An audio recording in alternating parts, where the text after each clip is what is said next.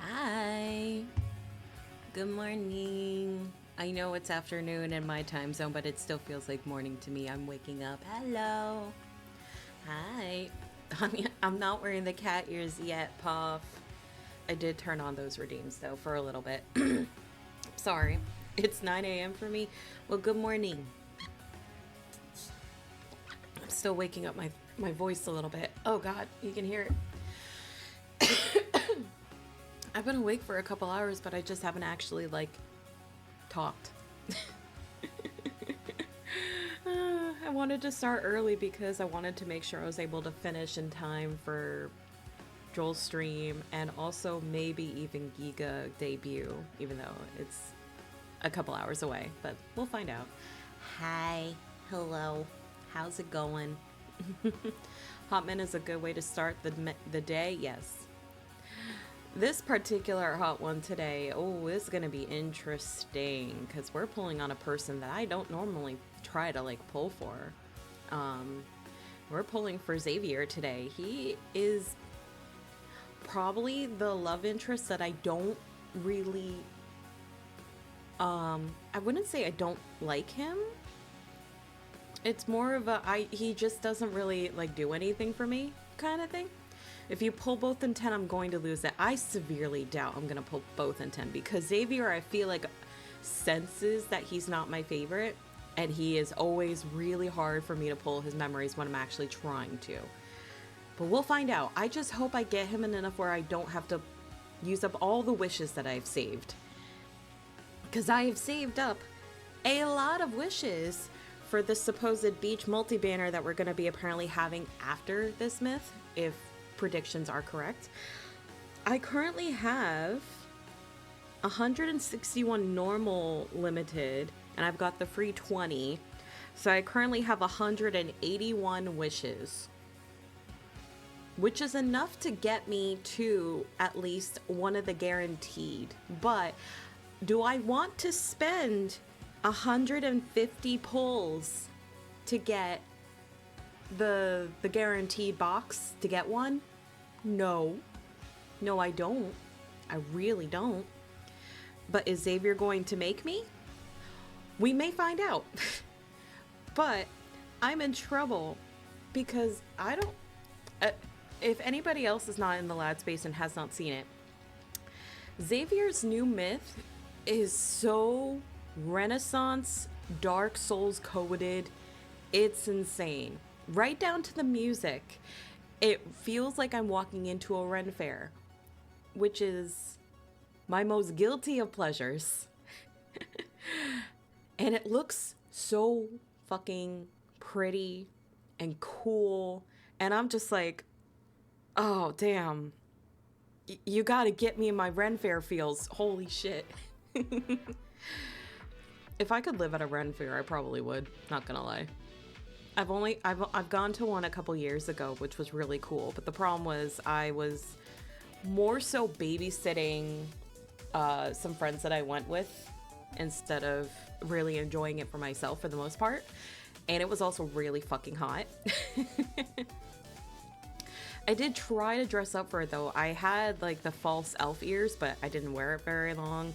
I had a witch hat, but it was really hot, so that didn't stay on my head for too long. But I did my best. I think the most that I remember it from was like an animal show. We did watch some jousting. I got this donut cone thing that they made like on a hot iron bar thing. And it was like cinnamon sugar. That was really good. But I think the most I also remember was getting a knife from a forge. Because my one goal in going to a Ren fair was I wanted to get some sort of weapon. That sounds really weird out of context. Don't take that out of context. FBI, don't take that out of context. I wanted like a sword or a dagger or something. But everything else that was like super polished, it wasn't really vibing with me. And it was also ungodly expensive. I finally found by this one forge that they actually were like having classes and stuff where you could take like railroad spikes and hammer them out into an actual dagger. They had some pre-made ones and I grabbed one. It was actually really cool. And I have it on my like my desk thingy. Don't worry, my last one I got a prop broadsword taller than I am. Damn, that's okay, Final Fantasy. Hell yeah. Yeah, I love it. It's basically a borderline letter opener, but it's sharp enough that if I grab it, if somebody breaks into my house and I grab it, I might scare them a little bit. Maybe a little bit. Hi, Grins. Hi. How are we doing, Grins? British cult person. Chaotic skelly boy. My letter opener is the shape of a pirate knife. I love that thing. Pirate knife? Don't know what the pirate knife is. Is that like a specific looking knife? I'm gonna look it up now. You piqued my curiosity. Oh, I love those like little daggers, like the curvy ones. Oh, hell yeah. Like a curved knife. Yeah, like a swashbuckler knife. Love those. I think some of them, it's almost like a scimitar, but not really. It's almost like a scimitar. I'll show y'all. Give me a sec.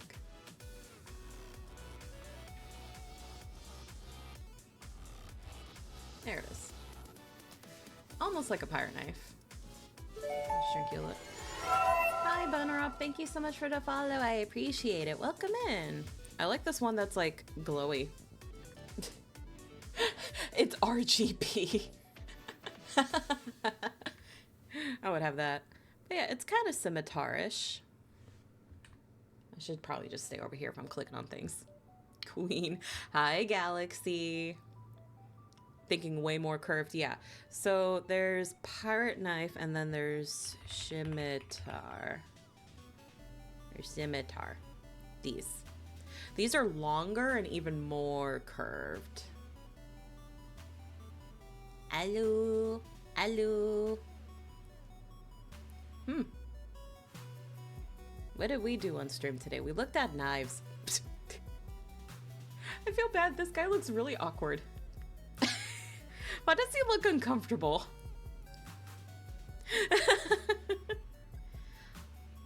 Talwars? What's a talwar? Talwar. Oh, this is also another curved one. It's like a slightly looser curve. That's a popular YouTuber? Oh, I didn't know him. Oh, I have been out of the YouTube space, apparently. I have actually been watching a lot of, Bing Bong. I have been watching a lot of Emirichu recently. She's an artist. She did do some lad stuff. That's how I found her. But I've been liking a lot of like her other artwork with her partner Ditus. I think they're friends of Connor. Yeah, I've been watching a lot of her stuff recently. Yeah, very cute, and I like her art style. She's very, very sweet. Very cool. Sorry, I have lads already pulled up on my phone. I look down and Xavier is asleep standing up. I ignored him long enough that he fell asleep standing up. But let me show you guys the banner that we are going to be pulling for. Hi, Shoes. Hi. Hello, hello. Sometimes a man's gotta take a nap. Xavier practically has narcolepsy. We'll be real. All right, and deep space. Yeah. All right. Here it is. Fallen Crown. Let me just pull this up real fast. Oh, shut up. I hate you, Twitter. I hate you for auto-playing all this shit. All right. Let me quiet Spotify for a minute. I want a nap. You know, honestly, same. All right. Chrome, are you gonna? Okay. Let me just make sure I have this cropped correctly, so you can see everything. But yeah, this is Xavier's new myth.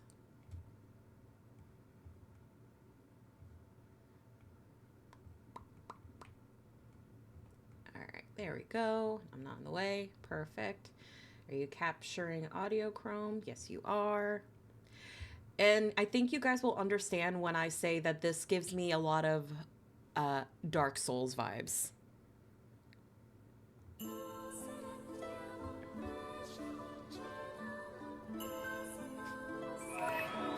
Hi, Callus. Thank you so much for doing resub for 6 months now. I appreciate it. Get on. Oh, this is very hard. The dead are trapped in a perpetual cycle. Only painful deaths await them. Leave while you still can, or you'll meet the same fate. Thanks, Shoes. This land only cares about you walking into its trap. Xavier, I curse you. You shall never find deliverance. You will be devoured in the act of slaughter. Hi, Is that Robin. so? May your last words come to fruition. Life and death, hand in hand. All must die. Heed the king's words. Sever. Sins. What crimes did I commit to become a sinner? For sinners. There shall be no mercy. Is teaching the dead to cease their incessant chatter a crime? they are but vanquished foes. If that's the case, then our swords should be pointing in the same direction. Hold tight.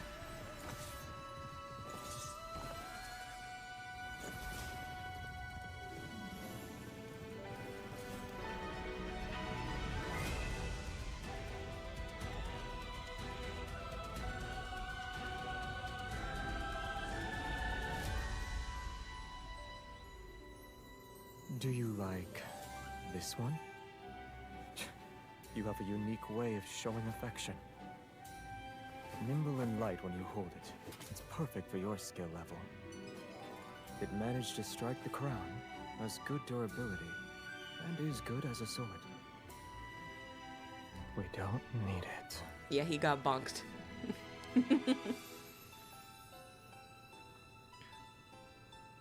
Once they're used to caring for each other, they'll never be apart. You'll still have your quirky romance, because don't forget, this is an Otome game. Alright, I'm gonna stop that there because it's gonna go into some spoilers for the myth. He is a very pretty boy. He's a very pretty boy. But yeah, do you guys understand what I mean when I say kind of Dark Soul-esque, Final Fantasy vibe, Renaissance Fair? Like, holy fuck. The myths have been going so crazy for lads lately that I am like, my standards for Silas this next myth are going through the roof. But let's head on over and we'll get started. Let me move myself over a little bit. I can get a little bit bigger. Yeah. So what we are going to do, hang on, I gotta change my audio around. VTS Pog down. The iPhone audio up. Game audio up. There we go. What are they gonna do for Silas and Zane? I don't know, but I know I'm gonna be in trouble when that happens. So yeah, this, you guys, this is Xavier. He's currently asleep. Hey. If you keep touching me like that, I'll... Sir, you'll what? Hello? I can't open my eyes. They won't listen to me. So, Xavier is he comes off very soft, sir. What? Do you want to sleep with me? No, you're being very forward. Wake up, wake up, wake up, wake up, wake up. He's a very, very soft, pretty boy. What do you mean you're not in the mood? He fell back asleep again. He fell back asleep again. Hi, Ryo-sama. That was a little sudden. Yeah, Xavier has two sides for him. You guys know the whole phrase of the quiet ones are the freaks?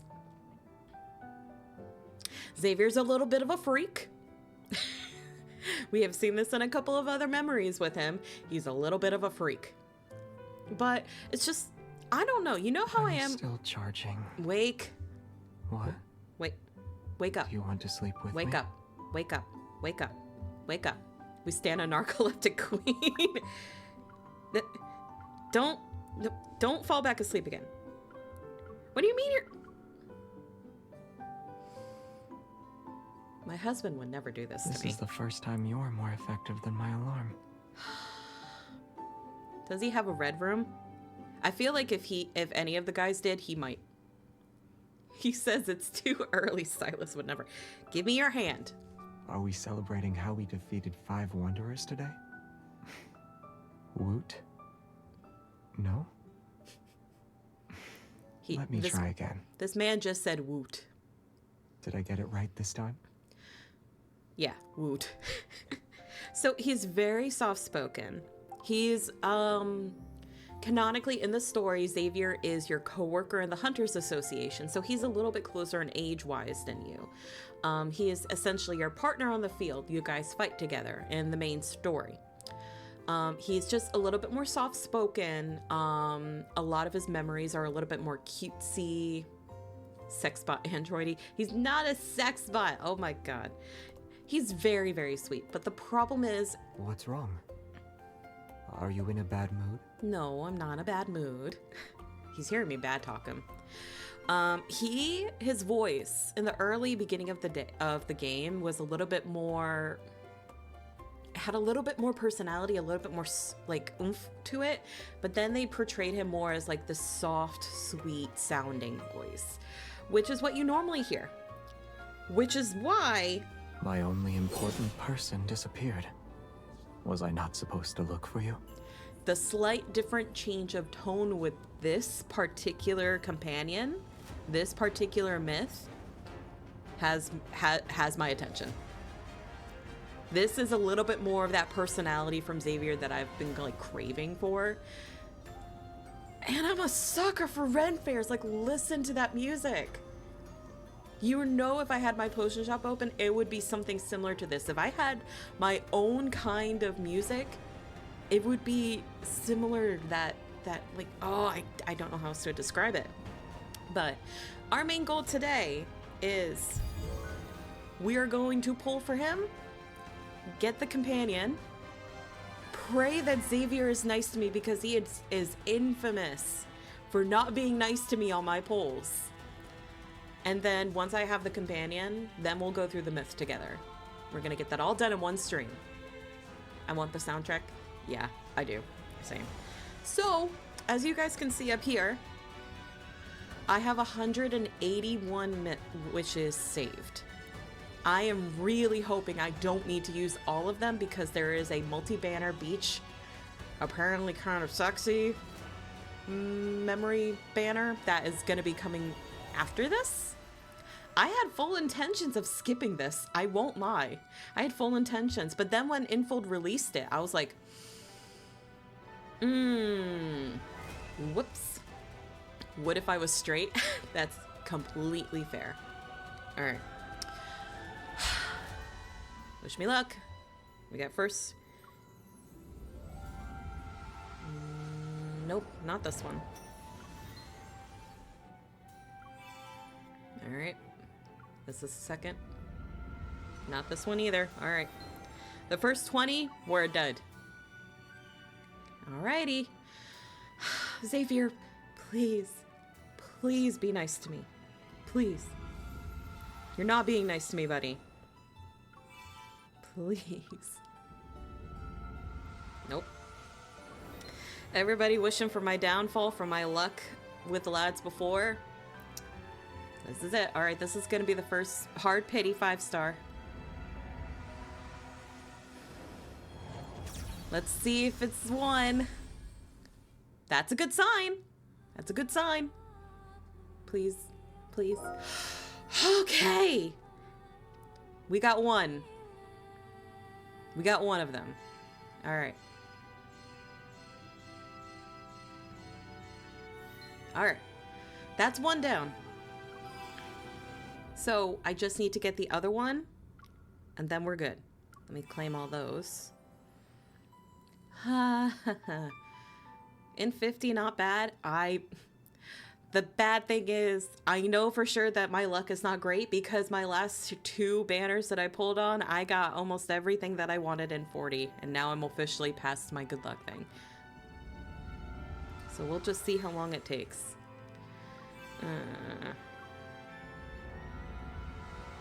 Nope. All your luck is in lads. See, I knew something was going to break it. And of course it's Xavier. He's making me go down to my hard pity again.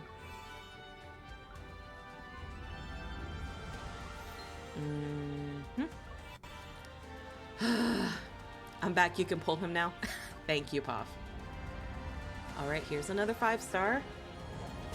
Fingers crossed that it's the one I need.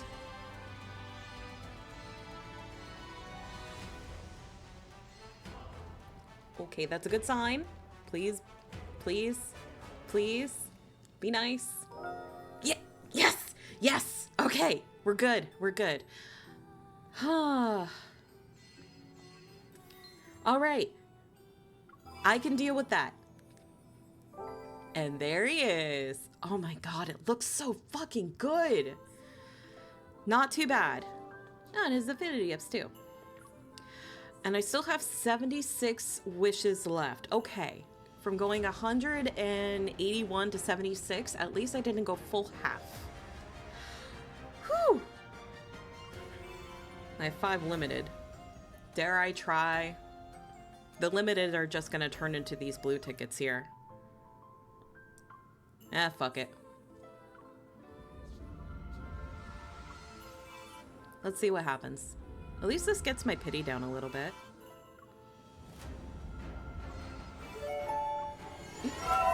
Thank you for the follow, Rio. Alright, yep. Nope, that's it. Alright. I ain't touching it. I ain't touching it. I fell into that trap last time that I got Raphael. I ain't touching it. And there's event stuff going on, obviously. They always do events. I can safely say I did not spend money on this event. Woo! Thank fuck. See, I can prove it to you. All those packs, I have not touched them. Ah, thank God. And Xavier's still asleep. He's still sleeping. Anyway.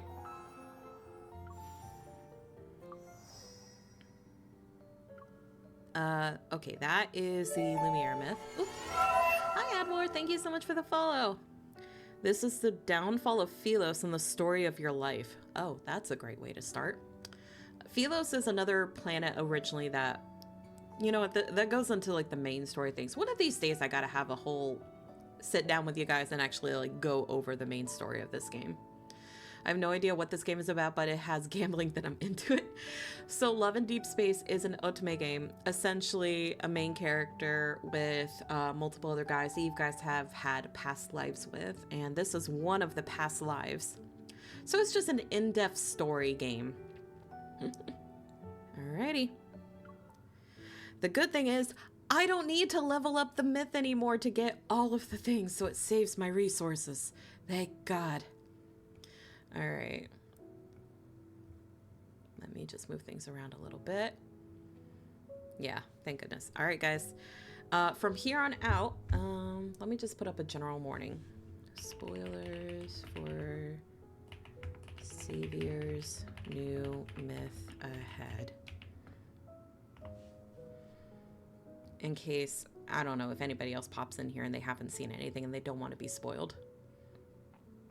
There we go. Alright, guys. Lore stream when? One of these days, if you guys will sit down with me and yap with me for a bit.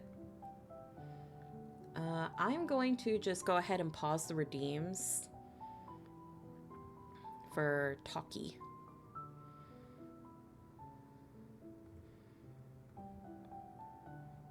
I'll leave the cat ears in the hat one, though. That one doesn't do too much. Spoiler, they make out. Yes, they do. Let's begin. It's as if in... Ew, that's not a good way to start. I'm already stuttering. Fuck. Also, guys, if the audio for the game gets a little bit too loud, please let me know. I can't tell. It's as if I've been in a long dream. My consciousness is an immobilized seed that's buried deep in dark soil. The space around me is compressed into an endless void. Without any reference points, it is impossible to sense the passage of time. Game sounds are great, thank you. My memories are no different from a thick fog now, yet occasionally I hear voices in the distance. They fluctuate between being near and far. They are jubilant cheers from the living and sorrowful sobs from the dead. I will find you. Who? This voice is akin to a hallucination born from endless waiting. However, it is only the ray of light penetrating the blackness. I don't always hear it, but when I do, the faint light advances a little further into the void. In this endless waiting, I sense the heavy darkness. It slowly recedes. And after traveling for what feels like centuries, That light grabs my wrist. Hold tightly. I beg of you, don't let go. Please pull me out of this endless void. Please lead me out of the centuries of darkness and solitude. Maybe voice acting. Thank you.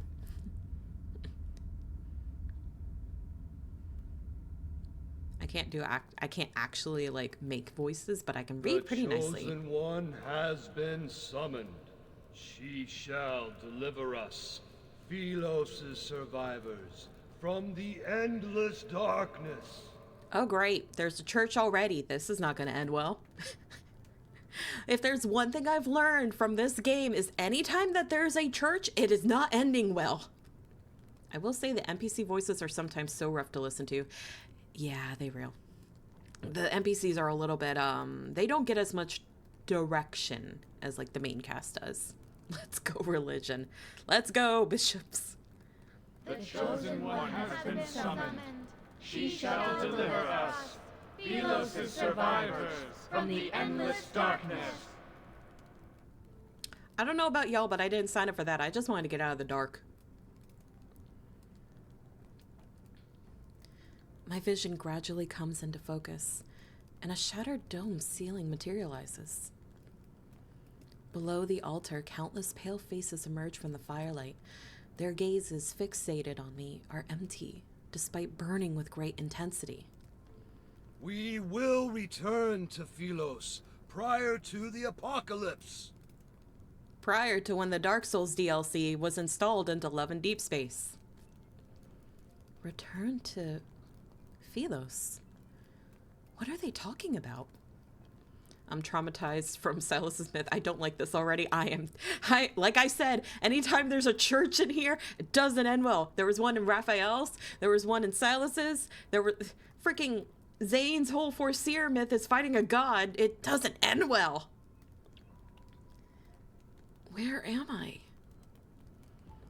Bewildered, I lower my head and stare at my hands. My fingertips retain a faint warmth.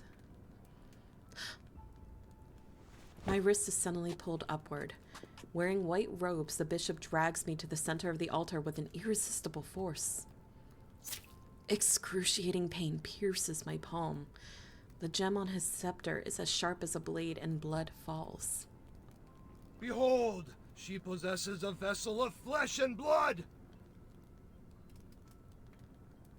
It's ketchup. I'm filled with ketchup. That cheering was very abrupt. Garbed in white, the acolytes cheer at the sight of my blood. She's a flesh tuber, get her! Oh god! While this absurd scene unfolds, a strange trembling rises. I feel it at my feet. What are we supposed to be made of? I don't know, but it sounds like flesh and blood is apparently not a common thing here. But it's not that I'm afraid. Rather, the ground is actually shaking. Reminiscence of thunder, the sound of horse hooves approaches. From my position on the altar, I can see a figure wearing black armor. The individual smashes the monastery gates to pieces. Oh, it's him. The tyrant! Oh! Tyrant? The kneeling acolytes lift their heads one by one. They are shocked at the sight of the trembling stone doors. God forbid women have a light source. Then the doors break. Amidst flying stone fragments, an arc of black and gold steel cuts the acolyte leader in half. Stop the Mad King at once! Mad King? The acolyte's shouts and cries are silenced by the gleam of his blade as it swung. Unwilling to hesitate any longer, I quickly jump down from the altar, step over the white robes strewn across the floor, and slip into a shadowy hiding place. My lady, you... Be quiet. I'll count to 3 and let go. I suggest you answer my questions. With his mouth covered, the acolyte nods. However, his expression shows excitement instead of fear. Ooh. I don't like that. Who are you? We are acolytes who belong to the Order of Babel. We reside in the most scholarly, sacred monastery in Cindersfell. The Order of Babel?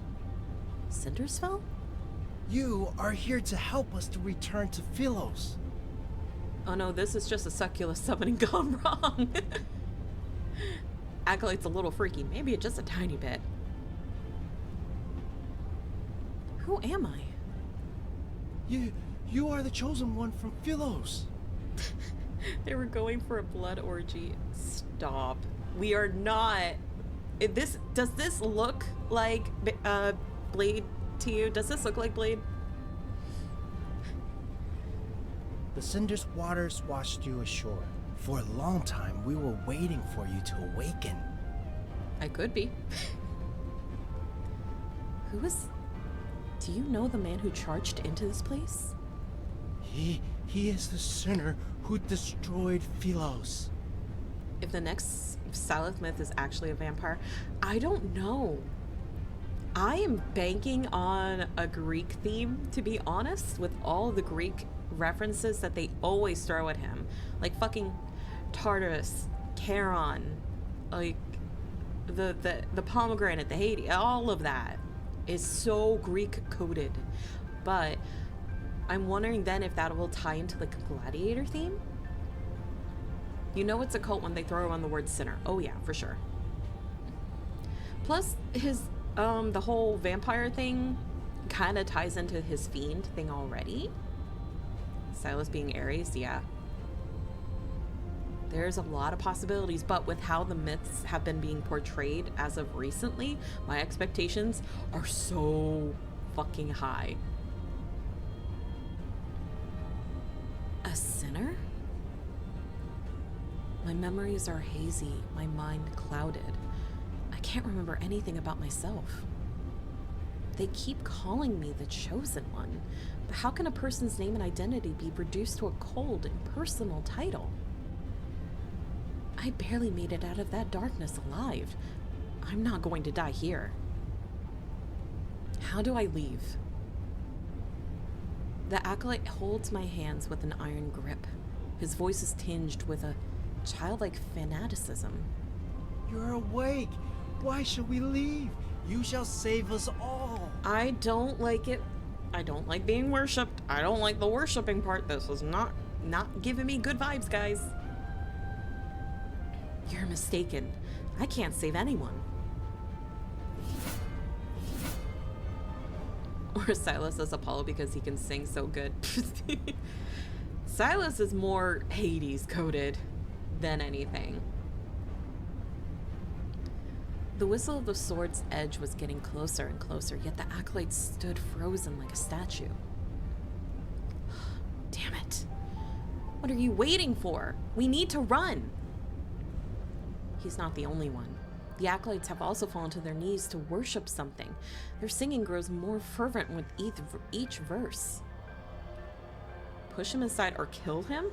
Jeez. Let's not immediately go to murder. Just push him aside. The acolyte staggers back and crashes into the brazier behind him.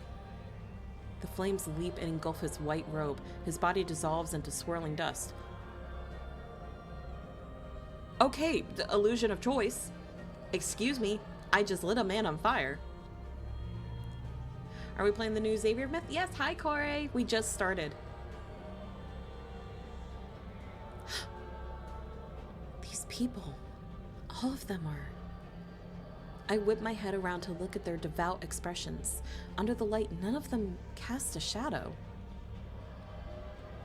These acolytes and the old man who cut my palm earlier. They're revenants. Ooh. Any D&D knowers in the chat? Revenants are vengeful spirits that only have like the goal of one thing. So the choices were kill him or kill him. Yep. The Cindersfell they spoke of truly is a place inhabited only by the dead.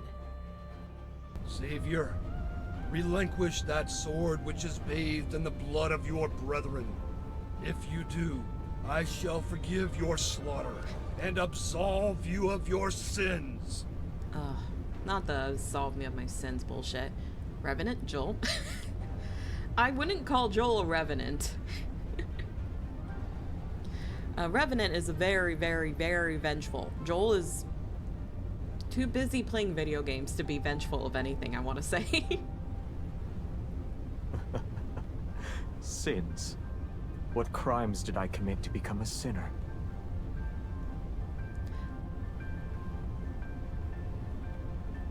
This is what I meant when I said that the new voice acting sounded really fucking good. Holy hello. We haven't seen the monster model yet. It could be a revenant. We'll find out. Is teaching the dead to cease their incessant chatter a crime? You... I take a deep breath, force myself to calm down and hide in the shadows. An assassin sought death at the castle. Was it your doing? They always waste their last breath singing the hymns you taught them. It is very annoying. I like this Xavier. I like this Xavier. I like this one. And there he is. So one thing that they have definitely been doing with all these new myths is they decided they just want to give them all long hair. Raphael got long hair, now Xavier has long hair. So we're gonna see, I'm guessing, a train of long hair in the future. Using the narrow gap in front of me, I watch as a figure approaches the bishop.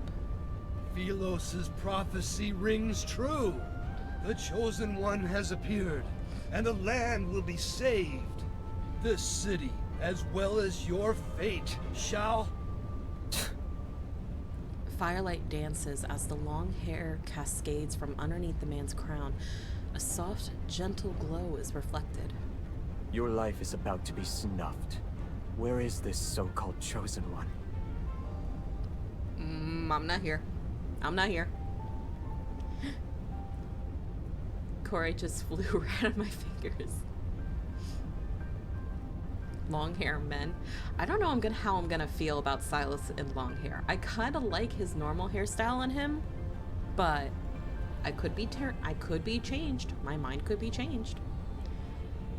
He steps forward, his black and gold boot treading on the hem of the bishop's robe. Are they preoccupied with praying for your salvation? You, irredeemable traitor! You are the sinner who destroyed Philos! Clang! The bishop's scepter is sliced in half. He backs away until he collapses against a confessional. She shall be the harbinger of your demise. You are here to die. That is where I must correct you. I'm here to attend your funeral. Hang on. I'm saving that. That is a metal-ass line. Holy fuck. That is where I must correct you. I'm here to attend your funeral. That is such good writing. Oh, applaud to you, Love and Deep Space writers. That was so good. That's akin to the whole pick a god and pray line. You're wasting your energy. You cannot kill me, nor can you. Everything seemingly comes to a standstill. Then a corpse slowly settles onto the ground under the man's feet. It kicks up dust. The stifled groans fade while the night wind extinguishes the last flickering flame on the altar. The man slowly lowers his blade. Surrounded by sparks and dancing cinders, he descends the long staircase. I'm stunned. My fingertips are numb. They can almost feel the reverberations from that sword's deadly swing. In the darkness, the sound of footsteps grows more distant. How much hair product do you think he uses? Probably a lot. Is he gone? Still tense, I wait for what feels like an eternity before I use the wall to support myself. I cautiously step out from my hiding place. I need to leave. The entire hall is deathly silent. There is only rubble and a white robe on the floor. Music is peak? Absolutely. Stone pillars have collapsed, and flames creep along the spilled wax on the cracked floor. Ghostly light frolic across the walls. I turn and thud. A sharp blade, having been thrown past me, is now embedded in the stone wall behind me.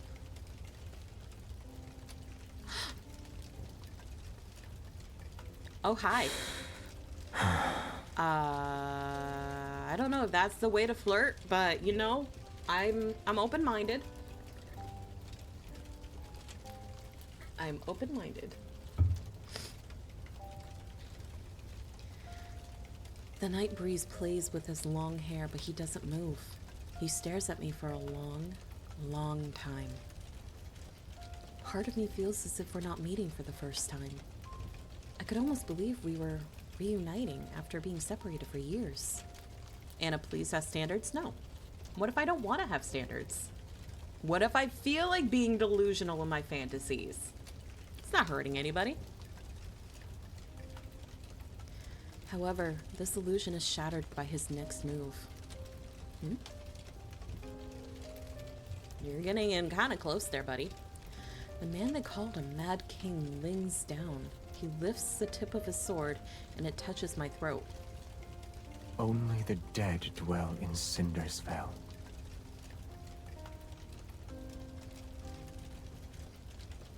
So about those standards, and how I don't have them. So, who exactly are you? So we're into knife play now? Listen, I am open to things and ideas and suggestions in a fantasy setting. At least us being alive means it's not necrophilia. Oh my god. Alright. I have to... Every time I play lads, I have to allow so many interesting words I did not anticipate on needing to allow. Thank you for the hydrate, Adwar.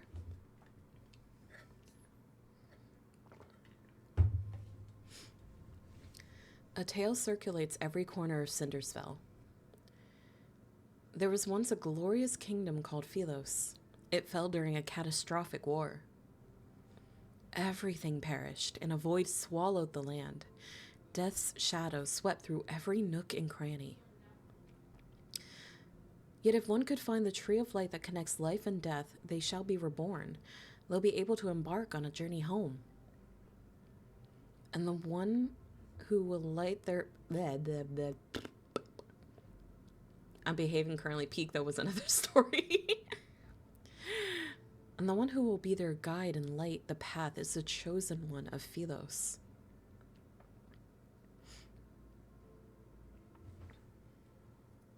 Hi again. The sword rests near my throat. The slightest movement will kill me. You heard everything. Indeed. You are the chosen one foretold in the epic poems. Death approaches as its inexplicable rage boils within me. I grit my teeth and speak. Can the words of the dead be considered a prophecy? They're nothing more than last words. You want to kill me because I was crowned with the title of the Chosen One. He doesn't respond as he studies my expression. He reminds me of a hunter examining the desperate state of his prey in its final moments. Let's go, he's literate. Yes, he knows how to read. Release me. Although taking one's life is easy, it's also boring. Many revenants have already fallen. You still need more playthings? They must pay the price for pursuing eternity. And as luck would have it, you've caught my interest. Cindersvale can only be inhabited by the dead. You are alive. I have no idea how I even arrived here. All my memories remain trapped in those centuries enshrouded in darkness. They're akin to seeds buried underground. If you wish to slay me, then do it. I'll be able to join their ranks as a Gambling with your life isn't how you properly threaten someone. Okay, sir. Damn. Okay. Let's not forget, a death wish is an easy request to fulfill. And that this blade can only cut down the dead. A sword that can't kill a living thing.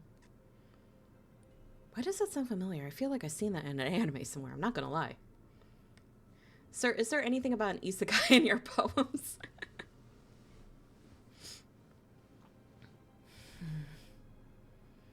No wonder people hate him with a burning intensity. To be hunted even in their semblance of an afterlife saps away their chances at happiness. In any case, I have no intention of killing you. Okay then. Truly? The wound on my palm reopened during our struggle. Blood trickles down my wrist. He pauses and furrows his brow as he stares at my wound. Then he pulls my hand to be right in front of his eyes. Is he like those fanatical acolytes? Has he not seen a person bleed in eons?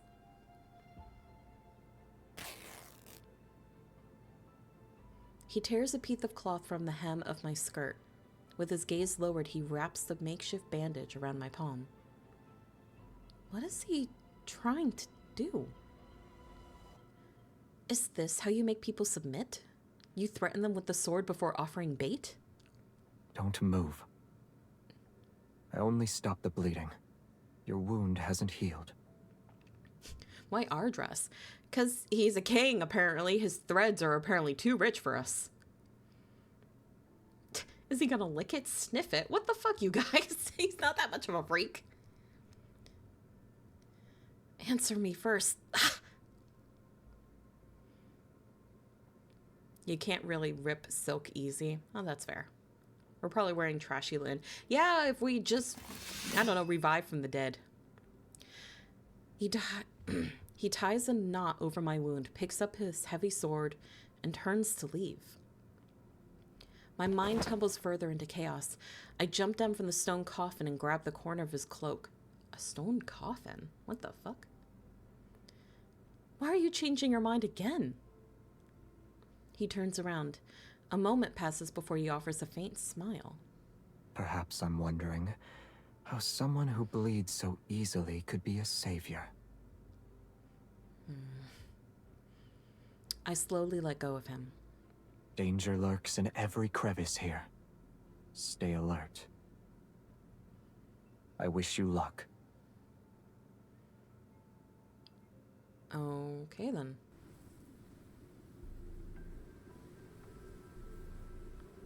Sir, periods are very normal. You're saying ever can't save the world? Oh my god. I didn't realize Xavier was a misogynist. The sky darkens as moonlight disappears in the canopy of trees. The thick, tangled branches obscure the paths ahead, but the scenery remains vivid in my memory. Wait, we didn't ask his hair routine. Shit. I will never know. He probably uses L'Oreal. No matter where you are in Philos, you need only look up to see the imposing, gloomy castle. In its opulence, it stands with solitary majesty. The moon is bright here. I was looking at a moon like this when I died. Awkward, but okay. How was I slain? I can't remember. Could have happened on the battlefield. Or those monsters that bite people. Poff, why are you making Automod test itself today?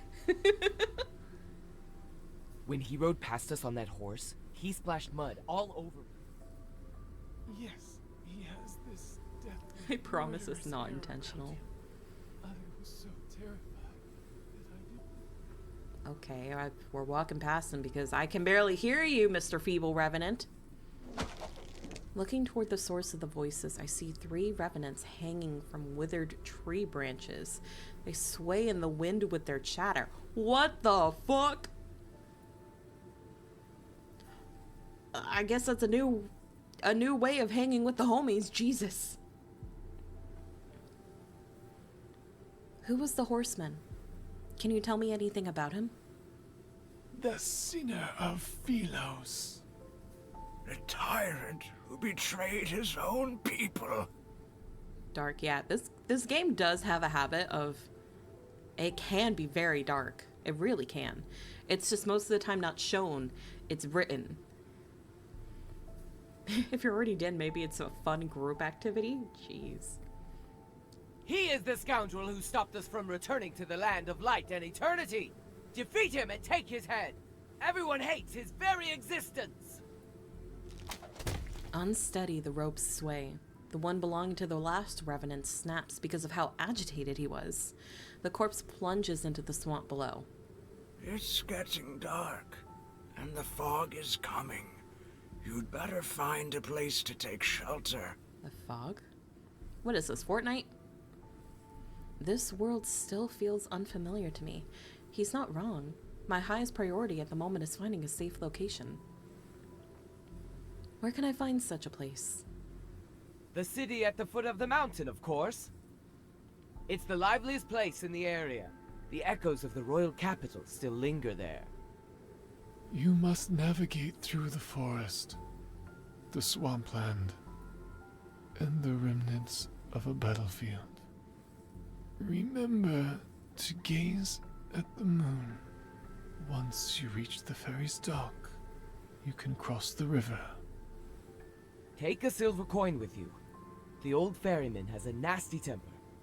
If you're not careful, he'll kick you into the river. Alrighty, river sticks, got it. Coin for the ferryman. We're going back to the Greek. I look into the distance. Hang on.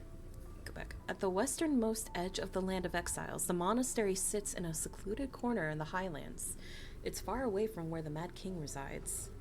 Oh. Getting us started. Oh. Twitch? What do you... I don't know. I just got an alert that said, Corey, thank you for getting us started. I don't know what that means.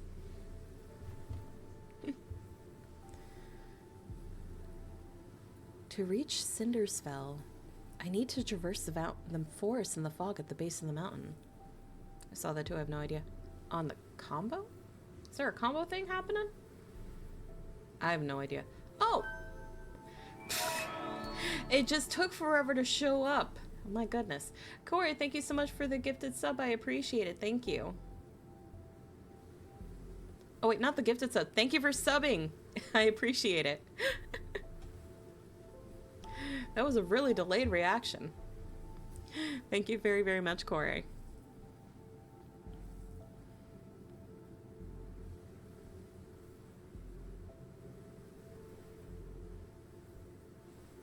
The fourth moonlit night.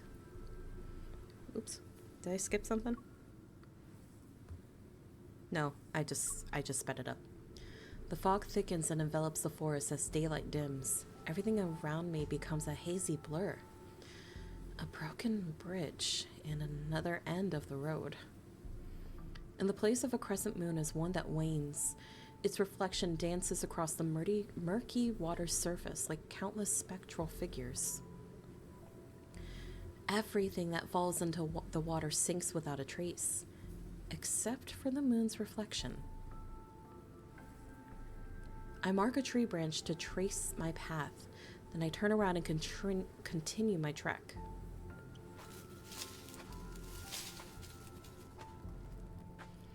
In a forest clearing, knights with pikes and silver armor sit around a fire. Dark Souls! Dark Souls, we found a bonfire! I'm happy to watch you play, lads. I'm obsessed with it right now. Thank you. I'm happy that you're having a good time, Corey. There are knights in a place like this? They aren't moving and their lifeless eyes gaze up at the moon and the sky. May Philos prosper under eternity's divine gaze. Grandest Knight. May Philos prosper under eternity's divine gaze. Okay. Silence. Do you hear that? Footsteps approach us from the southwest. Revenant's got good ears. Only the living can make that sound. Is the Mad King here? Also, your voice is very soothing. Thank you very much. That's very sweet of you. I'm happy that you think my voice is soothing. It's not the first time I've been told. Anytime I can make anything comfortable for you guys, I appreciate it, and I like doing that. All the knights suddenly turn their heads towards me, and the fire illuminates their faces, which are paler than their silver armor. Ow, ads. I shall wait for ads.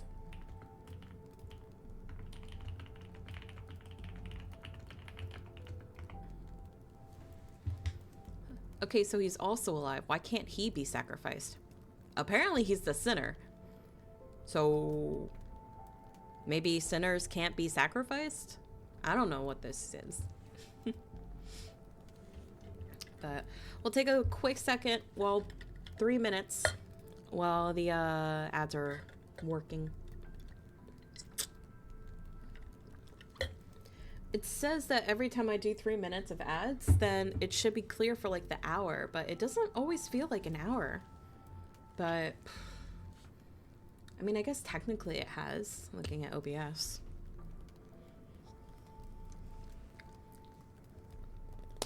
So while we're waiting, I need to figure out a day to go back and play more Okami, because we are almost done with the game. I need to finish it.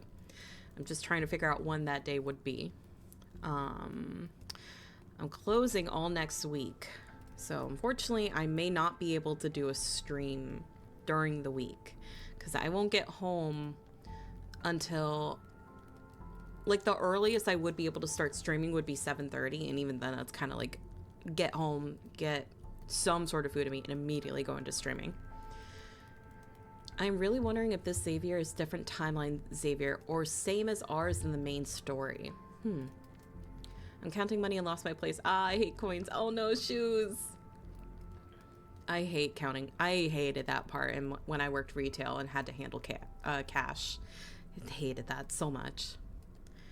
But yeah, since I'm closing next week, I may not be able to stream after work. We'll find out. Oh. Hi, Crazy Soundboy. Thank you so much for the follow. I appreciate it. Welcome in. Hello, hello. But I don't work on that weekend. So maybe next Saturday, possibly. Hoi. Either next Saturday, possibly for Okami, or if I have a slow day and have more energy after work. Because Okami tends to be my comfy game anyway. I don't know. I'll keep you guys updated.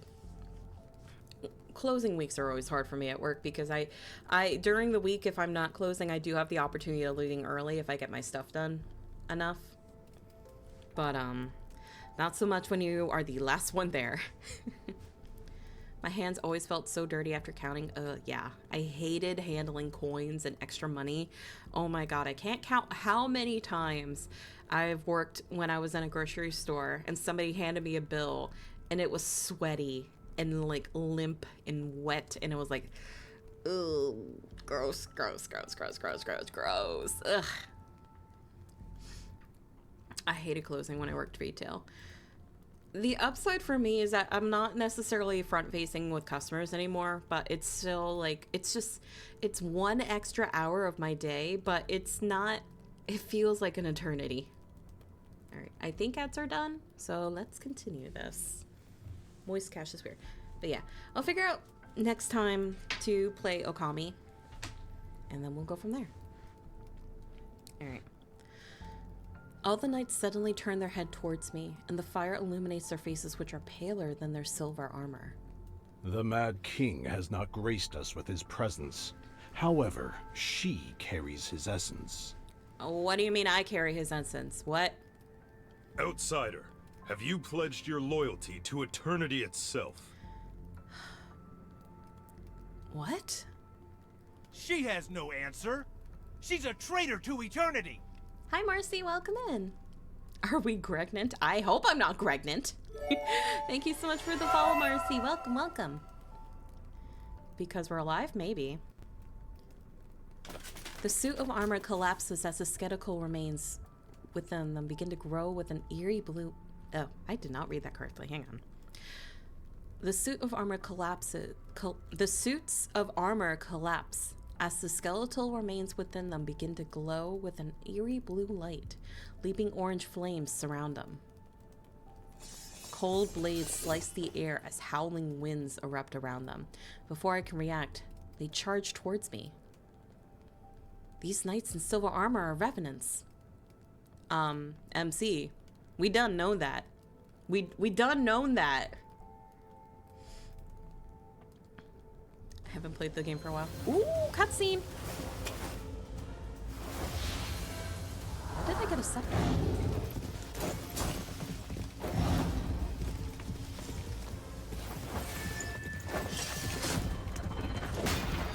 Oh, this is Get on. sick. Whoa, fuck. I almost missed that. Ah, you can't do that. Meet again. You can't do that with me with cutscenes, man. Hold tight.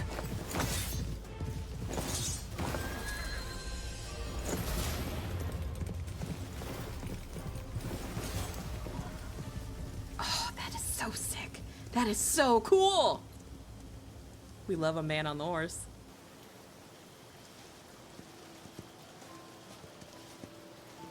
A horse and armor, too. Oh, that's so cool. Hi. Earlier, you mentioned the price of pursuing eternity.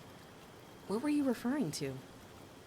Mrs. QT gets trampled by horse kicked to main screen out of the update. Hi, Zoingo. Hi.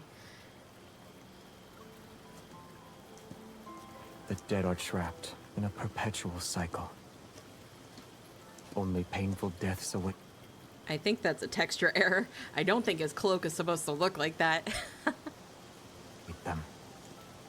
Leave while you still can, or you'll meet the same fate. Where exactly am I supposed to leave to?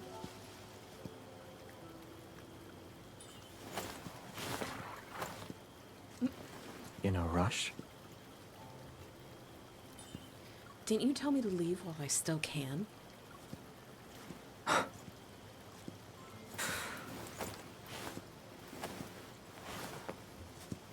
said I'm just saying my MC is pretty. leave. Not die. This land only cares about you walking into its trap. They said the fate of the city is in my hands. I'm the chosen one. It's also my weapon against you.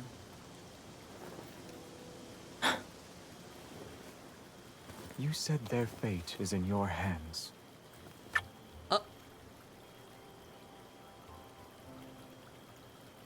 This man just kissed my hand out of nowhere. Excuse me? Excuse me? Crown is actually attached to our heads. Forward. However, you're still in my hands. Is this form of etiquette sufficiently respectful toward the chosen one?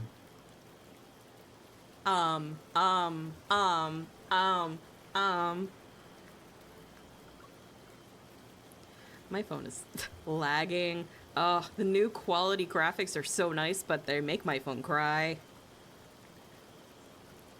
You said their fate is in your hands. However, you're still in my hands. This shows that this writing is good because I normally do not have this reaction with Xavier. Gojo Satoru from JJK were the reason I instantly fell for Xavier, though they are totally different.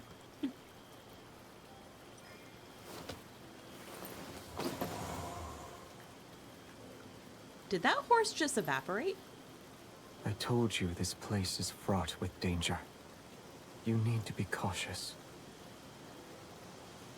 Put me down. Yes, of course, and people's intentions can be just as treacherous.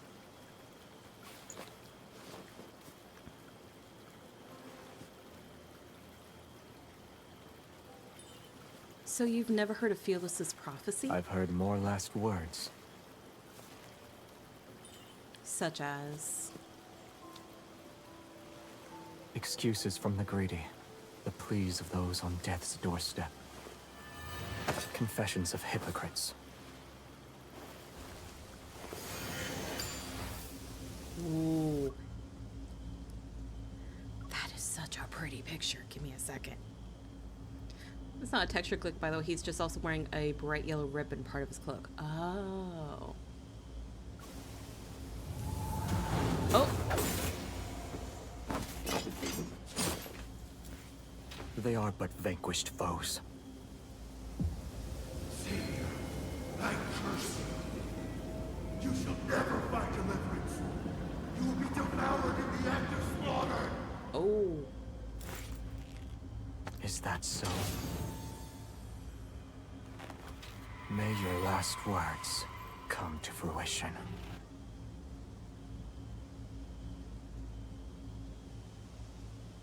Whoa. When did Xavier become badass? When did he become so badass? Holy fuck. I think, lads, I'm now also into Catboys. The Catboy Cat Taker multi-banner was actually really cute. He always was.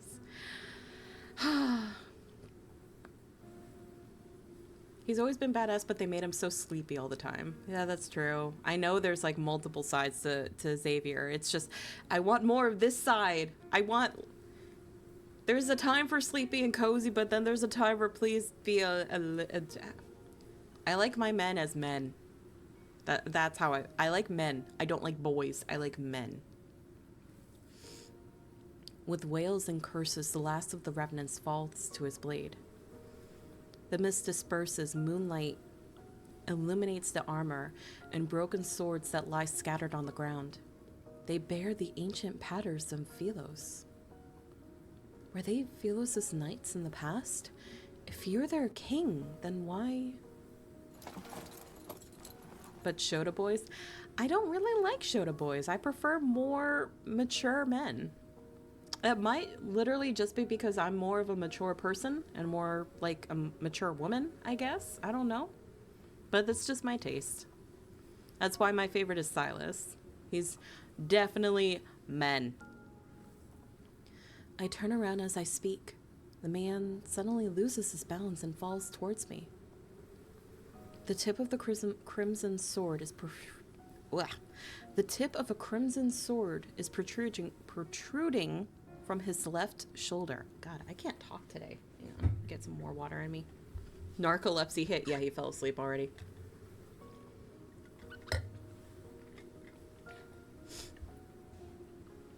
Blood flows from his wound and a faint black mist swirls around it. Yeah, there's nothing wrong with Shota boys, and I don't have any issue with any of the love interests, and no issue with anybody liking who or what or multiples. Like, no harm in that. It's just not my preferred taste. Is this from the Revenants? You will be devoured in the act of slaughter? His hand, covered in an iron gauntlet, grabs my wrist. I'm trapped between him and the tree stump behind me. I can't move.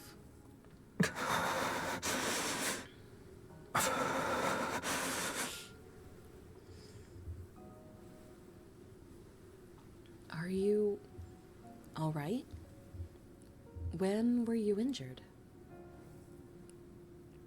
He struggles to keep his eyes open, and although his gaze is slightly unfocused, his voice remains cold. Help me. I need to go over there. I would have done that even if you didn't give out an order. I'm almost too mature to be into boys. I was a little shocked that most male characters in JJK were like 15. Nah, better don't have a crush on them. Yeah, no. That's the downside with a lot of anime.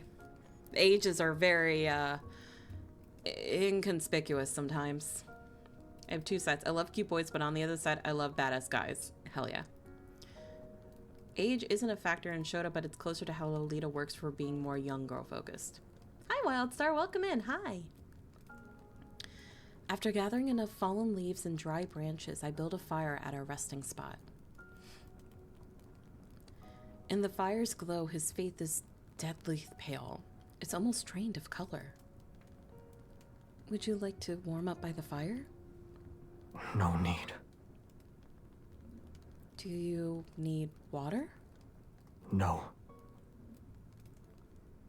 Do you want to rest?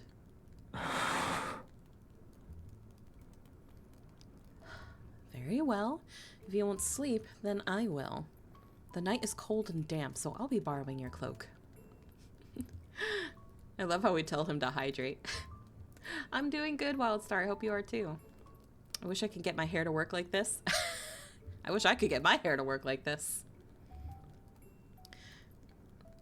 He shifts slightly without saying a word. Thank you for the follow, Wildstar. I hope you have a good time in here. Does he sleep with the crown on even if the hair tie hurts? Ouch, yeah. It's very pokey. I would not sleep in that. He shifts slightly without saying a word. His eyes are still closed, but he does move to make room for me.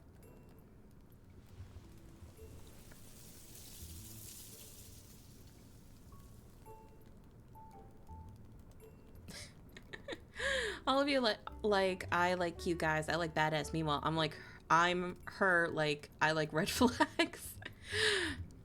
I like red flags that are secretly green flags on the inside. That's how I put it. The crown stays on during nap time. Hi, Mochi. The cold wind howls through the forest as it becomes fiercer. I hug my arms tightly, lean against his side, and act as if I'm not unusual. Act as if it's not unusual. You have a heartbeat. You breathe. You bleed. You're alive just like me. Is that why you didn't kill me at the monastery? Did you see yourself in me? This... I don't know how fitting this music is right now, but okay. He didn't seem interested in answering my question. During that battle, his sword was the only weapon capable of slaying the revenants. No wonder that old man with the white robes wanted it.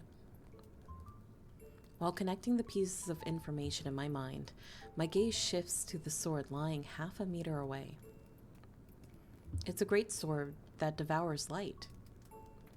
Aside from the back of the blade being thick, the weapon itself is completely black. Mysterious runes are inscribed on the sword, and they surge with light whenever it's swung. I forgot where I saw it, but they're showing red flags. Thank God I'm colorblind. Does your weapon have a name? No, it's just a sword. Then your horse's name is Horse? He doesn't respond, and silence settles between us.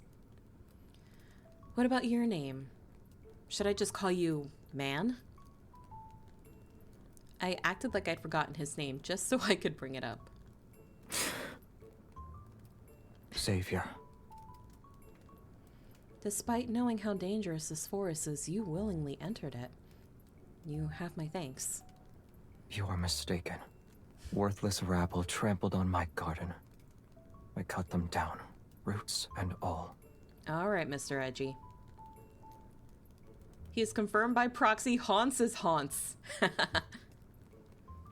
His nonchalant tone suggests I'm the first person he spared. My unspoken words remain in my throat as my gaze shifts once more to the terrifying sword at his side. I'm sorry to disappoint you, but this blade cannot harm the living. All right.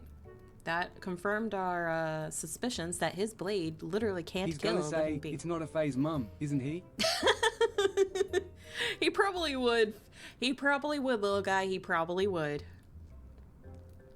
They're all green flags wrapped in red blankets. Then, when you used it against me at the monastery that day, it was just an act of intimidation? Yes. This bitch. Oh, I had a thought. Remember the whole knife play thing? That's like the safe way of knife play because it won't actually hurt you. Oh my god.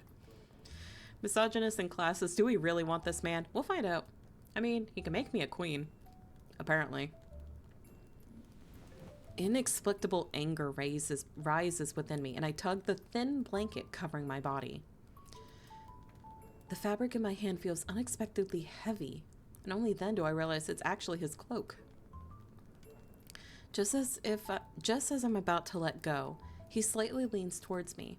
The edge of the fabric touches my fingers and carries an unexpected warmth. Hello, why are you leaning into me? Hello. Ooh. I like this. I have a habit of taking pictures of like the new scenery, and yeah, this dark fantasy vibe is, I'm all in there. I didn't murder him, he just ran into my sword 58 times, ooh-woo. The thick fog has dissipated when I open my eyes. A crescent moon hangs in the firmament and casts its light upon the embers of our campfire. Oh hey, my backyard. He helps me onto his spectral steed, and we traverse the forest before the next moonlit night arrives. Whenever we encounter those revenant knights, they are swiftly cut down by his massive black sword. Xavier, only an agonizing death awaits you. Alrighty.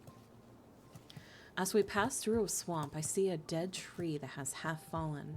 It's covered in lingering souls of soldiers who died in battle.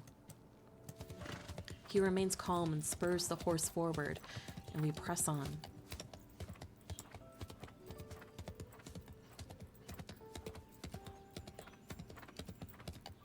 It seems like these revenants aren't very fond of you.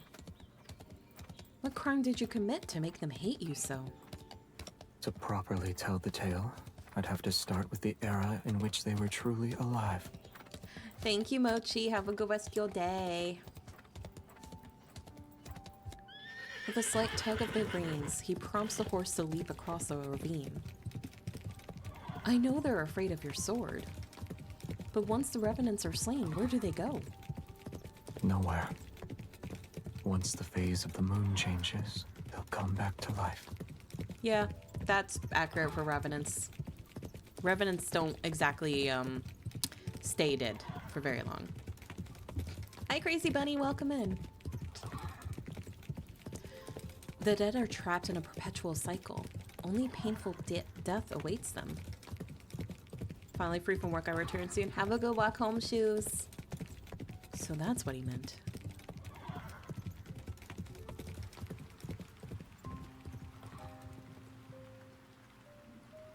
Thank you for stretch. I will stretch.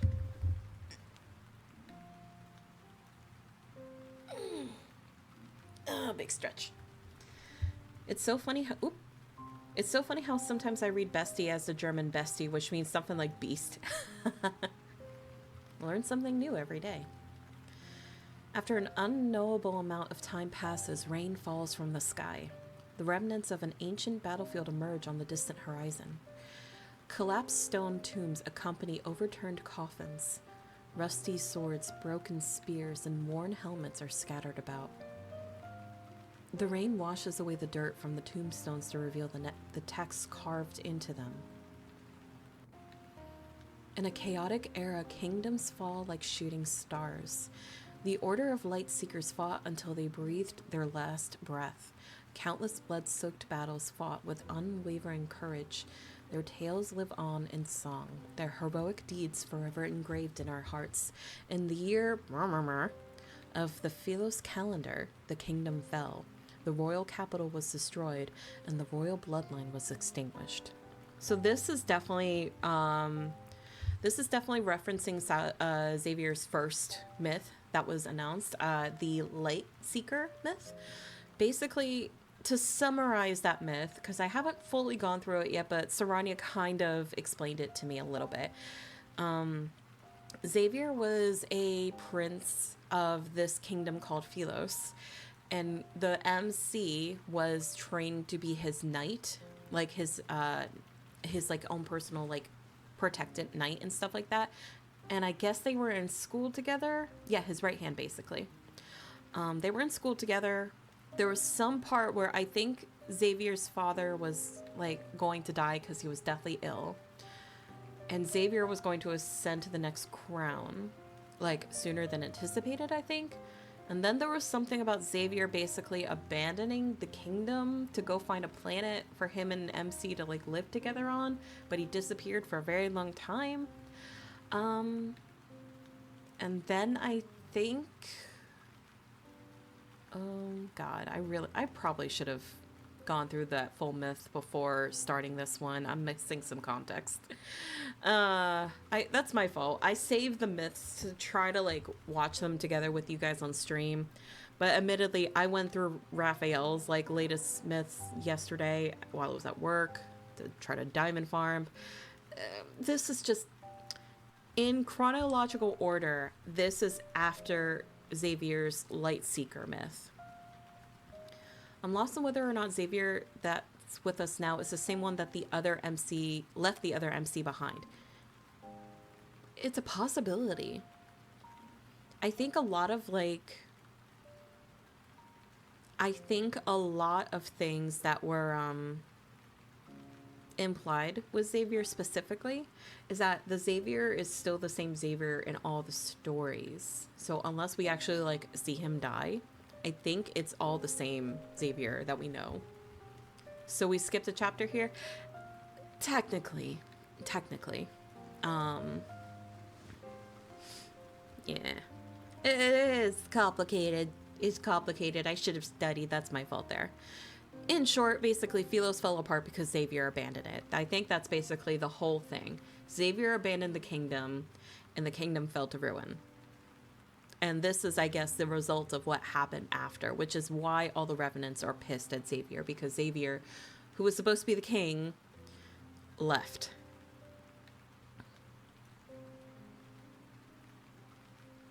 The knights are exalted, honorable guardians. They now rest in the silence of a long night. On the day the order ceased to exist, their names shall be carved into these historical monuments under eternity's divine gaze. Like the stars, they are distant, but never cease to shine. What are you looking at? And he didn't have siblings to cover? No, I don't think he had siblings.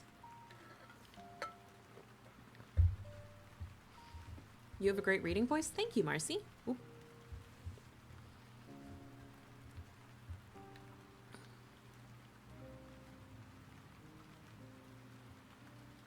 After tying the horse to a tree stump, he walks towards me. If it's a spectral horse and it's following your demands, is there really a need to tie it to a tree stump?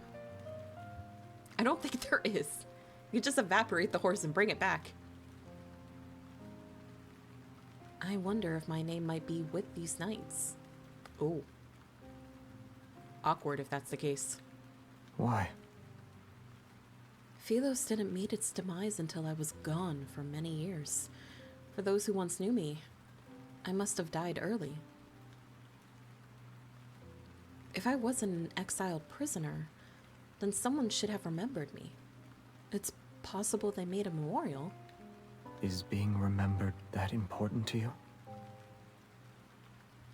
I'm unsure of when he had lifted his cloak to shield me from the rain. These knights fought for their country when they lived. After they died, their tombstones were used to pave roads. Ooh, that's really sad, actually. Being remembered isn't important.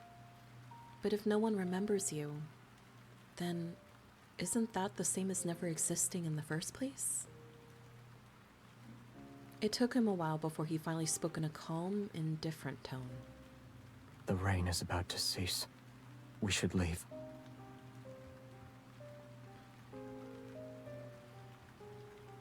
My legs are numb because I was crouching for a long time. Seeing me struggle to stand, he grabs my wrist and hoists me onto the horse. In the distance, the forest path gradually widens and becomes a road. An endless expanse of land stretches towards the horizon. And across the river is our destination, Cindersfell.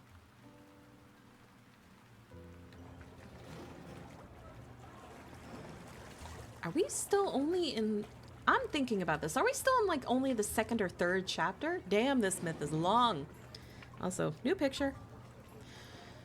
Our journey, less than pleasant all things considered, finally ends at the crescent moon disappears and a new moon rises.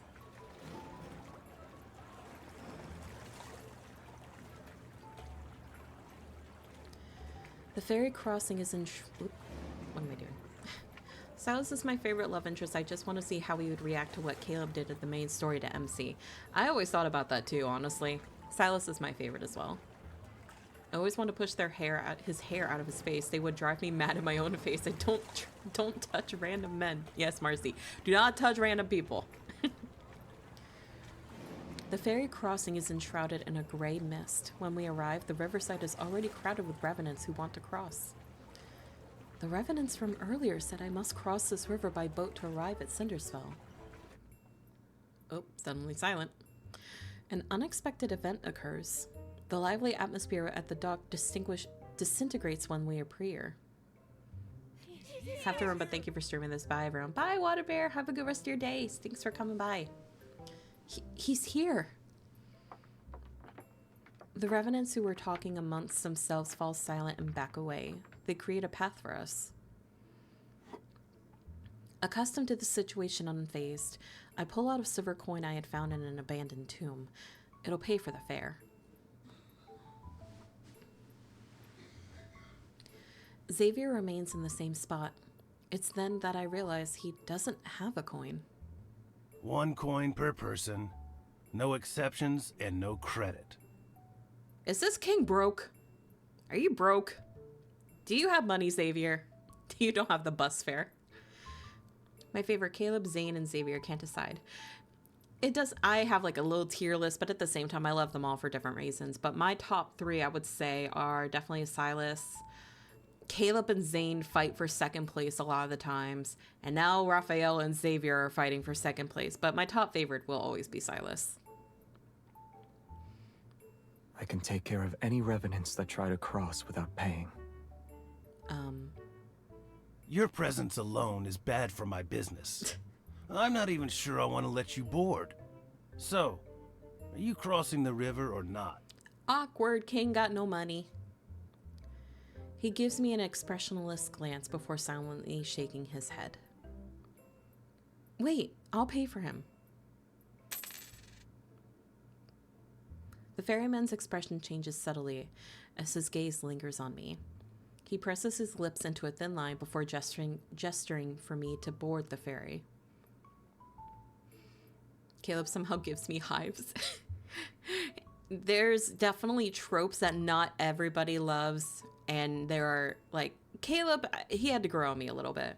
I was a little weirded off from him at first, but he grew on me. The man behind me doesn't say anything as he heads for the stern. I don't even get a word of gratitude.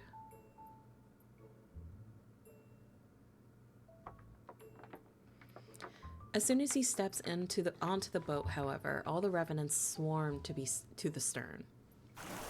It starts to sink under their weight. Meanwhile, the bow, where Xavier and I are standing, rises.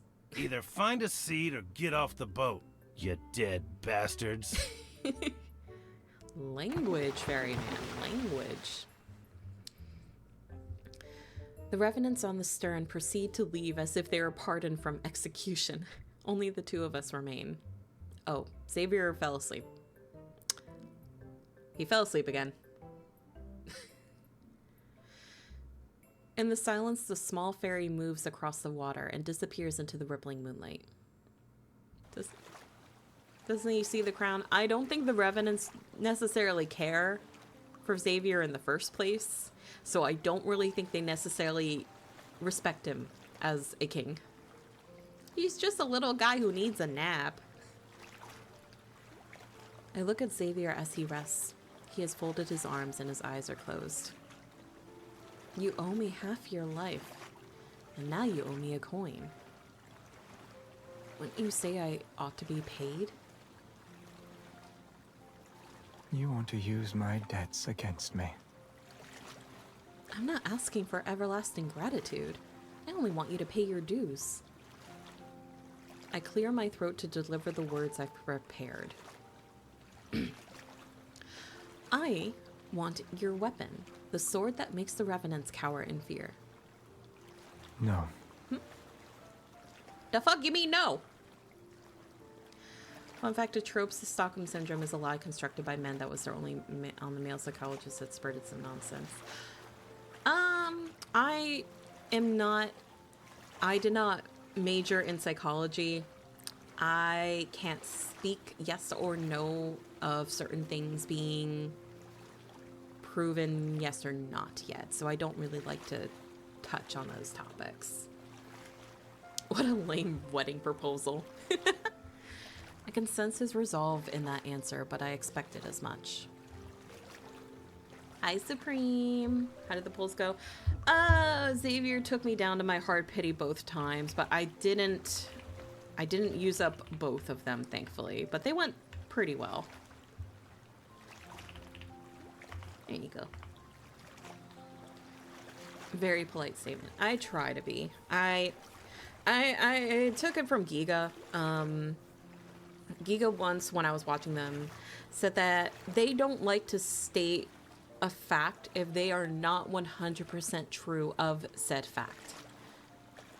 So I like to take that to heart, especially if I'm in a position where people are like listening to me. Well, that's good at least. Yeah, I didn't use up every one of my wishes, thankfully. Since my first request was rejected, the chances of the second one being accepted are higher. If I can't have his weapon, I still need shelter if I'm to survive. But living with an unpredictable individual is risky. If you cannot decide before we disembark, there will be no payment. I won't allow it. Since you live in the castle on the other side, I'll meet you there when I think of my payment. I had super luck, got both in 50. Nice. He neither refuses nor accepts. It's as if he can see my innermost thoughts. Without a bond forged through hardship, this might be my only chance to request something from him. Before we part ways, let me offer you one piece of advice. If you want to survive here, don't offer your kindness so easily. He closes his eyes and he refuses to respond no matter what I do. Okay. Bitch just really wants to nap. Oh my god, you sleepy king. The fog over the river gradually dissipates to reveal a towering black castle in the distance. Just as the ferry is about to reach the shore, it strikes the shoal and the rocks. My body lurches to one side. When my fingers touch the reflection in the water, ripples spread out and converge towards my fingertips. They coalesce into an elusive image. This is... Oh, hello, Lightseeker Myth. Hi. Brightly colored flags slowly rise as white floral arrangements line both sides of the marble staircase. A young knight ascends the long staircase. Amongst the cheers of thousands, he ascends the throne. A hand places a crown upon his head. A lumen flora, the symbol of Philos' royal family, is pinned to his lapel. Yeah, that was Xavier's first myth. That's the Lightseeker myth. The illusion shifts to reveal an entirely different scene. Fortifications crumble, ruins cover the land. The royal capital, once peaceful, has become a battlefield shrouded in war smoke. The rebel army storms the capital. They force the young king to take his own life. Yet their swords are melted into liquid steel in the furnace and cast onto the throne itself.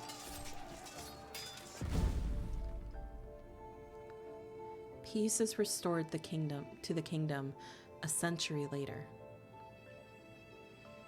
There are no more casualties from the war for hundreds of years, yet people have come to despise this monarch. The knight, once adored by thousands, is now reviled. He is nothing more than a mad king. The boat is docked. You should get off now. Okay, damn. The voice pulls my thoughts back to reality. I raise my head and notice the space beside me is empty. Did I see his past? Shock washes over me, and in the darkest hours of the night, scattered lights illuminate a ruined city in the distance. The wind rustles the grass as his figure quickly vanishes into the darkness.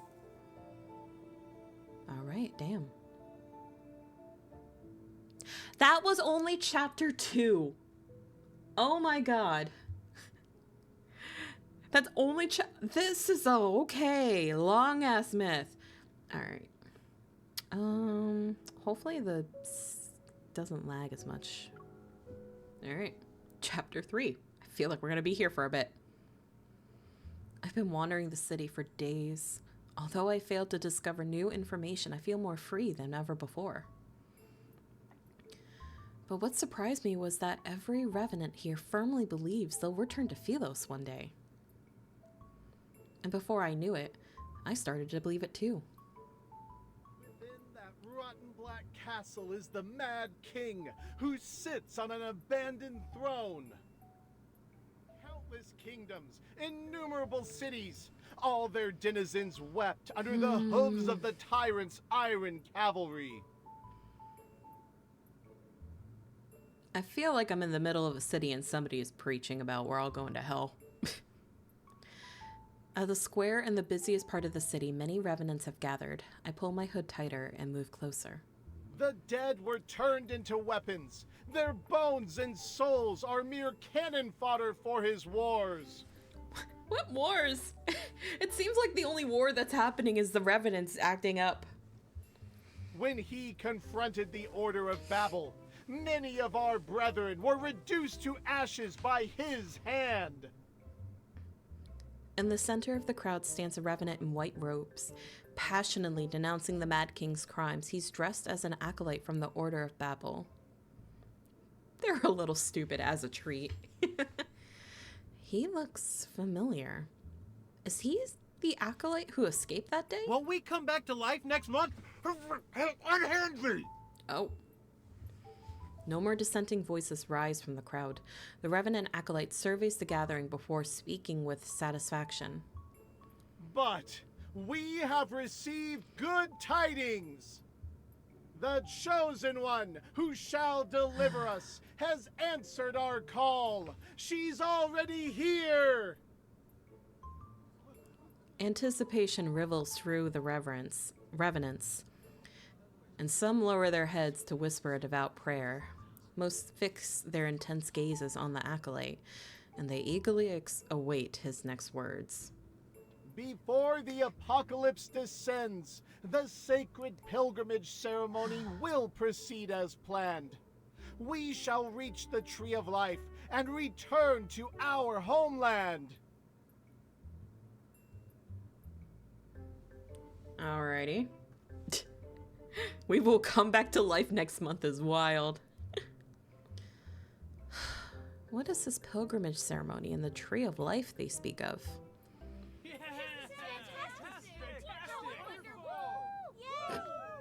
Where's the Chosen One? I like the one revenant in the crowd that just goes, woo! Revenant, glad this isn't Phasmophobia. I get nervous when I hear that. I get nervous when I hear that in Dungeons and Dragons. The Chosen One. The Chosen One is... A sense of foreboding stirs within me. I turn to leave as I hear excited shouts behind me. Over there! Uh-oh. The Revenant acolyte points at me, and so every Revenant's gaze falls on me. She is the Chosen One! Our prayers have summoned her! Nope, nope, no, no Chosen One here! None here, none whatsoever, none!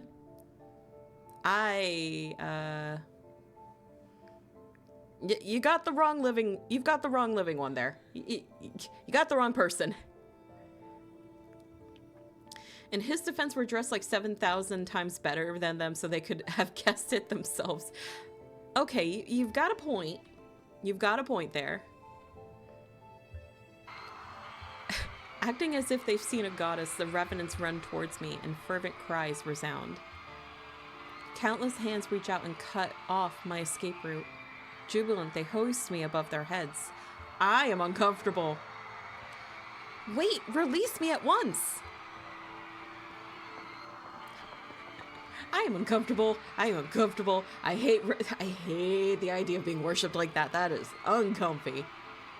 The revenants carry me to the castle, perched on the tallest hill. I wasn't even given the slightest chance to struggle or escape. Okay, sound balancing can work a little bit better. The acolyte clears his throat and shouts at a half-open window located on an upper floor of the castle. The one who stands before you is the slayer of the eternal night, the night of refulgence. Hi, Poppy. The pilgrimage ceremony's shepherd, the ruler of fate, the shining beacon of hope to Philos' countless survivors. Okay. And she will be your nemesis until you die. Our prayers have summoned the Chosen One. Alrighty. I'm not comfortable being worshipped looks at stream title. Listen, it sounded good in the moment. This is different. There's one difference between a queen and a goddess. I'm not comfortable being, like, worshipped like a deity. Did he come up with those titles in the time it took to get here? The black window frame slightly stirs, and a dagger with a cold gleam is thrown down. My castle is too small for your ilk.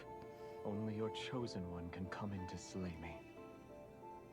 Oh, well, he just invited me into the castle. Cool. And there will be a sea of blood if you let me handle the selection process. Ooh. In the blink of an eye, the righteously indignant revenants scatter in all directions. Even the enthusiastic acolyte runs away and disappears like smoke. Cowards. A chill runs down my spine as I look up. The figure near the window meets my gaze. I see they've made their choice. Resigned, I sigh inwardly and pick up the dagger. Open the door. Wait, isn't the issue that none of them have blood? How can you make a sea of blood? I don't know. Plot holes. Gotta love plot holes. Forgot to bow. Sorry, my queen. You're fine. You don't actually need to. I'm fine. In the vast empty hall with a tiled floor, only the sound of footsteps echo. The candles' flames sway with wrought iron chandeliers. Light and shadow interweave like spiderwebs across the cold stone walls. It's been a long time. Has it really been that long? I stop at the foot of the throne and look up at him. You bear all their hopes and dreams, and their very faith rests upon your shoulders. How does it feel? I don't like it. It's not great. How dusty do you think his castle is? If it's just him, he has to replace all those candles himself, and he doesn't seem like a guy who sweeps. It's probably very dusty. But I'm not here to duel you to the death. I know what I want for that silver coin.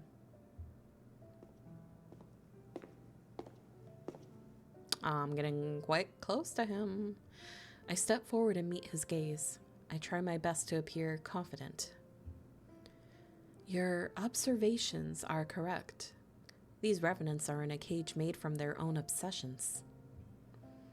I can't save them, and I don't intend to try, since I have no interest in being the chosen one. Returning to Philos is my best choice. Once I'm there, I can recover my name, my memories, and myself. Xavier, I need you to help me return to Philos. Is Philos important to you? Of course. It's my homeland, and the only place I can remember. If the revenants strongly believe that they can return, then perhaps a method exists. I'm no different from them if I can't remember anything. Let's assume this Velos you desperately wish to return to no longer exists. What then? Is he reminding me? Or is he trying to make me give up? You have my permission to stay here. Though, we need a relationship that binds us since we'll be together for a long time. What do you mean relationship that binds us? Excuse me? Can't roommates just be roommates? I agree.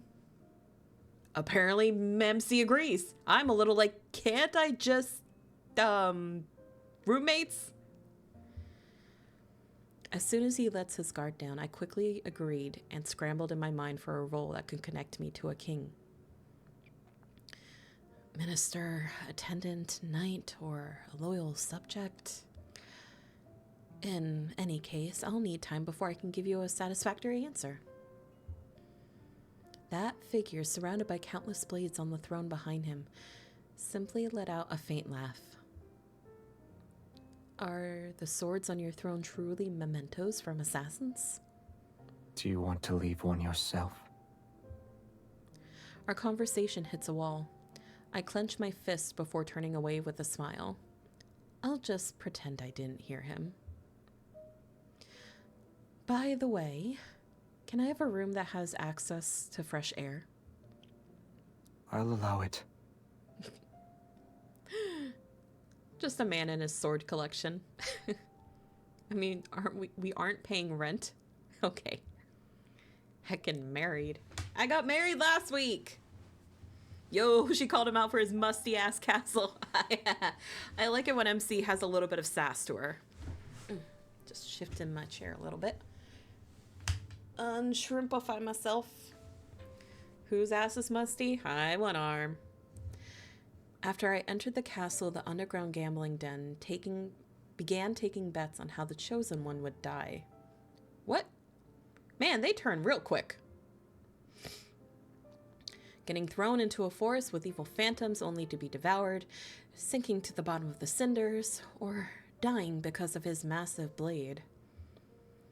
These 3 deaths are ranked with different odds, but they're at the top of the list. No one believes the Mad King will let me live.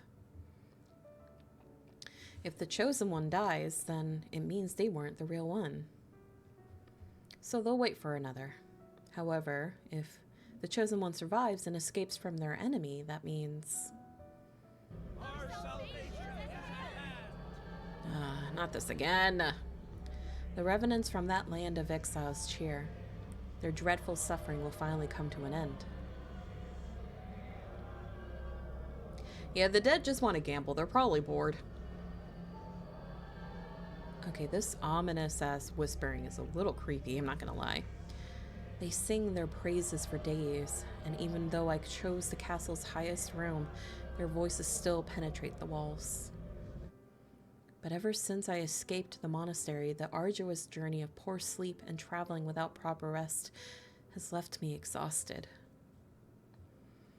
Now that I have shelter, exhaustion washes over me like a tidal wave. Revenants don't need to eat, yet I'm forced to endure this hunger. That night, I carry a lit candle and slowly make my way down the winding stone staircase to reach the kitchen. He rarely eats. What a frightening person. Is he the Beauty and the Beast? It kind of has that feel. I conduct a thorough search only to find roots and mushrooms.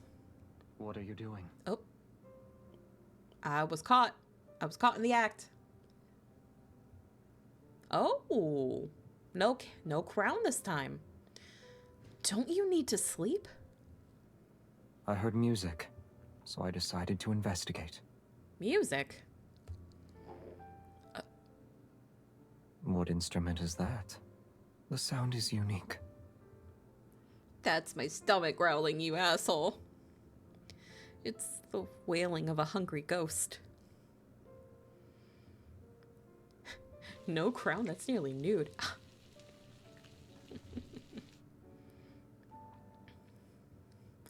15 minutes later, he brings over a bowl of mushroom soup. It's brightly colored. This is all I have. It's all right. I'm not a picky eater.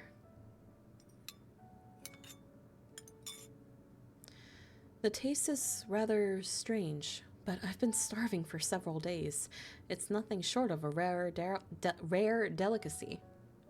He probably grows some mushrooms himself. Yeah, probably in the corner of the castle. Oh, I had funky mushrooms. I'm tripping balls. Oh, God. Once I swallow a spoonful, my stomach begins to churn violently, and the entire world seems to spin. Those were not good mushrooms.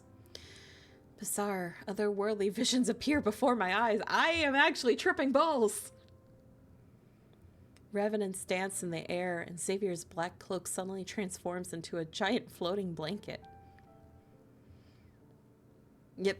Xavier, you fucking poisoned me. He doesn't have real food. It's not his fault. Those were not good mushrooms, Xavier. Oh, flashbacks again. In this dream, I saw Philos again. It was far away from me, yet it was still beautiful.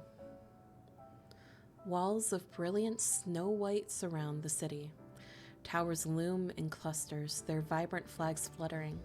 The streets gleamed with a soft radiance. Flashbang. A procession of silvery white knights slowly navigates through the streets. Covered in flowers, they head to the ancient royal capital. The knight who's leading them is surrounded by people. It's impossible to see his face clearly. He carries a certain air. Although he has returned from his journey, his presence is strangely familiar. All of you can go on ahead. I'll join you once I've seen her.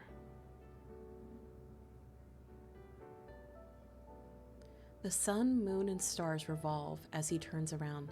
My vision blurs, and the white city walls transform into a clock tower bathed in the sunset's glow. He turns around and sees me and smiles. Before I can recognize him, a flock of pigeons flies past us. Their flapping wings obscure his eyes. I thought you'd never see me again.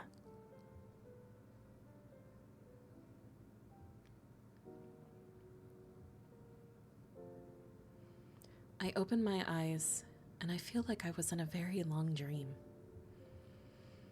I see the hem of a black garment as it casts a graceful arc under the candlelight. Did he stay?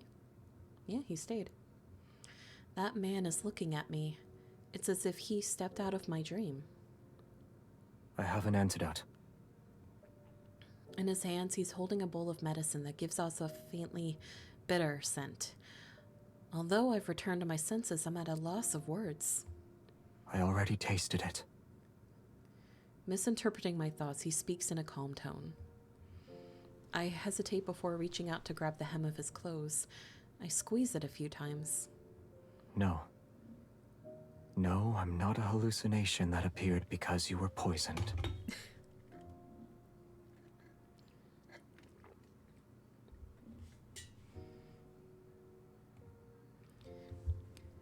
He sits down at the edge of his bed, his elegant long fingers supporting the back of my neck as he brings the bowl of medicine to my lips.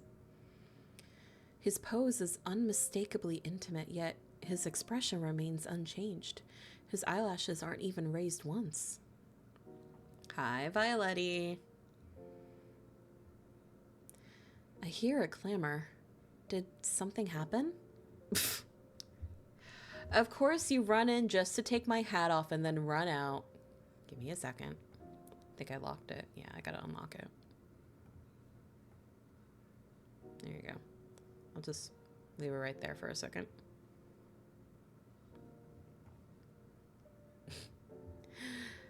I hear a clamor. Did something happen? Robin! What the hell? Okay, fine. Oh. Damn it. Give me a second. I gotta move shit now. There's VTube. Move you up. Oh wait, no. Move you down. I did it backwards. I did it backwards. Fuck.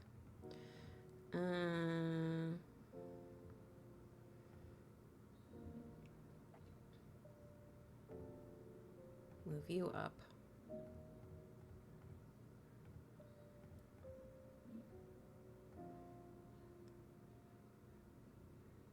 You're above V. Okay, now it works. Okay. Pfft.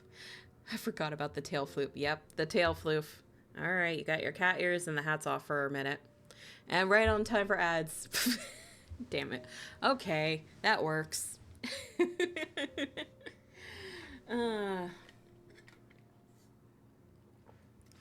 Guys, while the ad is going on, I am going to run and grab a very quick snack. I advise you guys to stretch, get up, and then we'll come back here in a second. I will be right back.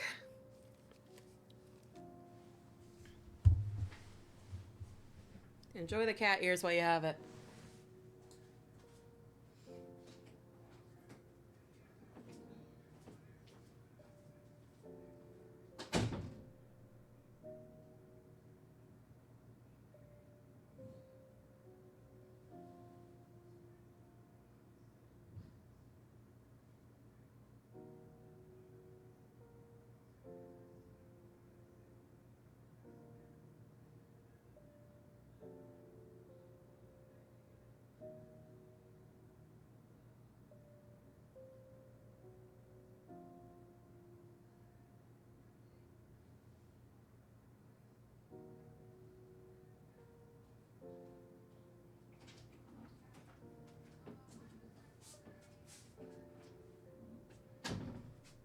Okay, back. I got just a few little snacks. Have an Uncrustable, a cheese stick, and a little peanut butter protein bar thingy. My girl dinner lunch, for the most part. And now that I sat down, I actually have to go use the little witch's room. Fuck. I'm sorry. I'm sorry. You know what? I'm just gonna put it on BRB really fast. Spotify again for you guys. Just give me like a minute to run and use the little witch's room. Sorry.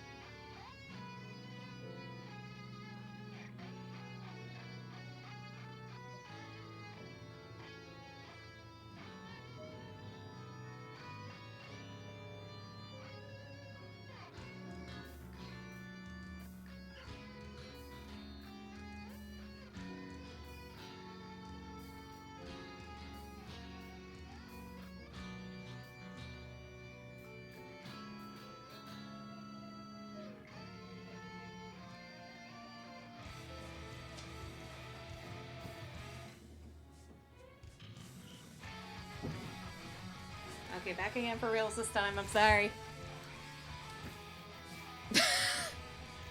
I see Xenoblade has activated Supreme's attention span.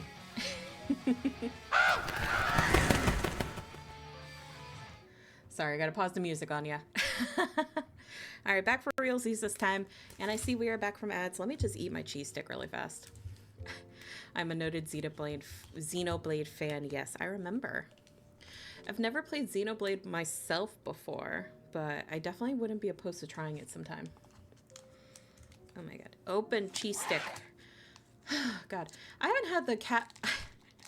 I haven't had the cat ears on for a minute, and I forgot for a second that the pupils actually, like, dilate up and down.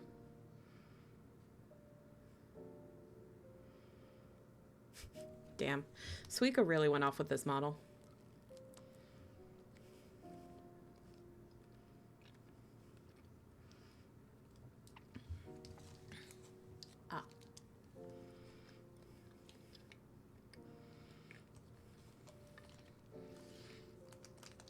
I hope you guys have also eaten, stretched, drank water, all that stuff. As much as the redeems are a Tamagotchi thing for myself, they're also for you guys. Anna gonna sim for herself again. Yeah.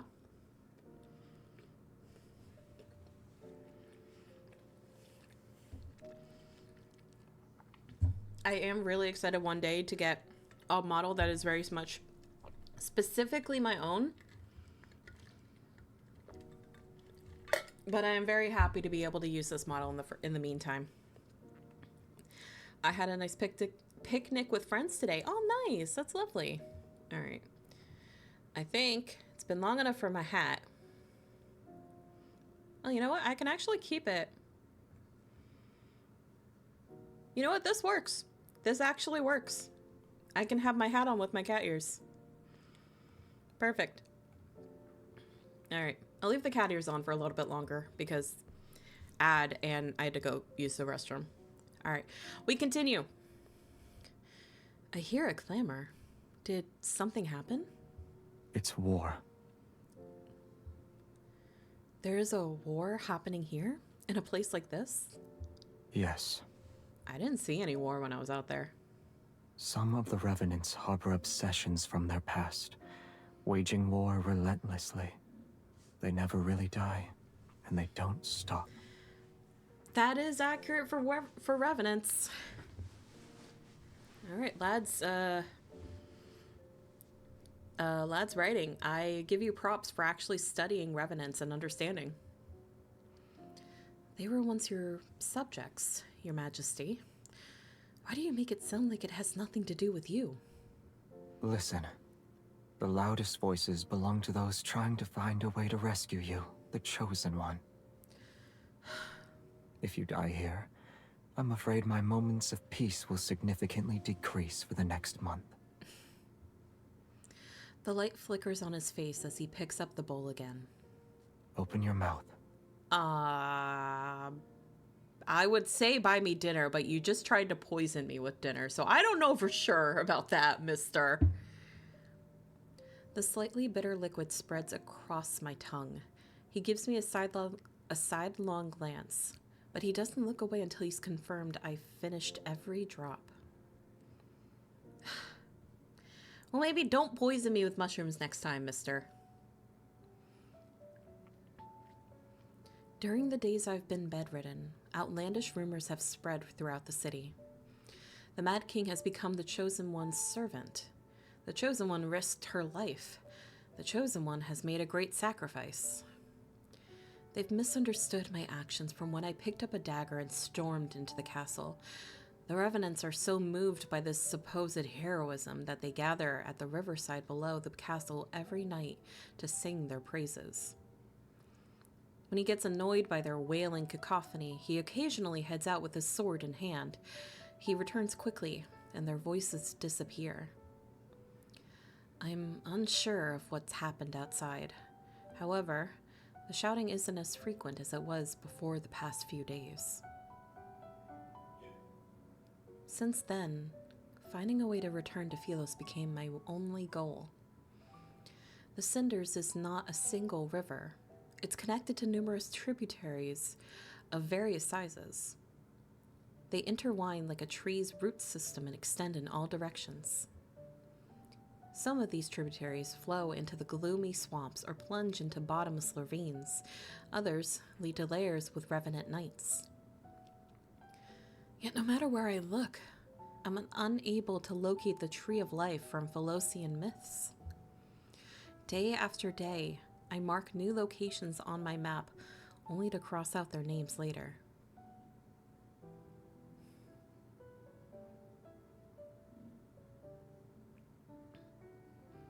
Exhausted, I climb down the castle wall. The moon has already reached its zeniths. A figure is in the garden behind the castle.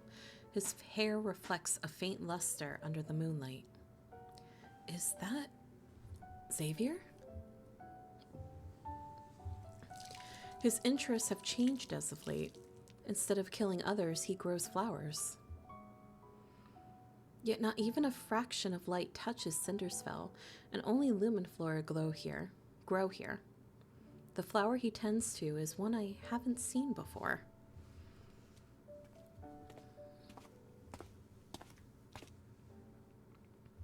What kind of flower is that? Curious, I walk up to him. He glances at me before he continues to water the plants. Rude. One that shouldn't be able to survive here. Then why are you growing it? He doesn't answer me, his fingertips touching the withered stem. I'm not sure if he didn't hear me or doesn't want to respond. I know you have secrets. You don't need to tell me. The fact that I have secrets shouldn't be a secret. That's a bit of an oxymoron there, but okay. Wish you much fun. Maybe I'll play a few minutes now. Thank you, Marcy. Have a wonderful day. But this secret is related to a certain person, yes? I crouch down beside him and push aside a cluster of leaves.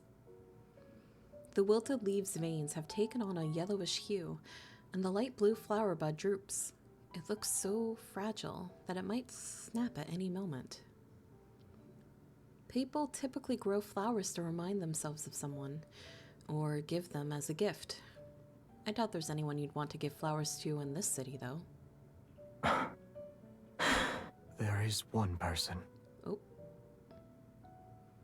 Who? He sets the watering can aside, turns to face me, and looks into my eyes. We'll talk about it when the flower blooms. I don't know if it will ever blossom. However, I do know that someone who promised to help me hasn't kept his word. His sentient sword, named Sword. He nods thoughtfully. You created a map of the entire city. Then you walked along the tributaries large and small. You've done good deeds all the while. Tales related to your acts of kindness have spread throughout the land. I was collecting information. Wait, how do you know about all this? You rarely leave the castle.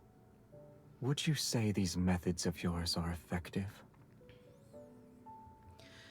I'm quiet. Then I shake my head. None of them are the correct method to return to Philos. What a pity. He's always like this. He dismisses my words with a few of his own. Well, we'll set that aside for now. About that relationship you mentioned before, I've made up my mind. I'll be... Ooh. Oh, I have a choice here. Your knight, your companion, or your queen. Knight is directly poking at memories. We can propose. Oh, part of me really wants to select queen. I won't lie. But then also the lore part of me is just like, oh, but knight is like a callback.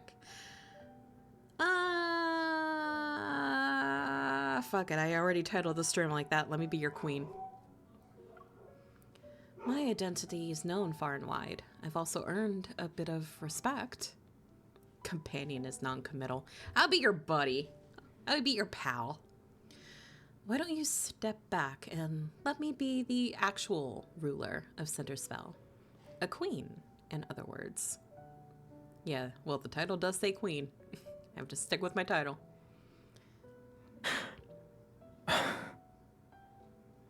That way you won't be bothered by outside affairs. It doesn't matter if you want to kill plant flowers. Oh, it doesn't matter if you want to plant flowers, kill revenants, or live a quiet life. To put it simply, I want to be someone who's important to you. Perhaps worried about losing a stable source of food, I made a vow with the utmost sincerity. I don't know what his thoughts are, however. What do you mean by important? Fuck you, I rule now. Let's say you're the only one that matters in my life. Huh. So you want to protect me? As if he couldn't hear me clearly, he crosses his arms and takes another step towards me. He's pretending he made a humble inquiry. You give us food, we need you. Yeah, kind of. He's literally the only other living being in this world, and he's the only thing that can protect me from revenants, so yeah, kinda.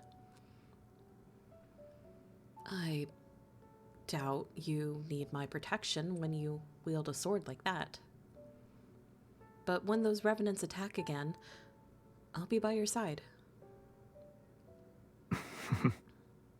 Oh, he smiled. That was actually cute.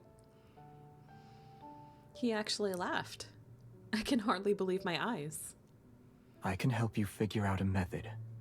On the other hand, you need to find a way to make a flower bloom. Not again! No, not again! That's exactly what happened to Forseer Smith. No! I can't be a gardener again! Sorry. Context. Zane's myth, the Forseer myth, which is like one of his first myths. Like how Xavier's Lightseeker myth was his first myth. The whole premise of being in Zane's myth was we were a gardener and trying to make a single jasmine bloom in like a ice abyss world where things could not grow. And I'm having flashbacks. Are you sure it can be saved?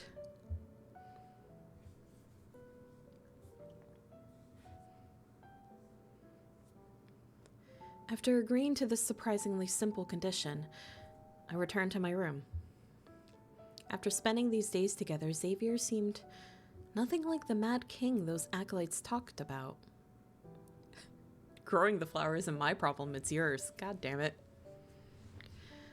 But the way he took me in and the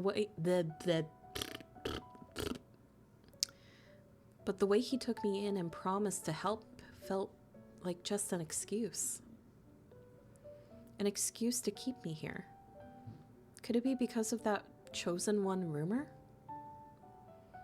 With no answer for now, I sighed, yet his smile from moments ago kept flashing through my mind. Ooh.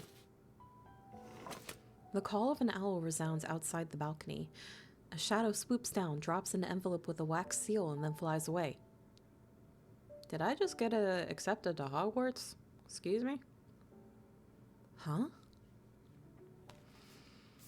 I returned to my bed and opened the envelope. On the letter, the stark, concise handwriting catches my eye. Man, I hope not. Yeah, me neither. Me neither. We would like to invite the Chosen One to our sacred monastery so she can observe the selection process for the pilgrimage ceremony tomorrow. The Order of Babel looks forward to your answer.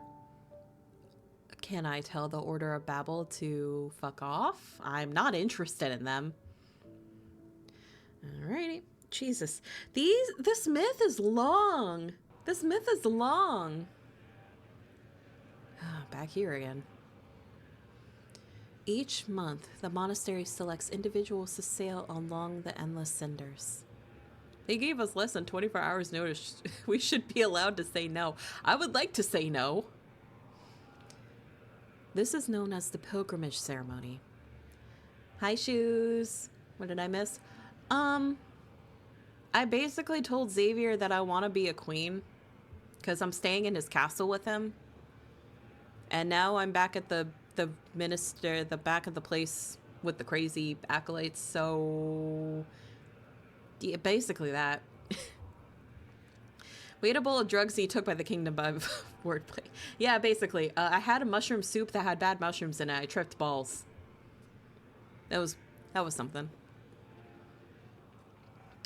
The Revenants believe that by traveling along the cinders, one can find the tree of life that connects Cindersfeld to Philos. Once more, I find myself at the monastery. Everything has been transformed. The dilapidated altar and crumbling walls have been restored by the Revenants, and they're functional now. The acolytes' soft chanting echoes throughout the building. They carry an ineffable reverence.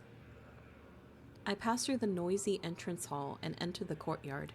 It seems the bishop has been waiting for me. You've said the apocalypse is only a matter of time, and I'm the key to saving this world. Even though I know these revenants cannot truly perish, I still feel a strange sense of unease upon seeing the bishop again.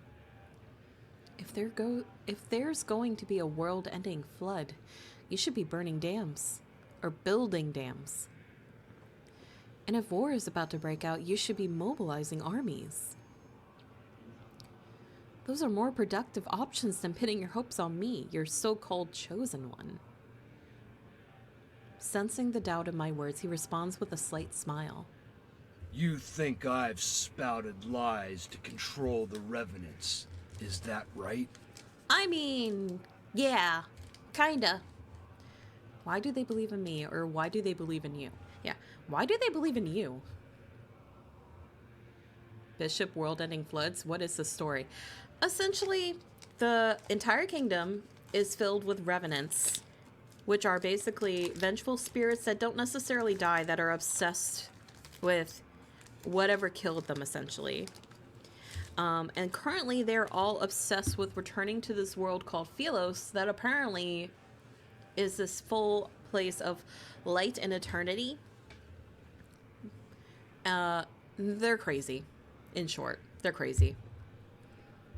When the options are a false hope or genuine despair, the former option is much more enticing.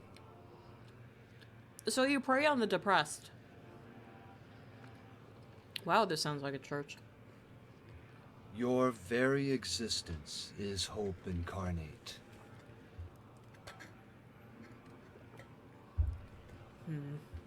You have the freedom to choose your path. We shall not force you to bear the responsibility of being the chosen one. We are incapable of forcing you, in fact. Oh, really? There's a get out of jail free card? Let me at it. But the pilgrimage ceremony shall be carried out as planned. It will be held during the next full moon. He smiles before removing the keys around his neck, and he places it in the palm of my hand. Memories prove one's existence, yet those who died here are trapped. They can never create new memories. If you cannot understand our faith, then I implore you to visit the underground library and see for yourself. You could have told me from a long time ago that there was a library, and I would have been down there. I would have been down there in an instant. For several days, I immersed myself in the sea of books. Although I found no records related to the pilgrimage ceremony, I learned what happened to Philos during my absence. In the beginning, the energy needed to extend the planet's lifespan was almost depleted. Beasts called Wanderers grew increasingly violent and occupied most of the planet. Even an immortal planet sustained with energy would fail to escape the fate of decline. After 200 years of silence, a young woman with not a drop of royal blood ascended the throne. Under her rule, Philos reclaimed its former glory for a time. This period would be later called the Morn Era. However, historical records about her are scarce. They've only managed to preserve the magnificent spectacle of her coronation. Her life and fate were seemingly erased by an invisible hand. There was nothing but a blank void. Give me a second. I am going to move my desk into the standing position if I can.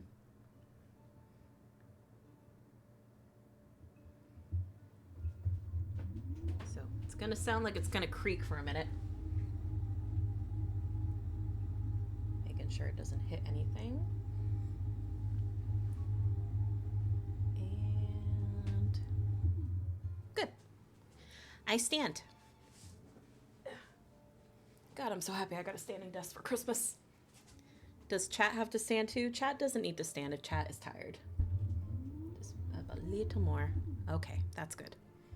Nah, you guys can sit if you're tired. I just need to stand. My back was starting to hurt. My sciatica was acting up. The situation in Philos grew increasingly dire as time passed. The royal family and citizens were split into several factions. Their constant disputes rendered the monarchy on the brink of collapse. Natural disasters raged while the fire's war burned without end. The flames of chaos swept across the land and destroyed the last vestiges of the old world order. You have the same health condition as your boss. You're not supposed to copy those. I've had sciatica for a very long time. That's what happens when you work retail and you have to stand for hours and hours and hours. And now I have another job where I'm supposed to sit for hours and hours. So either way, it's two extremes that are not working out so well. The last monarch of Philos was an undefeated arbiter of judgment. Yet he was the tyrant who supposedly led the kingdom into its demise. Arbiter of judgment. Is this taking place after Silas's? Because Silas was also on Philos, and there was very specifically an arbiter of judgment at the end.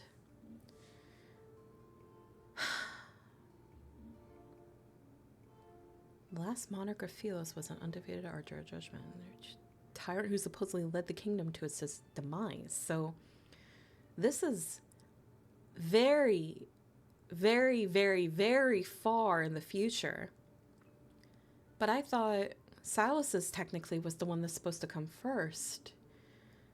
Because there was dragons and then they disappeared. I'm getting my timelines mixed up. I'm going to have to go deep dive into this at some point. I yearn for a crossover story. I mean, it would make sense because Silas is a dragon. There were dragons in his myth. And this is a knight. So, you know, it kind of works. Please let the men meet and just arm wrestle. I've said it before. It's probably never gonna happen as far as like the main story wise and goes that the guys will ever really like fully meet. There's never gonna be a moment where you have to pick a love interest to stick with. But I've already said if this ever came to be, then it would be me picking Silas. Like, I got into this game for him, and I've still been in this game for him, and that has not changed.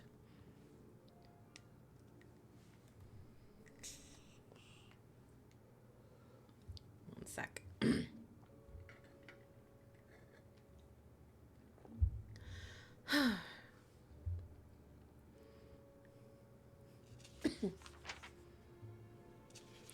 Ooh, pretty. I want this room. I'm saying this right now. I want this room. I want that bookshelf. I want that chandelier. I want this room. I want to live in a castle, man.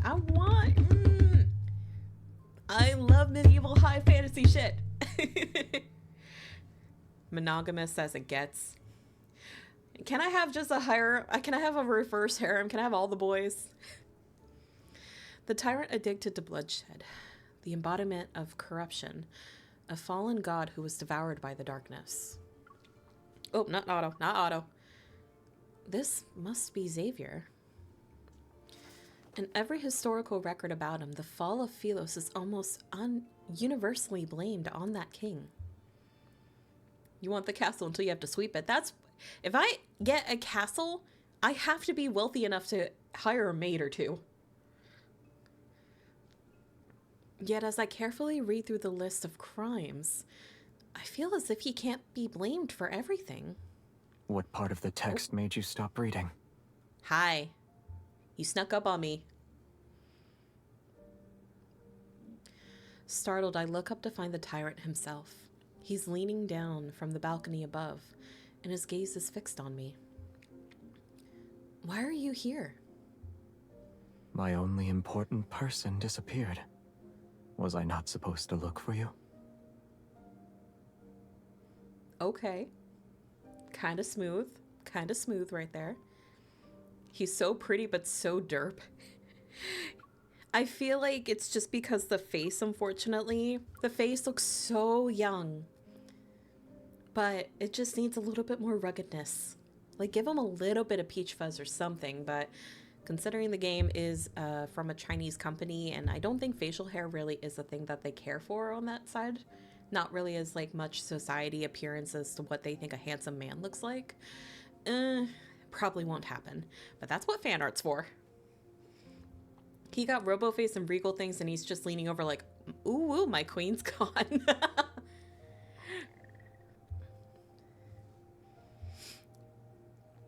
I noticed the young acolyte who served as an attendant has dozed off in a corner. Book in hand, I walk over to him. All these meticulously detailed accusations and atrocities. They read more like fantasy than history. He neither confirms nor denies it. He jumps down from the balcony and picks up a book. Are stairs not an option for you, Your Highness? Are you too good for stairs? I can only imagine what expressions the acolytes would have if they saw him walking around as though he owned the monastery. Yeah, now that I think about it, we're still in the monastery. It's not really well guarded. I mean, the whole Ikemen thing is about clean-shaven, pointy chin men. That's fair. I like a mixture of both. I'm not... It also does just kind of come down to the aura, I want to say. According to this book, the first 200 years of your reign were referred to as the... I skipped. Whoopsie. The Golden Epoch. It must have been wonderful. Why did... Some matters should remain shrouded in the unknown. Is that your polite way of telling me to shut the fuck up? If you don't want to tell me, then that's that. I'll assume all these myths about you are true since you won't say anything. I hesitate, but my curiosity gets the best of me. Tightly holding the book, I move closer to him. So what happened to the royal capital of Philos? It was destroyed. What about the holy sword of the goddess? The statue was shattered. Astria Knight Academy? And the oaks behind the Star Hunter's main building? I desperately recall the places I can remember. Burnt to cinders, along with all the birds in the forest. The wind blows past us again. The windows rattle as the chandelier above us sways. The curled yellow pages flutter rapidly as the story rewinds to the first year of the Morn era. The birds didn't deserve that. Too much free chicken. Yeah, think of all the nuggies we could have gotten. A single event was commemorated. The coronation of Philos' only queen. Let's change the subject then. Have you met this queen? Out of all the monarchs who ruled Philos, why is her story glossed over? Even her portrait is unrecognizable now. I touch the blurry portrait on the page. The ink has been smudged. He looks up, and his gaze lingers on that page. Then he turns away. I don't remember. I will say that your impression of Philos is too idealistic. But those revenants said Philos... They have no memories, and those without memories can only believe the stories told by others. Lend them your ear for too long, and you'll become just like them. I know. I'm already someone without any memories. That's why I want to return to Philos and find them. The revenants will be at their strongest during the full moon. We'll head back once you've seen enough. Only now do I realize that he's here to take me back, even if he didn't say so directly. I see. You're worried about my safety. You said you needed to find me because of our agreement. but it's actually because of loneliness. You've lived in that castle for too long. The absurdity of our deal has awkward expressions of concern. Perchance it's because he's been alone and bored for years. I won't stop you from drawing your own conclusions. Good. I'll do just that. Especially when it involves matters that make you uncomfortable. You refuse to speak of them in either case. I narrow my eyes and lean toward him. I push the book he's holding to the side. The city of revenants have existed for over 100 years. Have you truly been alone all this time? The revenants exist in groups, and the acolytes gather together. They pray all day and all night in the monastery. I can hardly imagine what it must be like to live alone for hundreds of years. Never aging, never dying. Aren't there any friendly revenants you can talk to? You want me to become close friends with them? Not all revenants are disagreeable. You're already prepared then. For what? You'll be their only goddess. And once you're no longer needed, you'll be a sinner they hate. Oh. I guess that's might have been what happened to him. Yeah, there's Bertha. She comes and sweeps the castle every 50 years. I like Bertha. A complex, indescribable emotion wells up inside me. I retort before I can stop myself. You always say they deserve to be trapped in their futile obsession for eternity. How are you and I any different from them? Aren't we also trapped? I'm obsessed with returning. What about you? Obsessions are for the dead. I have none. I don't think that's true, mister. He turns, his profile etched in moonlight, yet his features are obscured in the shadows. I can't help but feel like nothing matters to him, whether time passes or stops, whether the flower he tends to blooms or not. He's just waiting. For what? I'm not sure. An inexplicable sense of frustration and loss bubbles inside me. Never mind. Don't leave just yet. I found these books for you. He furrows his brow slightly. Still, he turns and takes the books. Philosian Guide, Caring for Flowers, and How to Identify Edible Mushrooms. So you don't accidentally poison me next time.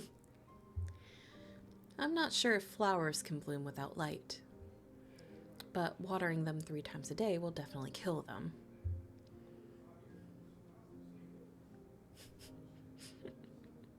Big, strong king can't cook or garden. Oh my god, we're only 5 in. We've got 5 more chapters to do. Oh my god. He could be colorblind. How rude. Following the book's instructions and using the withered plants as fertilizer, the unnamed blue flower finally shows signs of vitality. It's grown taller since yesterday, and its leaves unfurl with a hale luster. Days pass. Before I know it, it's time for the pilgrimage ceremony. Outside the city walls and along the riverside, over 100 tents have been set up. It's to accommodate the thousands of revenants who are here to witness the ceremony. After praying at the monastery, the pilgrims and acolytes descend upon the ridge. They carry blessed lumen flora. The procession covers a long distance. Singing hymns to praise Philos, they walk with carefree steps and carry lamps throughout the night. The lights in their hands form another river. They flow through the dark forest and across the swamp. He's had 100 years to figure out which mushrooms are edible. My bets are on colorblind. I feel happy and sad. Oh, hey. Relatable. We have our faith. But faith is fragile. It's like a flower or an egg. One careless moment is all it takes to break it. Okay, NPC. That whoever voiced that NPC, good on you. That was pretty good. Egg. Yes, they said the magic word, egg. What's an egg? I can't remember anymore. But it doesn't matter. We'll be returning to Philos. Buddy. Moonlight flickers along the mountain ridge as a gentle breeze passes. Dazzling silver ropes sway back and forth. What's an egg? The Chosen One is attending the ceremony. My lady, why did you bring the Mad King with you? Wow, awkward. Trying to reform him must be a tiring endeavor, no? I'm unaware of the new rumors that are circulating the city. I respond with a sheepish smile and lower my voice. Rest assured he has renounced his old ways thanks to my guidance and spiritual cleansing. The young Revenant's expression becomes one of astonishment and admiration. Young Revenant, meaning a child that died. Lovely. I told him to sit and he sat. We're good. I gently tug Xavier's sleeve. He glances at me and chooses not to expose my lie. That's wonderful. May Philos prosper under Eternity's divine gaze. Why do the Revenants always say weird things? Ready to depart, I pull on Xavier's sleeve, yet he opens his mouth. What if your Eternity's foundation involves sacrificing others? Xavier, we're trying to make a good impression. You're not helping. Nonsense! Philos is the embodiment of eternity, and everyone possesses an immortal soul. Then again, I think I understand. I'm probably misremembering it, but I would have to double check. I feel like in Xavier's Light Seeker myth, the MC was going to be used as a sacrifice to make Philos's life, like the planet expand, like life years and stuff, so it doesn't like destroy. I think that's why he left, to try to find a place to go with MC, so she wasn't sacrificed. So that's probably why Xavier is extra resentful of these Revenants that want to pursue eternity and light. He doesn't see Philos as a place worth saving. I think he sees MC more as something worth saving. This myth hurt me. Hi, Ryu. Oh, thank you so much for the follow. I appreciate it. Welcome in. I am still going through it. We're only on chapter 5 right now, and I'm excited to see more. We're such a good sacrifice. God. I'm starting to understand Xavier's resentment towards the former citizens of Philos, and why he's not entirely fond of these Revenants.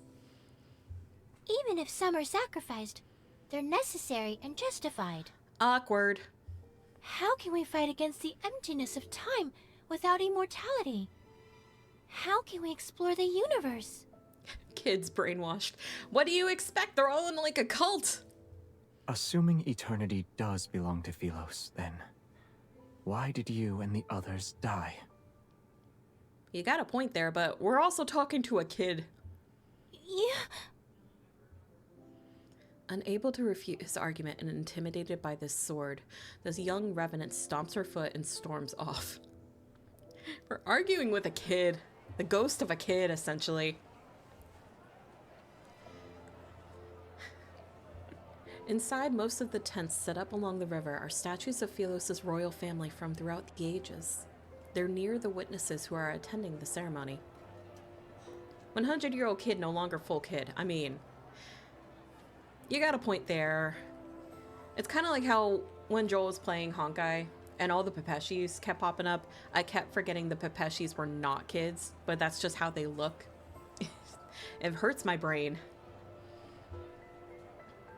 These royal statues are crooked and misshapen, their features indistinct. Maybe it's because most Revenants have a poor memory. This one is surprisingly lifelike. Its face is too fierce for my liking, however. I approach it and examine the small wooden figurine placed in the back. For some reason, it has a wooden stake in its chest. The last king of Philos, the man responsible for Philos' downfall. An indescribable emotion stirs. I pull out the wooden stake and place the figurine in the brightest, most prominent position at the center of the statue's base. I walk a bit further and more revenants offer me flowers. Despite my attempts to refuse them, I eventually accept each one. Can you even carry all of... Oop, sorry, Xavier. My finger twitched. Can you even carry all of these flowers? He furrows his brow but still takes the heavy bundles from me. More revenants gather by the riverside. Their singing is so loud that they almost drown out other sounds. I'm still waiting for them to be like, this is a mirror image of Philos. It probably is. This is probably just Philos. Worried we might get separated, he frees one hand to hold mine as we slowly make our way through the crowd.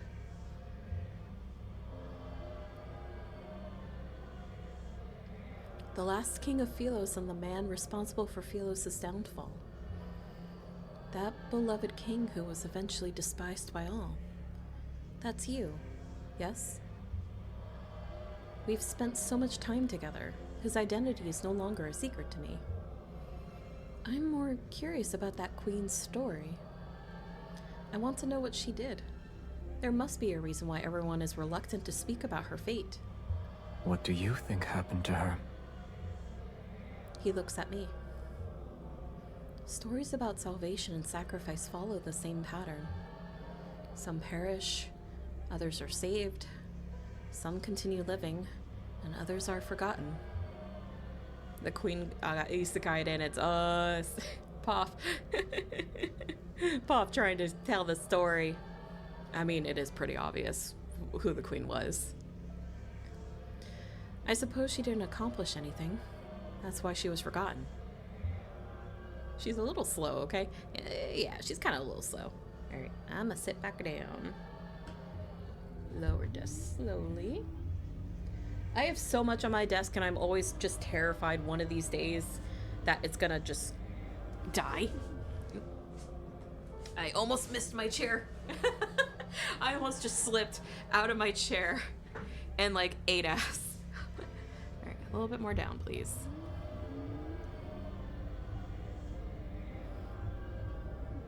Okay, we good. Supreme, why is that the one thing that you hear? I said I almost...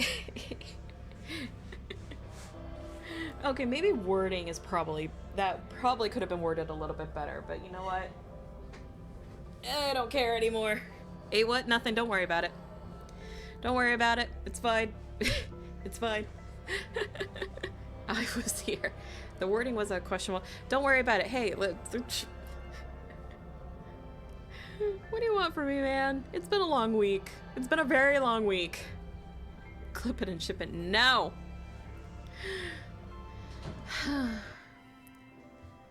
Xavier watches the group heading towards the riverside, and he suddenly speaks to me. In the beginning, her statues decorated every strait. Some were dissatisfied with her conduct, but most adored her.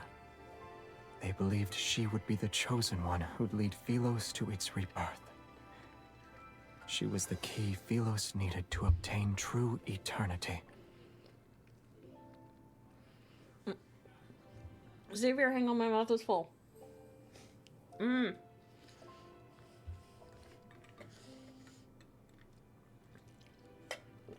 peanut butter will not go down. What? It was full. I was eating. I was eating a peanut butter bar. What do you want from me?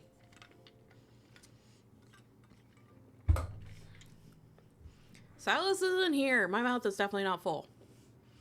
No, get off of that.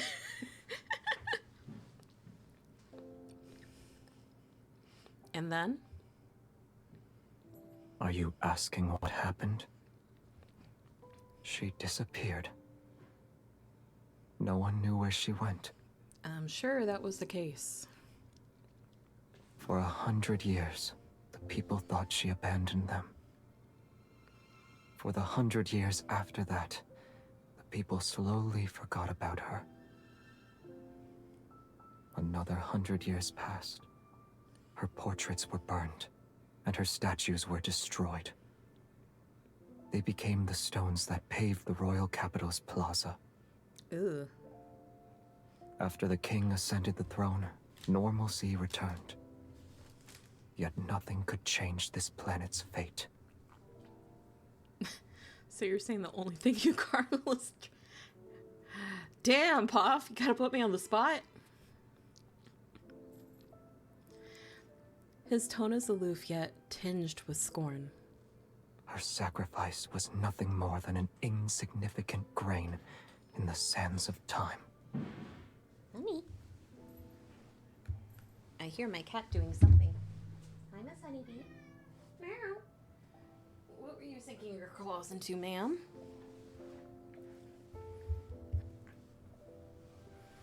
You're suggesting I shouldn't let my compassion push me into becoming the chosen one. Hi, Lynn. Not Gooner game. I don't want to be that kind of person, though. I don't plan on saving anyone either.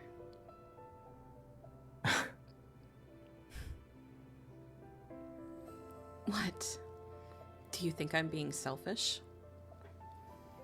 They're already dead. Even if someone could change everything, that person wouldn't be me. You were destined to fail as the chosen one the moment you gave them a modicum of pity. Why do I feel as if you don't have faith in me? She really said, fuck these revenants, I'm out. Yeah, she kind of did. But honestly, I kind of understand. As we talk, several small revenants who recognize me hurriedly approach. Holding the lumen flora they picked out, they ask me to help them weave flower crowns. Xavier has an expression that shows he expected this to happen. I sigh and push away the revenants. 1 crown each. Form a line. Even after saying that, MC is still too kind to really say no. When I look up again, Xavier is already walking away from the lights and chatter. I can't believe Anna is cheating on her husband with another man's. I'm not cheating on my husband. I like the story of all of the boys. Plus, this one is so Dark Souls, high fantasy coded, Lynn. How could I not? When I look up again, Xavier is already walking away from the lights and chatter. The night wind rustles through the grass as his figure quickly vanishes into the darkness. He always arrives without a sound and leaves in the same manner. His thoughts are impossible to predict. Just prepping the D&Ds, I got you. Yeah. There's a lot of revenants in this one, Lynn. I'm having flashbacks to Strahd. The ferryman and young king stand by the riverside. They stare at the lights and the singing revenants that the night fog has almost consumed. You keep her close. Are you afraid she'll recognize you? Or are you afraid she won't? She won't remember. It won't be long until the apocalypse arrives. After this pilgrimage ceremony, the river might grow again. And it might reach the tree Ad of hoc life. revenant man? Do No! you want to be a witness to that? Should they find a method to return, they'll see Philos is no longer the place they imagine it to be. Hi, Angel. As the hymn reaches its climax, the boat carrying the pilgrims reaches the center of the river. Amidst solitude and stillness, he turns to look at the elderly man behind him. Isn't it peaceful when there's no one to ferry? For us who desperately clung to life until the very end, being Add in trapped 5 here minutes. is a punishment.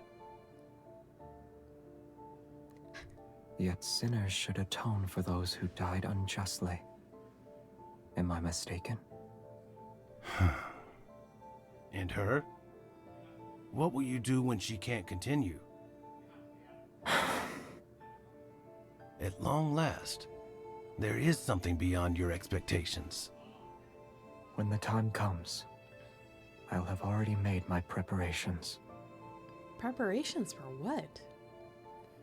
Seeing that he doesn't want to discuss it any further, the ferryman sighs and says nothing. Don't you owe me 6 fares now, boy? Xavier's in debt. Your memory is getting worse. It's 7. Huh. Centuries have passed.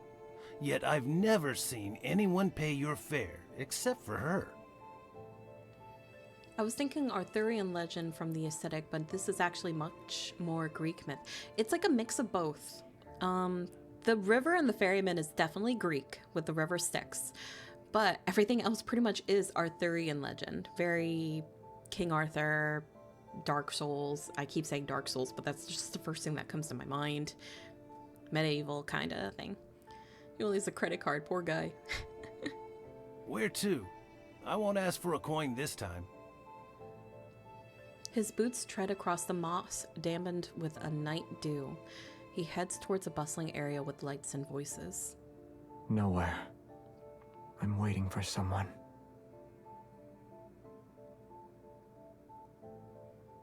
Preparations for the end of the world because Philos is dying, yeah. The Revenants say this grand ceremony is based on a ritual conducted in the past. It was how the royal family bid farewell to knights before they were sent to battle. I wonder if anyone gave Xavier flowers when he departed as a knight. I rub my sore wrist as I finish weaving the last flower crown. It's for him. He was scary. When he passed by my tent and saw me making wooden carvings, he threatened me into making one for him. My ears perk up when he's mentioned. I walk towards the tent surrounded by the Revenants. What did he ask you to carve? A small wooden figurine of the Chosen One. It's you, my lady. Lynn, why do you want my hat off? Man. Fine. Bully. Huh? Did he pay for it?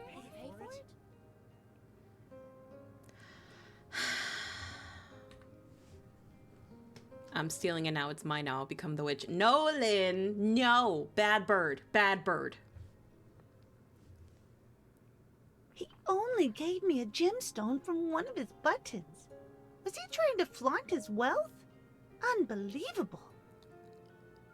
He gave you a gemstone to pay for a wooden carving. And you guys are saying he's flaunting his wealth? My god, these Revenants are assholes. What is a warlock if not just a different shade of witch? Okay, you've got me there. He's only pretending to obey you. He'll spend every night cursing you with that wooden figurine. You guys have a really skewed perspective on this guy. That's an exaggeration, don't you think? Strange yet restless emotions stir in my heart. I look around, but I can't see him anywhere. Songs drift from the rustling forest in the distance. As the moon rises to its apex, the pilgrimage ceremony reaches its climax. The chosen pilgrims drift downstream in small boats. They sail amidst the Revenants' cheers and songs. The Revenants remove the floral wreaths from their wrists and toss them skyward. There's a shower of light that rains down. Did he leave me behind and returned already? For some reason, this scene feels strangely familiar.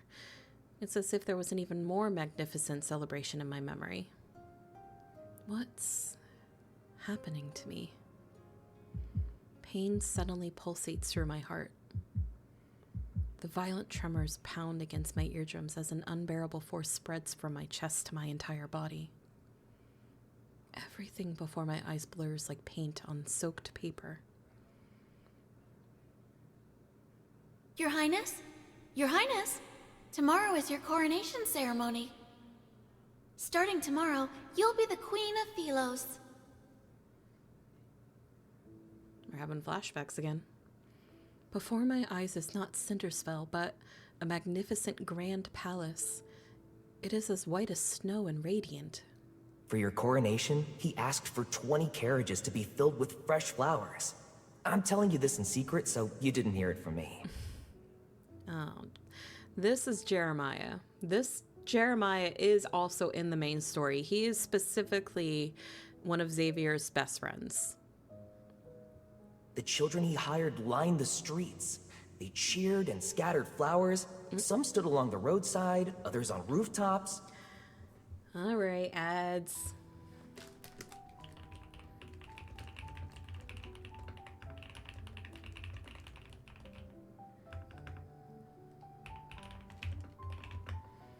All right, we shall wait for the ads to be done before we continue. Thankfully, with Otome games and just reading things, it's not really hard to pause. I'm going to open my Uncrustable now.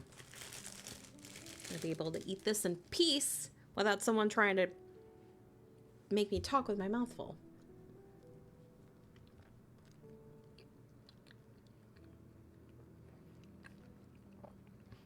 This man just wants to make sure we know how many carriages there were. What a bro. He wants to make sure that MC knew that Xavier was trying to make everything so fantastical. What flavor Uncrustable? Strawberry.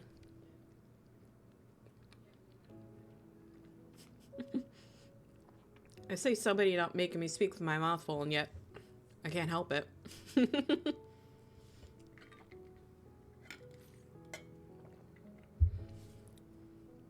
But yeah, I go back and forth between strawberry and grape when it comes to PB&J. But most of the time it's strawberry.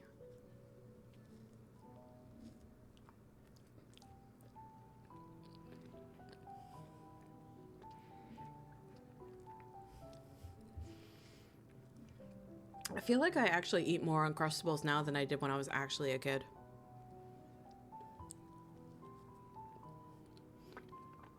They're just quick and convenient.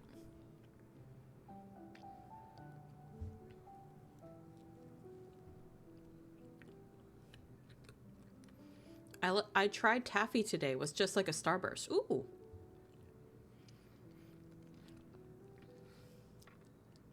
I expected a different texture. Taffy is hit or miss for me sometimes. I don't really like it that much because it really gets stuck in my teeth really easy.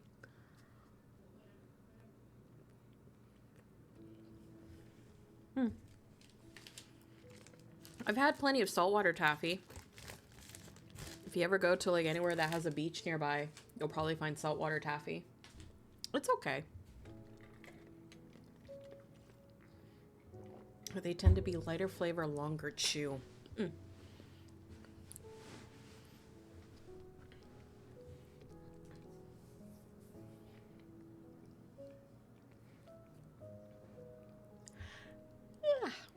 All right. It's been long enough. I'm taking the ears off. I'm putting my hat back on.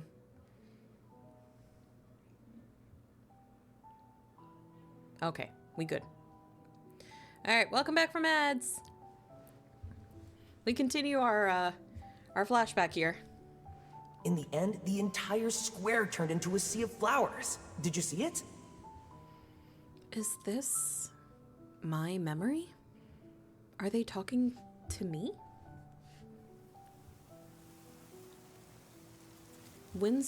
Wild winds sweep through the area and toss aside the already weightless bodies of the revenants.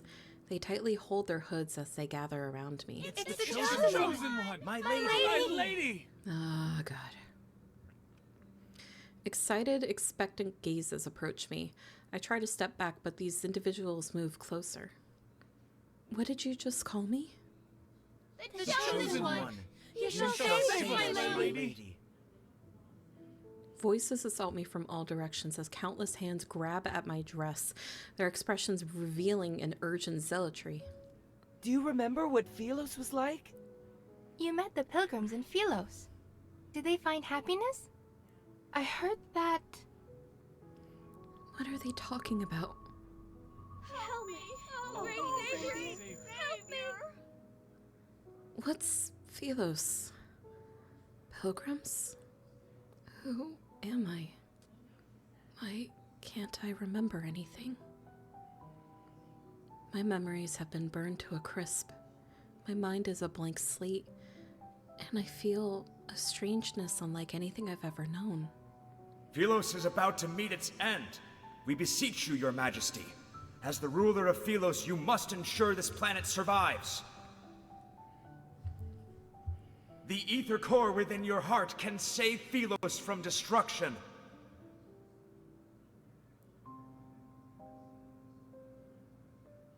The Chosen One has exerted herself during the pilgrimage ceremony. I'm back here again. Leave her be.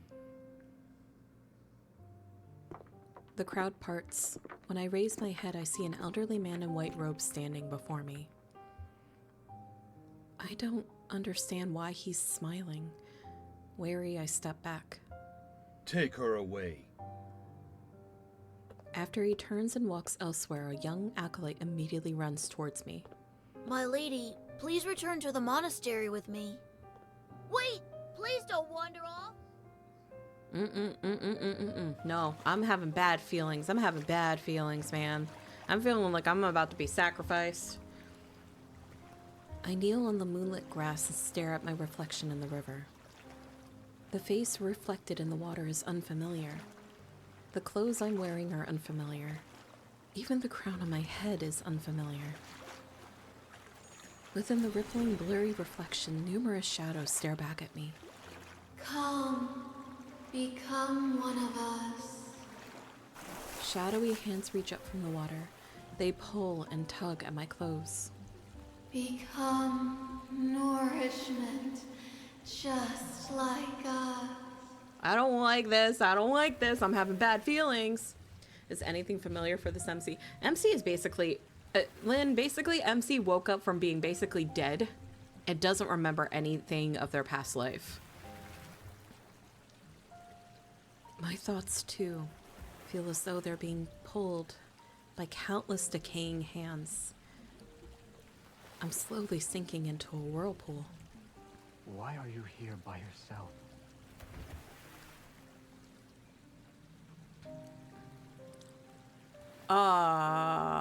That's not the Xavier in this timeline. A white figure approaches the depths of the forest. In spite of the darkness, he's cloaked in a soft light.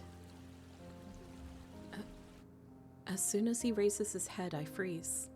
Several seconds pass before I feel the faint flutter in my throat. Why are you just staring at me? Xavier? My memories begin to stir once the first syllable of his name leaves my lips. They slowly flood my mind. This long-lost familiarity seems to transcend time and space and compels me to run to him and hold him close. But an icy hand from the riverbed tightens its grip. I'm dragged into a bottomless darkness.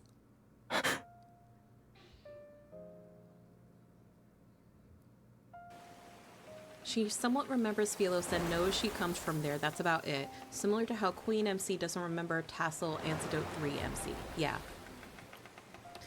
The group of pilgrims disperses. Only the lumen flora lies scattered on the ground.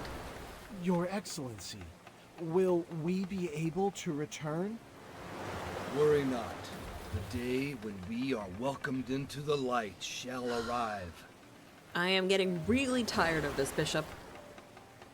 A raging gale churns the river's waters as dark clouds slowly obscure the moonlight along the horizon. In the fog, a boat carrying revenants is swept into a whirlpool.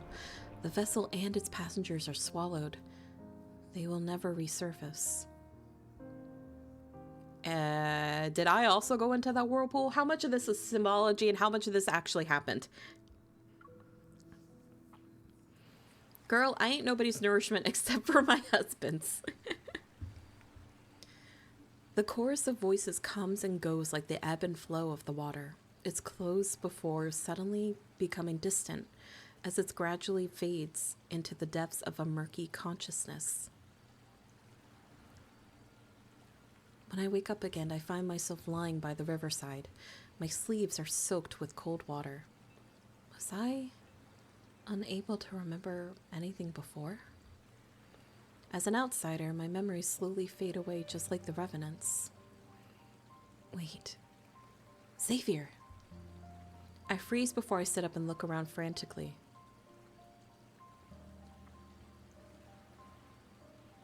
Xavier? No one answers. I stand and start my search. I soon spot a familiar figure in a nearby field of flowers. Xavier!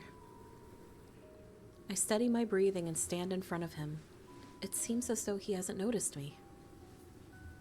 Seemingly in a deep slumber, he lies quietly amongst the flowers. Thin whiffs of black mist are wrapped around his body. It's as if the resentment of countless revenants is corroding him.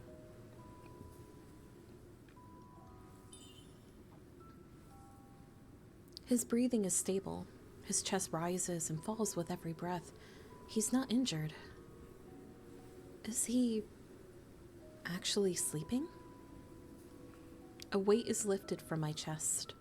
I crouch beside him, and poke the back of his hand. No response. He's always been a light sleeper. He'd sense my presence as soon as I took a step in his direction before. This is weirdly giving Noctis vibes for me. You're not wrong, because people have also pointed that out, Lynn. You are not wrong. But he seems to have fallen into a defenseless slumber this time. I can't help but lean toward him, to the point where I only need to look down to see his long, soft eyelashes. You're always stern when you're awake, but I'll admit you look cute when you're sleeping. The person you like, the one you want to give flowers to, wouldn't she want to see your smile? I touch the corner of his mouth and imagine what he might look like with a grin. Without realizing it, I start smiling. Did you say my name? Or was I imagining it? Xavier. Who exactly are you?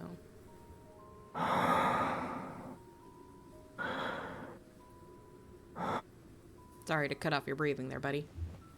Deciding to set aside these unanswerable questions, I lie down beside him and touch his hair. The strands are entwined around my fingers, and I begin tying knots, one by one, for him. I'm braiding his hair as he sleeps.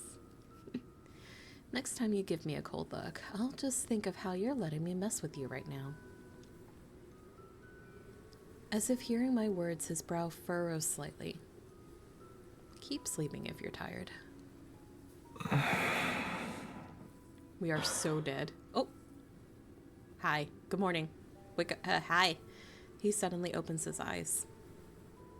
I loosen my grip and the half-braided strands of hair escape from my hand. Our gazes meet in the darkness. He doesn't speak, instead opting to stare at me for a long, long time. It lasts for so long that questions appear in my mind. Is he trying to confirm something?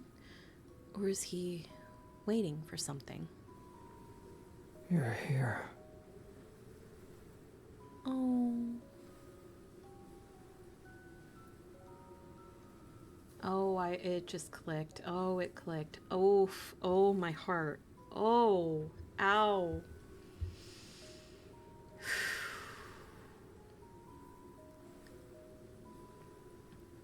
Something about... You're here. Props to the VA. That... You don't even fully need, like, all the context to know that this is a Xavier that is waking up from a long thing of sleep for a very long time and just seeing the one person he cares about that he thought he lost for a very long time in front of him again. Whew. Want a box of tissues? I'm fine. I'm good. I will be impressed if this myth does make me cry. So far, the only ones that have fully made me like start sobbing and crying have been Silas's and Zane's Foreseer myth. I didn't cry when I went through Raphael's most recent myth. I was surprised to. It was very fucking sad. It was a very sad ending, but I did not cry about it. Zane's is better. It might feel like Zane's better because he's your favorite. Silas has literally broke me for a couple of days. I won't lie. It shattered me for a good couple of days. That one I was inconsolable for a bit.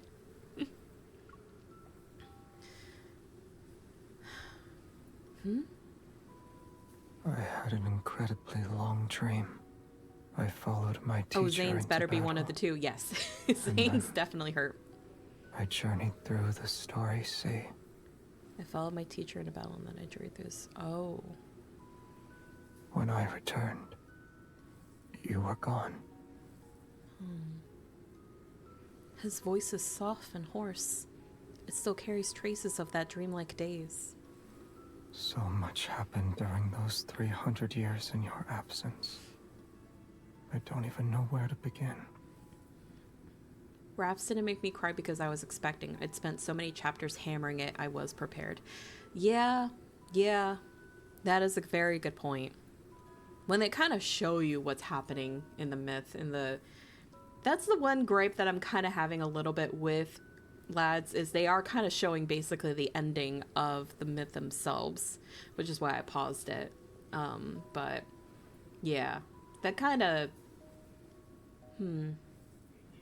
But, you know, in the way I did kind of know how Silas was going to end, but that still hurt. I think it really just depends how good and immersive the writing can get.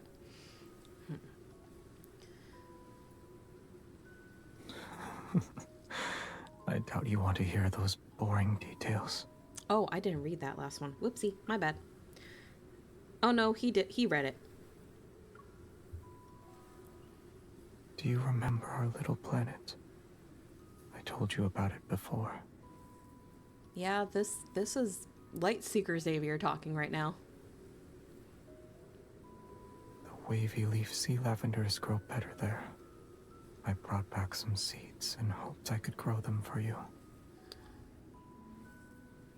So the name of that flower is wavy leaf sea lavender? My hand trembles and I feel a sharp pain. The brooch on his chest has pricked my fingertip. Back then, it was just like this. I thought my intentions were clear. Why didn't you understand them?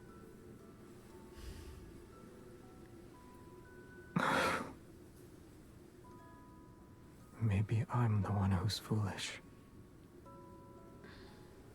I should have been more direct from the beginning. Yeah, you kind of should have been, Xavier. You kind of left MC without a word and just left for a very, very long time. This VA cooked my heart. The VA is doing a very good job. He gently holds my finger and carefully wipes away the drop of blood. When we last saw each other, you said you had feelings for someone. It doesn't matter to me yet. Why wasn't that person by your side when you were in danger? Because someone had gone off to space to find another planet. Forget him. Oh, he was still, my dumbass. He was referring to himself and he's saying forget him. Oopsie. Oof. I don't know if I like or dislike how long this myth is, to be honest. I don't mind longer stories because you can break them up a little bit if you really want to when you're watching them personally. I just like to sit through them all at one time so I can kind of have it's like a mini movie for myself. They're both a little dense. Yeah, they both are kind of a little dense. His persistent gaze stays on me for a long time. I can only nod in response. I don't like him anymore. But I like you. Is that all right? As those words hang in the air, everything suddenly falls silent. Even the wind stops blowing. Yeah, it was very abrupt. The night is still, and the flower field is silent. Only the distant waters of the river laps against the shore. Neither of us moves, and I'm trying to think of words that could break the tension. Then he shifts closer to me.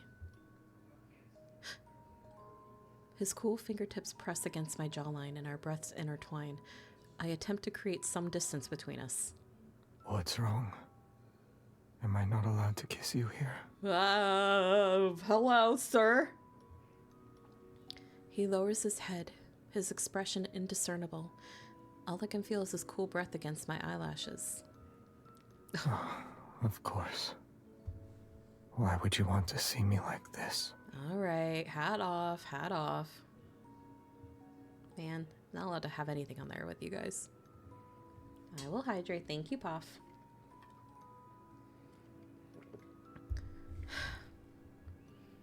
The hand at my nape suddenly tightens its grip and he lowers his head again. Instead of retreating, he stubbornly kisses me. Oh my goodness, sir. That fan art that I saw on Twitter now makes more sense. It feels like I'm trapped in a thick, viscous stream. I'm unable to wake up and unwilling to try. The warmth and pressure from his hands seep into my skin. They carry an affection that borders on obsession. Hello, high breathing in my... This is my dream. I'm free to do as I please. Oh, he thinks he's dreaming. Oh, he thinks he's dreaming. Oh. That doesn't sound like a great kiss, but okay. I've heard worse. He thinks he's dreaming. That's why he's doing all this. Oh. You're a figment of my imagination, aren't you? No, I'm not. Okay, breathing in my ear. No, stop. Xavier, come on. Okay. Sorry, Jesus. Stop. Jeez. That was a lot. Oh my god. Jeez.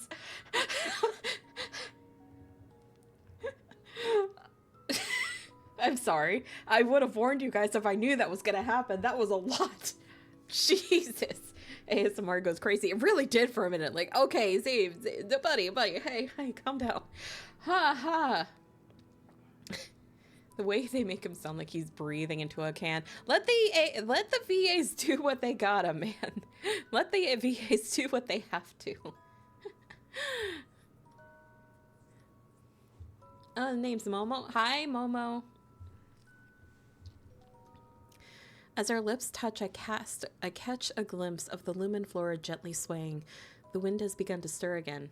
It's Caleb's birthday all over again. At least this sounded a little bit more like kisses and not the awkward popping that Caleb's VA needs to practice.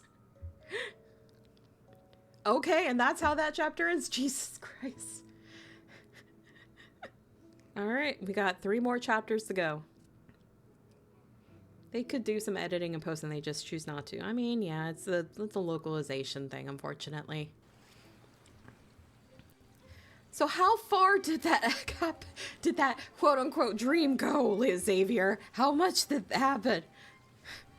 The ceremony ended and those pilgrims were never seen again. The elders in the monastery declared the ritual a success. It was an auspicious sign since the Chosen One appeared. Great trick to imitating kissing via kiss your hand. Yeah, that's the one. I don't know how Caleb's VA does their thing. I know that's pretty much how you have to practice it. The way I turn my volume down for the ASMR, I am so sorry. I know that's not everybody's thing. Granted, it's not always my thing either, but I would have... I probably should have turned the volume. I panicked and I like physically moved away from my headphones. The elders in the monastery declared the ritual a success. It was an auspicious sign since the Chosen One appeared. The revenants celebrated every night. The city was filled with statues of the Chosen One in all sizes overnight. There was also the tree bark chosen by the tree bark touched by the Chosen One. The tiles the Chosen One stepped on. Even the stone the Chosen One supposedly hit her head on after tripping over a branch during her arrival. They were all treated as a sacred gift. The revenants competed with one another to preserve these treasures. Your baubles are nothing. My hand was touched by the Chosen One herself. Upon hearing this, the revenants surrounded him and let out gasps of envious admiration. You have been blessed. Excellent! We'll chop off your hand and mount it on the city wall, so every passerby can shake it. That's a little extreme, don't you think? Hello? I know you're all already dead, so it might not do anything, but that's still a little extreme. You want to cut off the hand that the Chosen One touched? Don't be afraid. We're incapable of feeling pain. Or is your heart not sincere enough? Don't take my jacking hand, man. I need that. I shall accept any sacrifice if it means I can be a pilgrim. So you can disappear into the whirlpool and never return. Oh my god, these guys are idiots. Please don't do that. Better learn to jerk it with your other hand. Yeah, hopefully he's ambidextrous. After I attended the pilgrimage ceremony, I realized that as an outsider, my memories will slowly fade away too. If I can't return to Philos, I'll eventually be just like those revenants. Yet where did those pilgrims go? Acolytes from the Order of Babel always avoid the question. Does the end of the river truly lead to the tree of life that's mentioned in the prophecy? Putting my hat back on. I really gotta make an item scene for this.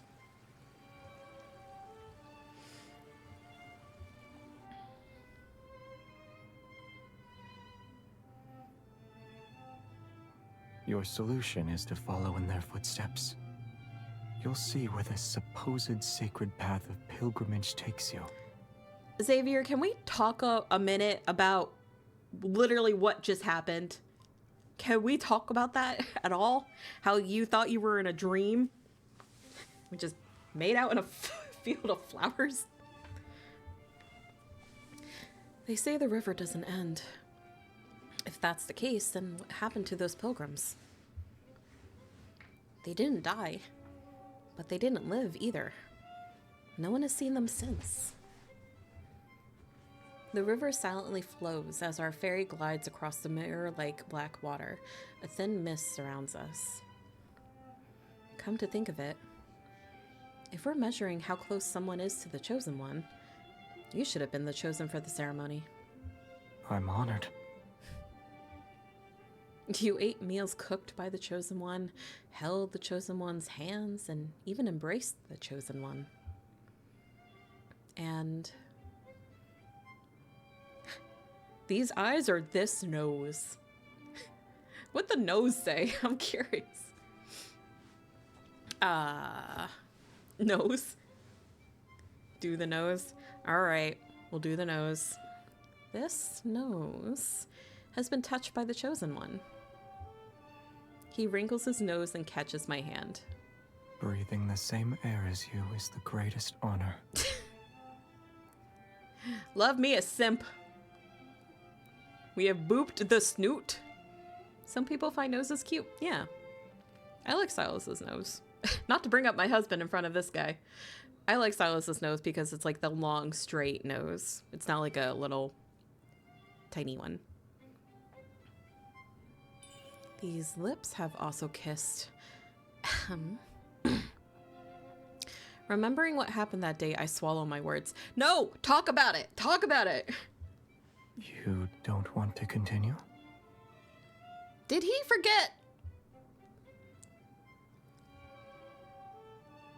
This bitch doesn't realize he wasn't actually in a dream. I am going to shoot something. What do you mean he forgot?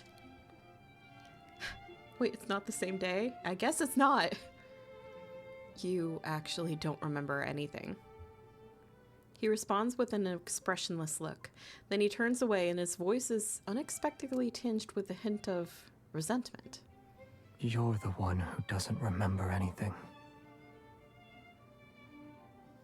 Okay, Mr. Pouty McPowderson. Not wanting to argue, I focus on what's more pressing at the moment.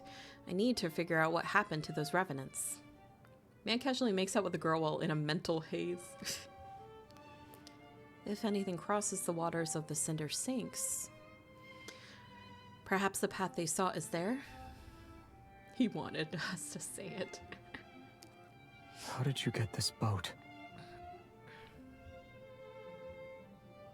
Or rather, how did you convince someone who doesn't accept credit to lend you this boat? Puff, you weren't wrong when you said that he only has a credit card. What the fuck? How did you predict that? It's a long story.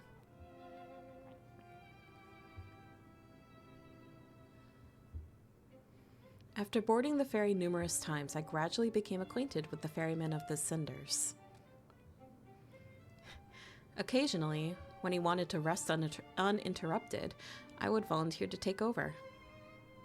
He didn't agree to it at first and always refused with a cold expression, but as time passed, he eventually let me handle it. When I encountered revenants who wanted to cross the river despite lacking coins, I didn't turn them away. I asked them to tell stories as a form of payment. When he discovered this, he always turned a blind eye. As for his background and why he serves as a ferryman for this river, I've asked him out of curiosity before, but he always refuses to talk about it. We know how to boat. We know how to boat. That means we're gonna fish. You know each other? You can say we're old acquaintances. Don't tell me that this old ferryman is Jeremiah. Don't tell me that this old ferryman is Jeremiah. Do not tell me that.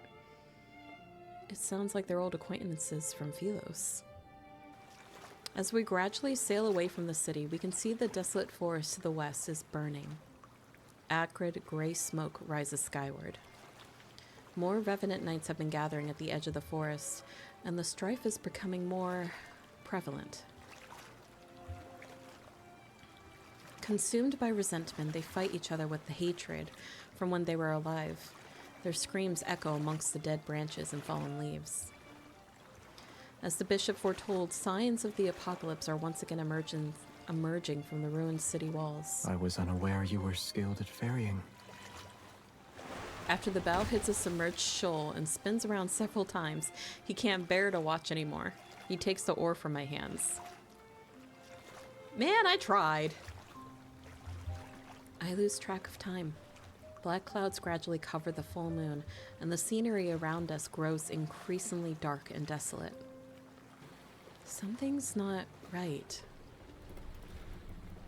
The boat creaks and the river's current becomes turbulent. Startled ravens fly in all directions. A chill creeps up from the water's surface and latches onto my skin. After passing through a dense fog, the river widens. It's as if we arrived at a boundless sea. Where are we? The waters thrash violently like an untamed beast. The looming threat of danger is palpable. I don't want this. I don't want to be trapped here. Join me. Become part of these dead waters. No. Sorry. These voices. Where are they coming from? Wait, don't fall in. Under the water's surface, countless invisible hands seem to reach up. Hatred pushes them to maliciously toss our boat back and forth. I grip the edge of the boat with all the strength I can muster. Pain pulsates through my chest without warning. My vision blurs. It's as though invisible hands are squeezing my heart. The inky black water transforms into countless golden veins. I could almost believe streams of energy were flowing downward. I feel awful. It's like my strength is being drained away. Watch out. The increasingly violent currents strike our boat. The river's surface discards its serenity and transforms into a massive whirlpool. At that moment, I'm like a seed. I'm plunged into a darkness unknown to all. Okay, we went down a whirlpool.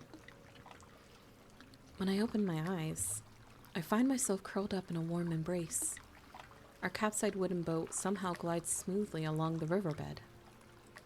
Mist reminiscent of a veil accompanies us. I can hear the rapids and foam washing over sharp reefs, but I can't see the dangerous shallows. On the other side of the river, Cindersfell's shore fades from view, and despite being underwater, I can feel the moist air. The current gradually calms. Our boat continues to move along the dark underwater passage for a time before finally hitting a shallow bank.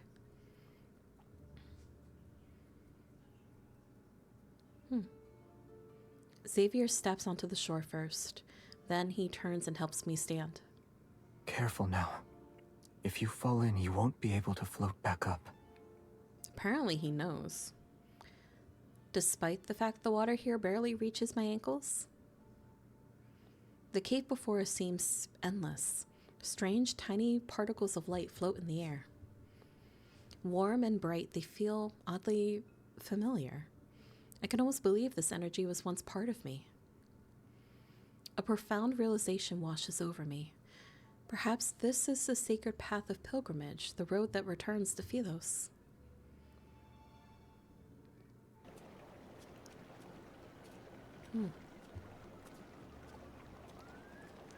The archives at the Order of Babel's monastery had records of certain Philosian legend.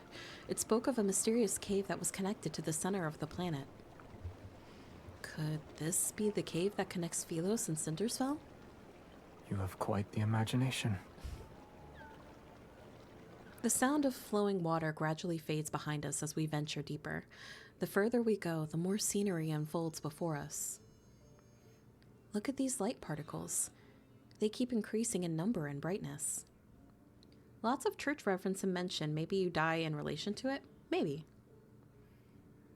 Perchance the pilgrims who disappeared found themselves in this place.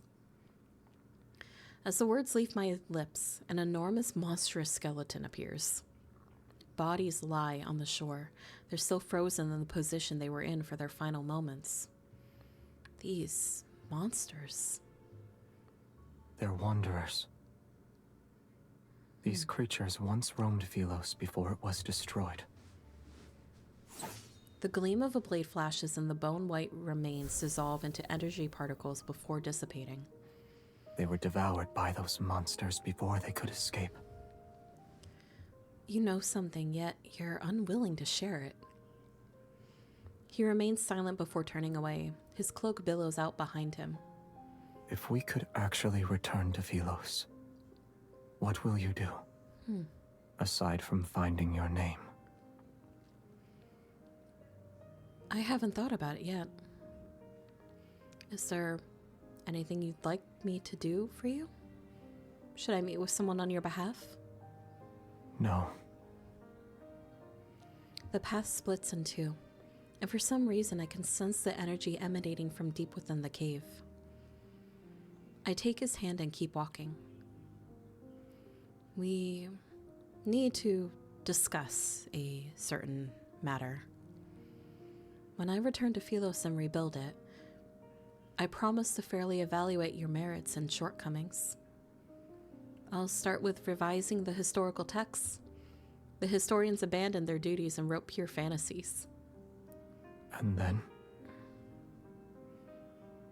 I'll traverse the starry sea, or I'll ascend a throne. I don't want to ascend a throne, to be honest. I'll traverse the starry sea and visit every place the traveling bards sing of in their songs. I'll be like these specks of light.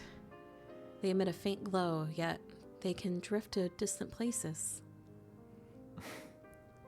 That sounds wonderful. If the worst happens, as in I can't find anyone who remembers me and I'm unable to stay in Philos, staying with you would be nice. I keep those words to myself as I look at him. It's all right. The starry cosmos has many places you could visit. Take, for example, a beautiful little planet. I hear a strange clicking beneath our feet. We look down at the same time. There's a deathly pale wrist encased in crystals. Akin to veins, dark red veins are wrapped around a ribcage. The delicate roots of eerie flowers penetrate hollow eye sockets. That's... Look over there.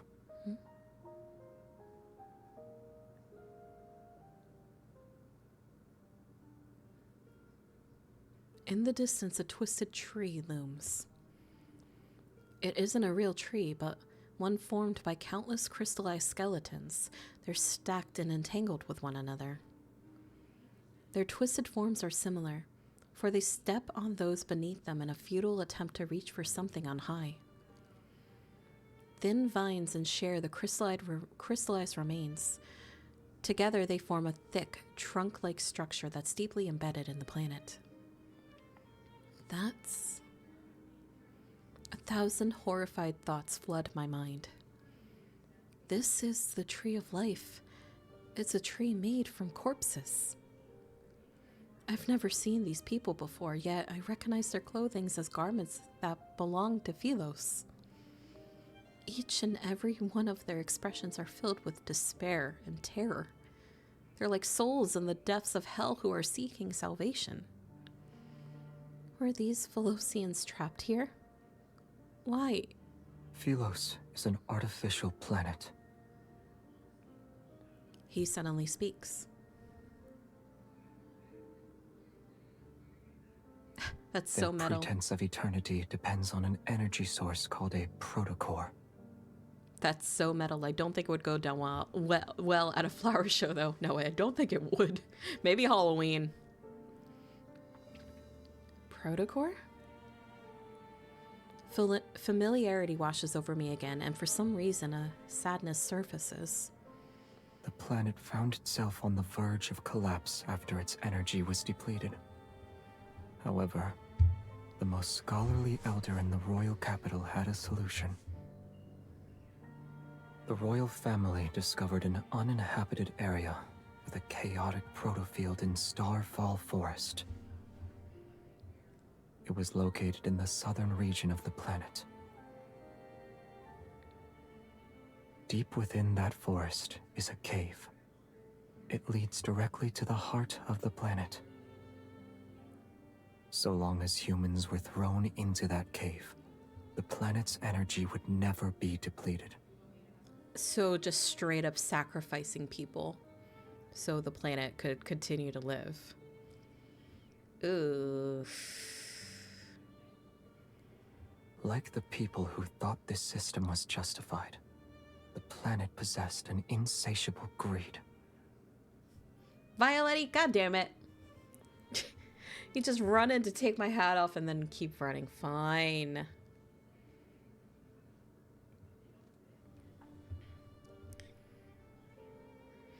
He looks at those crystals that can no longer be called human. They're the victims who were used as fuel.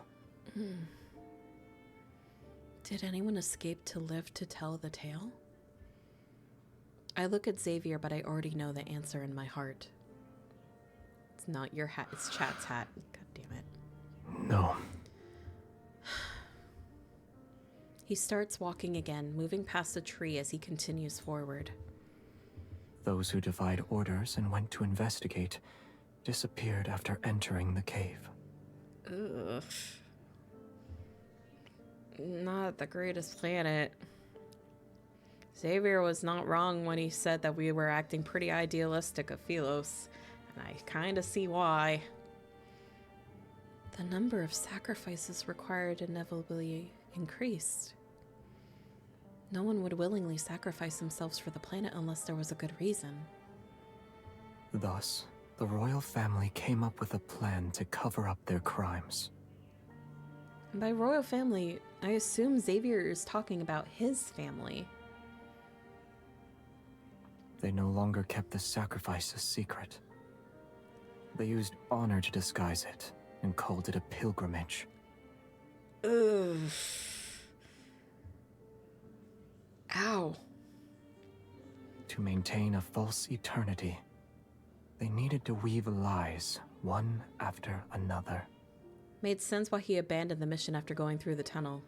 Yeah, that makes sense. Every member of the royal family had to bear the burden of perpetuating these lies. You were the one who ended it. He shakes his head. Ironically, the one who did that wasn't even remembered. The Queen. Me. Although our surroundings are quiet, I can almost hear everyone's desperate cries for help as they face death. Now you know the truth. Do you still consider Philos your homeland? Chosen one, my lady! Oh no. My footsteps falter. I look down and I'm greeted with eyes filled with absolute terror. That outfit. He's a pilgrim from that day. Tiny crystals seemingly alive spread from the youth's palm. Ooh. Oh, this is... Oh, shit. So, clarification. In the main story, at this part, basically where we're at, there's a thing that's been called protocore syndrome that has been happening, which essentially is like, it's infecting people and turning them into wanderers. And it starts exactly like this. Crystals basically bursting from their bodies. And they slowly just transform and turn into wanderers and monsters. Oh my god. Oh, the writing in this game. Jesus Christ. The pilgrimage is a lie. It will never lead us to Philos, or a source of nourishment for the cinders. The waters, they grow without end. Only then will it reveal the true path. You are the last one it needs, my lady. You can lead us back to Philos, yes, my lady? Oh my god. Okay, the voice actors really kicked up their game. Oh god. I can't save these people. He kneels before us and presses his forehead to the ground. Why won't you save us? You traitor! Watch out. Xavier wraps his arm around my waist and pulls me back. His sword draws a black and golden arc. It rushes forth and slices the figure's waist. Yeah, we knew this cousin Lightseeker. They talk about how wanderers are Philosians that wandered in the cave forest where they got sacrificed to. I know that the people that were wanderers were I know that wanderers were used to be people. That much I knew.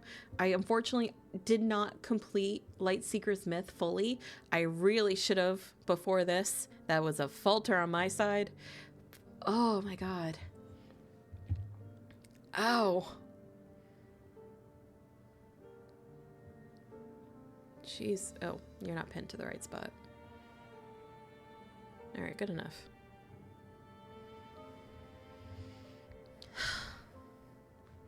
The pilgrim who transformed into a wanderer falls to his knees. He prostrates towards the tree as if he's worshipping it. The crisis had passed, and the lie behind the pilgrimage was exposed. Yet I know that we can never return to Philos.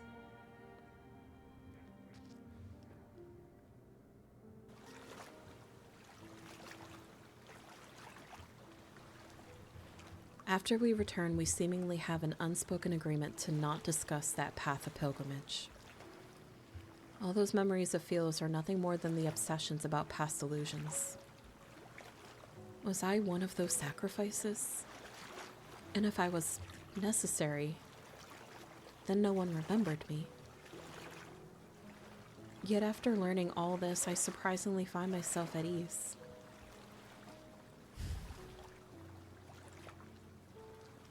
Have you thought about your plans for the future? Assuming you can't return to Philos. I'll stay here for now. Tomorrow problems can wait until tomorrow. At least, I'm free at the moment. The small boat sways gently on the river's surface. For some reason, tonight's moonlight seems especially bright.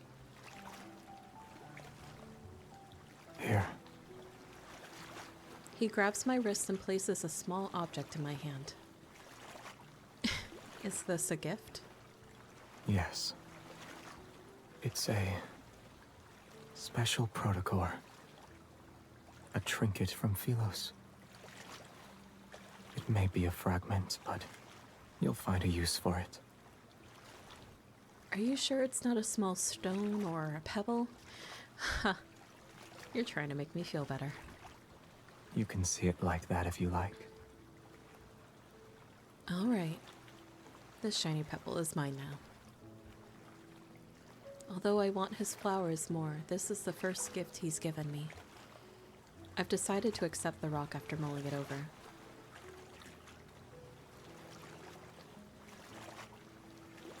I lie down on the bottom of the boat and recall a similar tranquility had accompanied us for our first boat ride. Back then, I accidentally touched his reflection and saw his past. I tried again at a later date, but I failed. An impulse to try again takes hold of me. The moonrise's light pierces the slender tree trunks and illuminates his reflection on the water's surface. When he isn't looking, I touch his reflection on the river. Oh, it worked that time, I guess. What are we gonna see this time?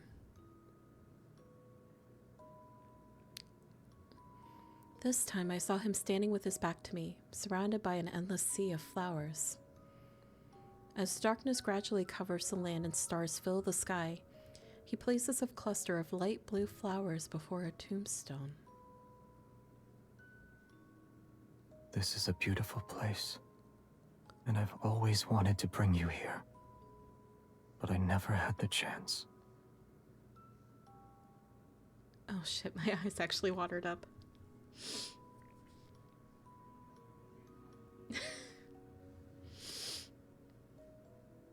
I couldn't find you, and I didn't know if you'd like the scenery here. Oh no.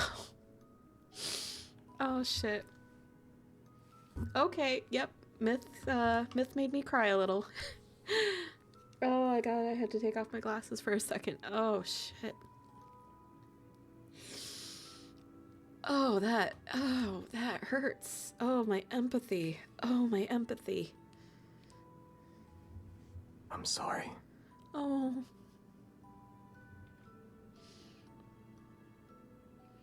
His voice softens as his fingers slowly trace over the engraved text on the tombstone. Anna, the first queen of Philos. Her name shines quietly like the stars. Everlasting it shall never fade.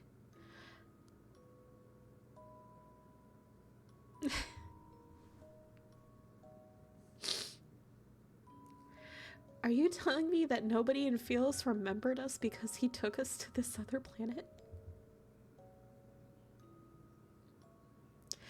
Fuck. Hang on, I got tissues nearby. Ah, my eyes burn. Oh, what the fuck? Love in deep space? No, more like love and depression. Ow. I leave to go play a cat and you're sobbing. They got you. Puff! They hit me in the feels. The name I've long forgotten comes flooding back. And you said no to my tissue offer. I was confident, man, and then all of a sudden it punched me in the face. Because this isn't what I expected. Ugh.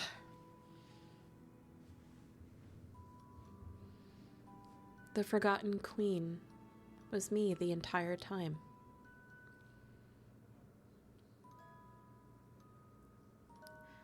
Owie! Oh, my heart. Oh.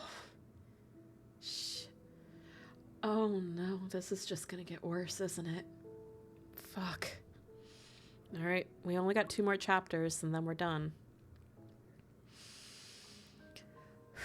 Deep breaths, everybody, deep breaths. I've seemingly, oh god, give me a second. I need to take water for that. Oh, fuck.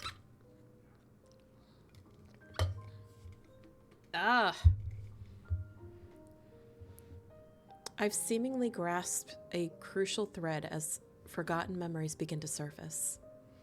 Xavier is the king who succeeded me after I disappeared. The truth is right before my eyes. This place isn't so different from Philos, or rather, places where humans exist are very similar to one another. But if I've been in the heart of this planet for years, then what did Xavier experience? Why is he even here? Well, my eyes are well moisturized now. No kidding, so are mine. Oh. Goddamn Academy. Fuck. Little by little, I pieced it. Why is this going? No, I didn't mean to turn on auto mode. Fuck. No, stop. Little by little, I pieced together the truth from the forgotten tombstones scattered across Cindersfell. The story continues. While I was gone, my knight traversed the starry sea. My knight put on that dust-covered crown. My knight became their king. It's the most magnificent coronation ceremony in the history of Philos.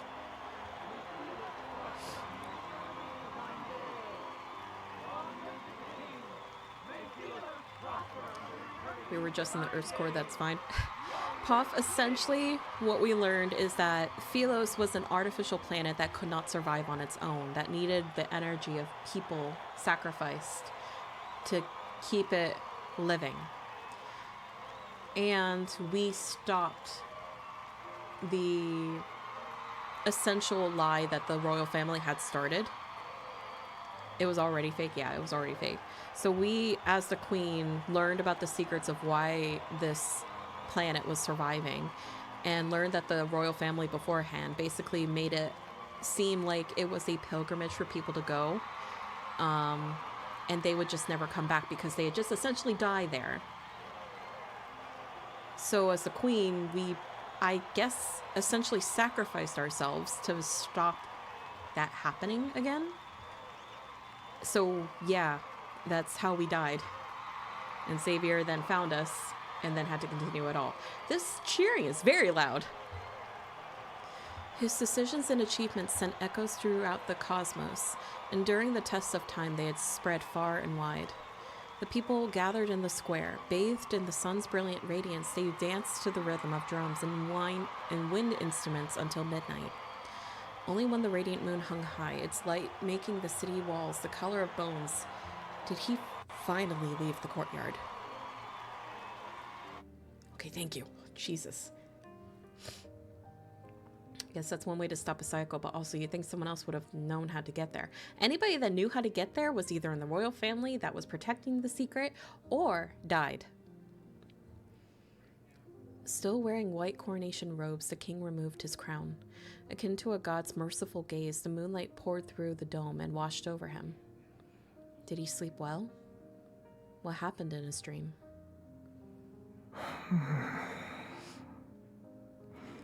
I miss you so much. Excuse me? I can't save that? Fuck you, game. Ow.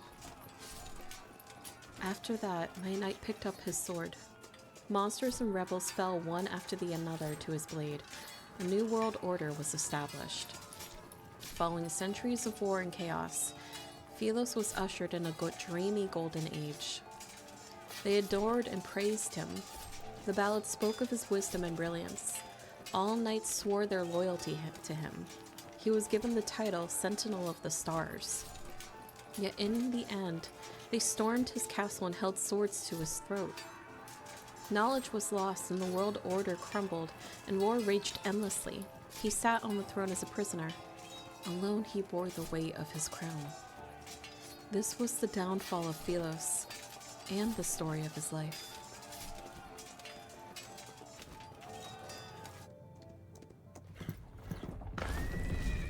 Horseshoes shatter the monastery gates for the 14th time, yet the acolytes still panic. What have you done to the river? The bishop dismisses everyone and closes the door, his ashen face displaying anger. Oh, fuck me. We're already in another ad? Man.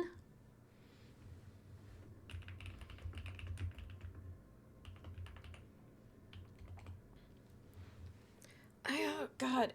What do you mean it's already been another hour? Are you kidding me? Time is really going by quick.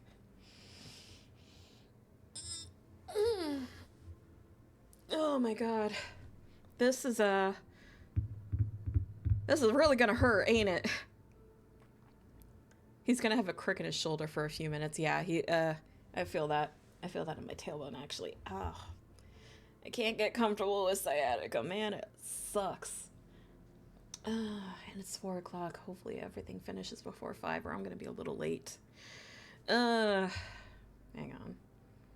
Why am I being yelled at? Okay, nothing super important.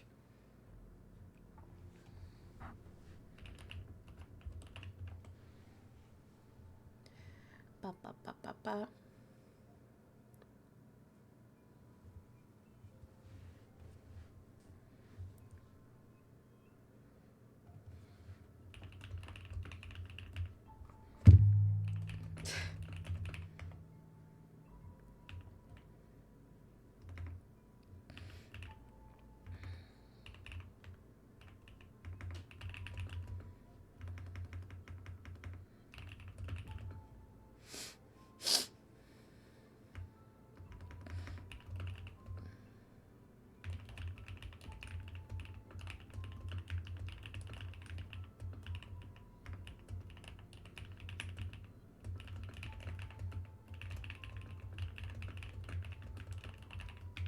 Sorry, guys. I forgot for a second that I wasn't streaming and I went into work mode for a minute.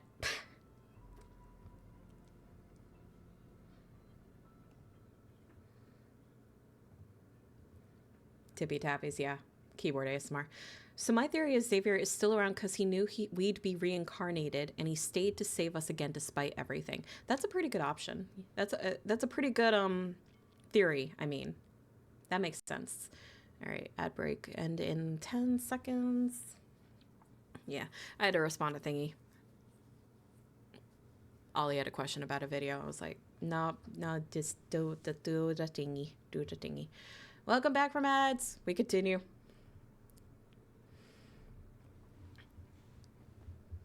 You've discovered all our secrets. Mm-hmm. Royal blood flows through our veins. You, of all people, should understand that the planet will perish once we lose the protocore. So this planet is still working on a protocore. So this planet is still basically Philos.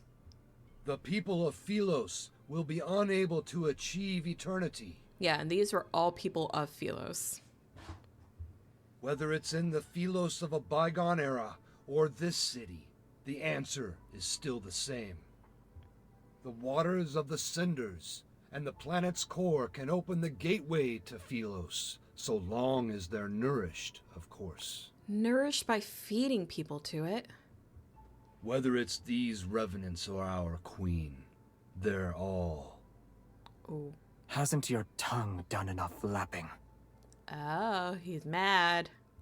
You want to kill me?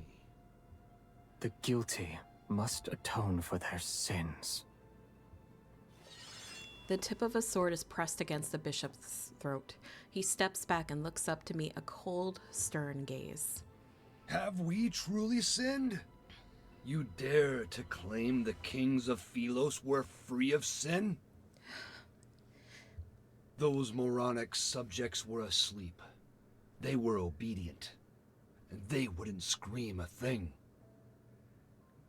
I hate this. I hate this bishop. I hate this bishop. I hate him. I hate him so much. But you woke them up and told them there were no deities to look up to and no roads forward. Don't you deserve death? He is cursed and takes the blame after waking up people that were basically waking up the sheeples. Wake up, sheeples! You're being sacrificed for nothing.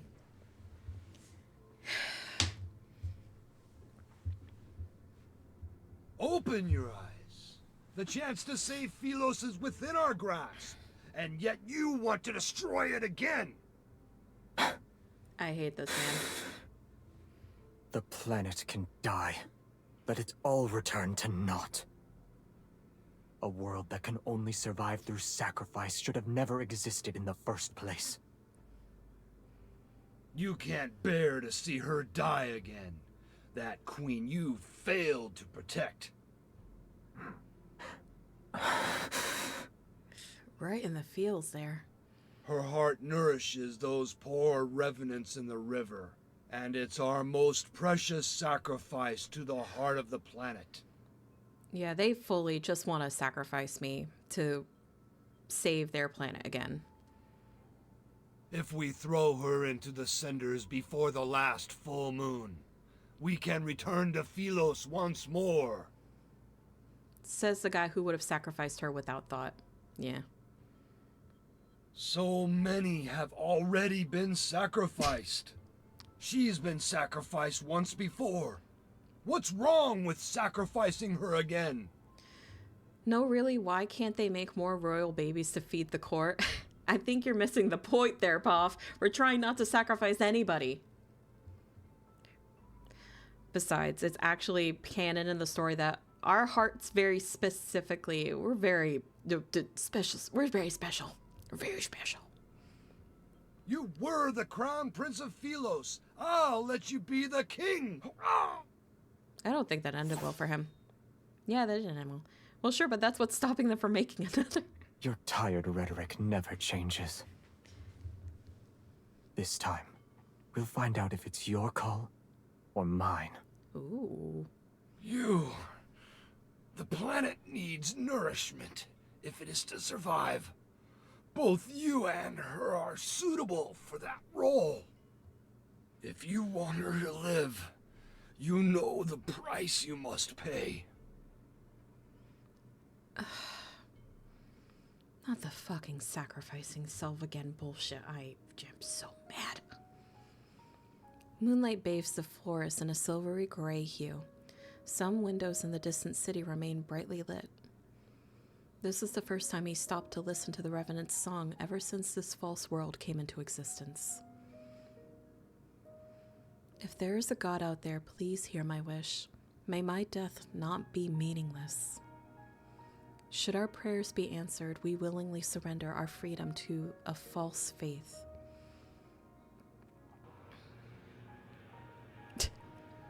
Poff, this doesn't work like Uma Musume. You can't just breed two people to make a better baby. That doesn't work that way here.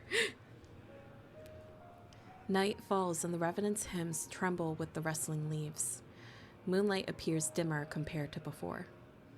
In the garden, that single wavy leaf sea lavender remains exposed under the moon.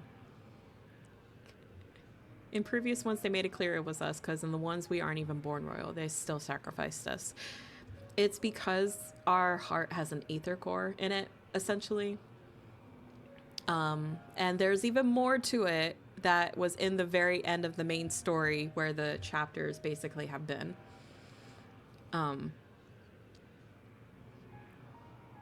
So we're also a robot. We're not a robot. How do I explain this in a way that makes it make sense? We're basically creation in existence. We're kind of like, you know how stars have the supernova and they die and then new life borns out of it again? Yeah, we're basically that. That's basically it. We're basically God. Yeah. I'm just saying the royals breeding wouldn't force the reincarnation to go as they want. Yeah, it wouldn't work out that way. MC is literally just kind of creationism and a godlike kind of thing in the first place. Like, we're gonna have to have a sit down and like actually go over the lore of this game. We are actually gonna have to do that, aren't we? It's similar to Link and Zelda, yeah. Yeah, we're okay. Well, we'll plan at some point. I'm gonna have to talk to Saranya about this and be like, hey, we're gonna have to sit down and educate chat and talk about this lore. Deep dive, yeah. I'll make a PowerPoint and everything. Can't believe God got stuck with an office job. A lot of time has passed, yet the flower still hasn't bloomed. Yes.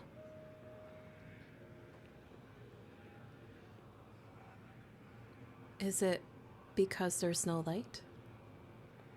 He nods.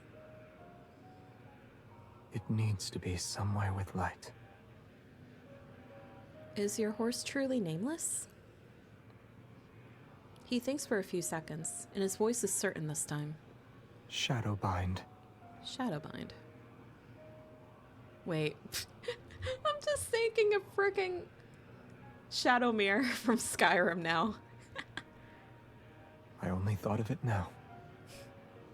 I think Xavier likes Skyrim. He gave it an edgy name, yeah. With the new name, Shadowbind tosses its head and neighs loudly. I try to stroke his mane. He nuzzles my palm this time. After our first horseback ride, he disappeared because he was tired. Do you want him to take you on another ride along the riverside? I accept his offer, and so we leave the castle. With Moonlight as our guide, Shadowbind brings us down the mountain. The horse has a brain! Like Deerstream on Near, are we getting a several hour-long breaking down lads? A possibility. The castle and mountains disappear behind us. Wind traces through our hair, and dry branches sweep past our ears. We ride past burial grounds and abandoned cities. Fireflies sparkle between blades of grass, and the frost-white mountain paths wind beneath us under the moon. Shackles, boundaries, cities, and fate itself are left behind in a rush of wind. We race into the night as it deepens and charge toward the boundless horizon.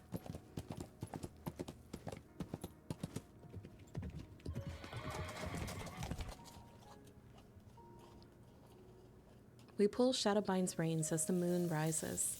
We sit side by side on a field of flowers near the riverside. I tear blades of grass into pieces and drop them into the water one by one. Some sink, and others are blown away by the wind. When he notices I've entangled the ends of his hair around a flower stem, he doesn't get angry. He slowly untangles it instead. A moment later, he plucks a blade of grass and tickles my cheek with it as if to punish me.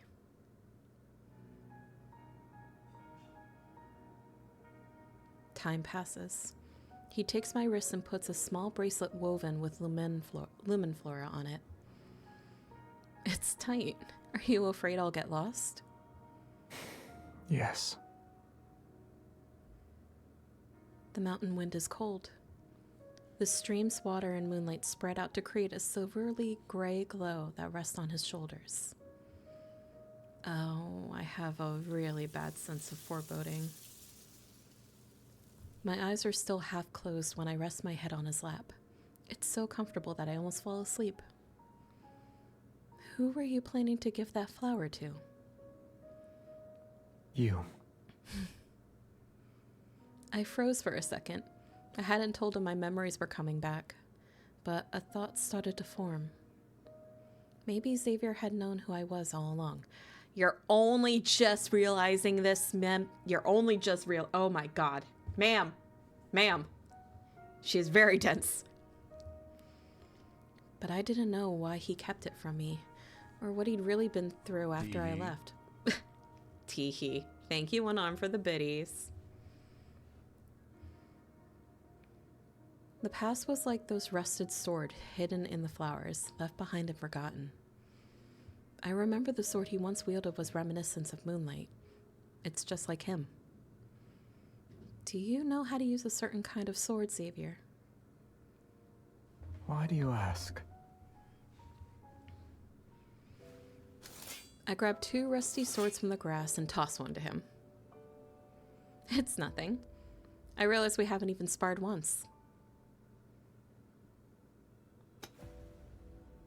Using identical swords makes our duel fair. All right.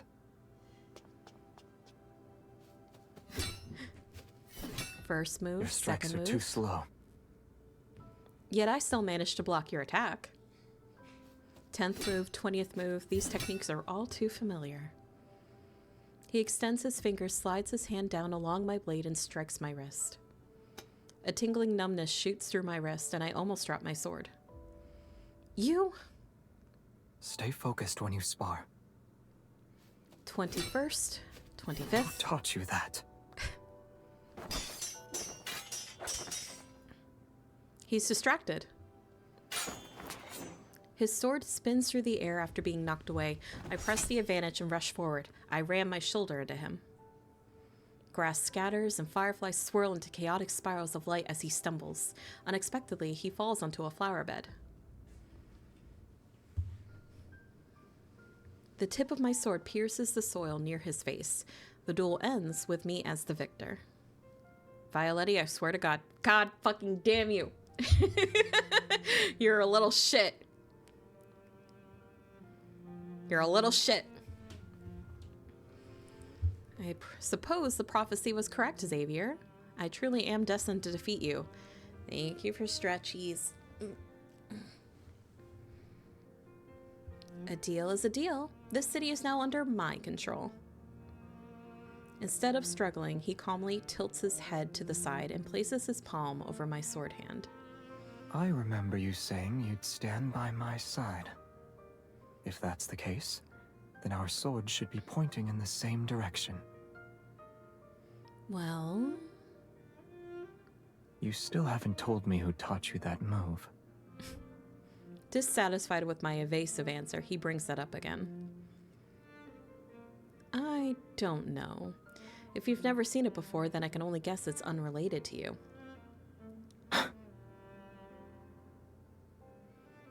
He raises his hand, and his fingertips only almost touch the blade. He turns his wrist. Before I can react, he flips our positions. Holding my wrist, he pins me down. Xavier, our duel already ended. You didn't say we should stop, so it wasn't over yet. Instead of backing away, he leans in. His nose almost brushes against my face. I taught you that move. You said our swords should be pointing in the same direction. I also said that soft-hearted individuals cannot become a ruler. I should have gone all out. Can I claim my prize now? What prize are we talking about, buddy? I push him away. I'm about to stand when a kiss suddenly lands on my forehead. Okay, I could deal with forehead kisses. Please don't go into the ASMR again. She triggered his famous jealousy, yeah. You'll hit me if I do that? I'll do it more often then. I won't fight back. Okay, Mr. Flirty McFlirterson. Oh my goodness.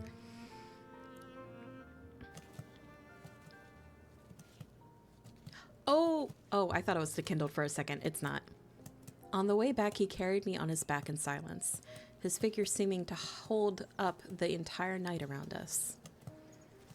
He's willing to tell me stories about his past this time. So, how wonderful was this forgotten queen? Very. Maybe you're the only one who thinks so? Many of Philos's myths and stories exist because of her.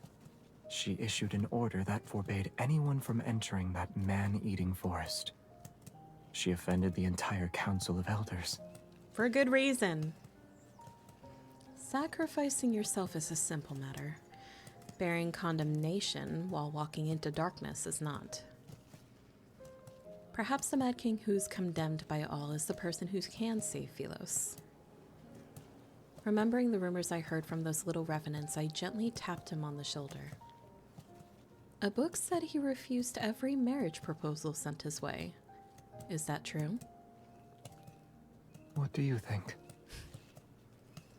Holding back a smile, I run my fingers through his hair.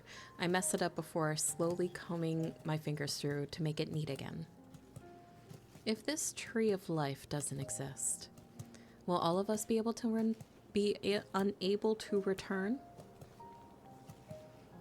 I catch a glimpse of fleeting sadness in his eyes this time. Hang on. Hat.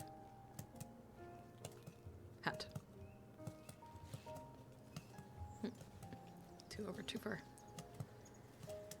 No, now you're not even pinned on my head. Stay. Okay, good enough. I really need to make an item scene for that hat. If everything must fade away, then I wish I could stay in this moment forever.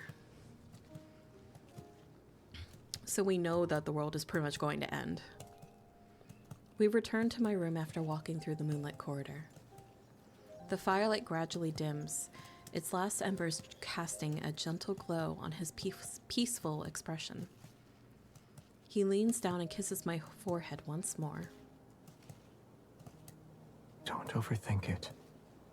Rest. You'll feel better soon enough. And when you open your eyes, you might realize this was all just a dream. My eyelids feel heavy as a lead. I'm sleepy. Yet why isn't Xavier going to bed? Has he never felt exhaustion before? Good night. I'll see you tomorrow. Yes. We'll see each other tomorrow. Why does that feel like it's not actually gonna happen? Why does that feel like if this man walks into the court? Moment I saw you. Oh. When you return to Philos and see I'm not there, will you be angry that I deceived you again? He is gonna walk into the court. Fuck. There's a spaceship docked at the northern edge of Starfall Forest. It should still be working. No. Coordinates have already been inputted into the navigation system. You can leave if you want. No, not again, not again. It'll take you to that beautiful little planet.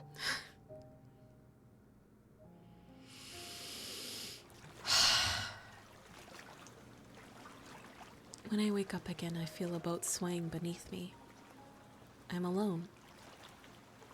An elderly ferryman sits at the stern. There's a dull ache in my heart, and my memory is a blur. I don't know who I am or where I came from. I look around. The river, cave, rocky shores. Everything is unfamiliar to me. Where am I? Who are you? I look at the ferryman. I feel like I know him, but I can't remember who he is.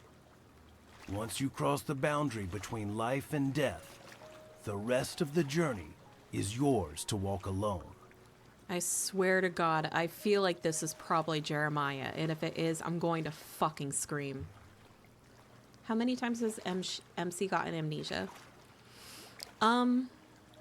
So there's a thing with MC being in this world as she's like steadily losing and regaining her memories again. I don't know if this is just a flashback from a past or something. I don't know. For some reason, I'm clutching an oddly shaped fragment.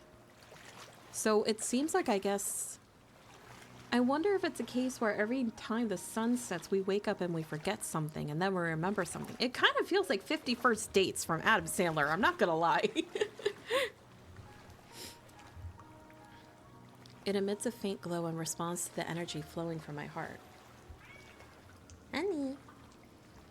Hi, honey. The door is open. You can go in the other way. Is it because it's almost dinner time? The boat enters a narrow cave passage. The sound of water droplets echoes and strikes my ears. Before long, the boat gently runs aground. It rests at the shore before a hazy halo of light. Everything is immersed in this soft, gentle radiance. Motionless, I stand where I am. I cannot suppress the feeling that behind the light lies an invisible force, and it's drawing me in. The faint sound of the wind approaches from a distance, as if it's coming from the entrance to another world. Respond. When my palm touches that light, a blinding radiance surges like the tide to engulf me.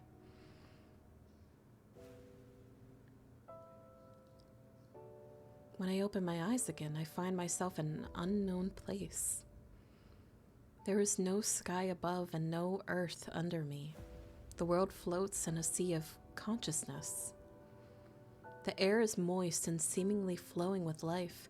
I can almost believe I'm positioned at the end of a circulatory system that's making its way back around.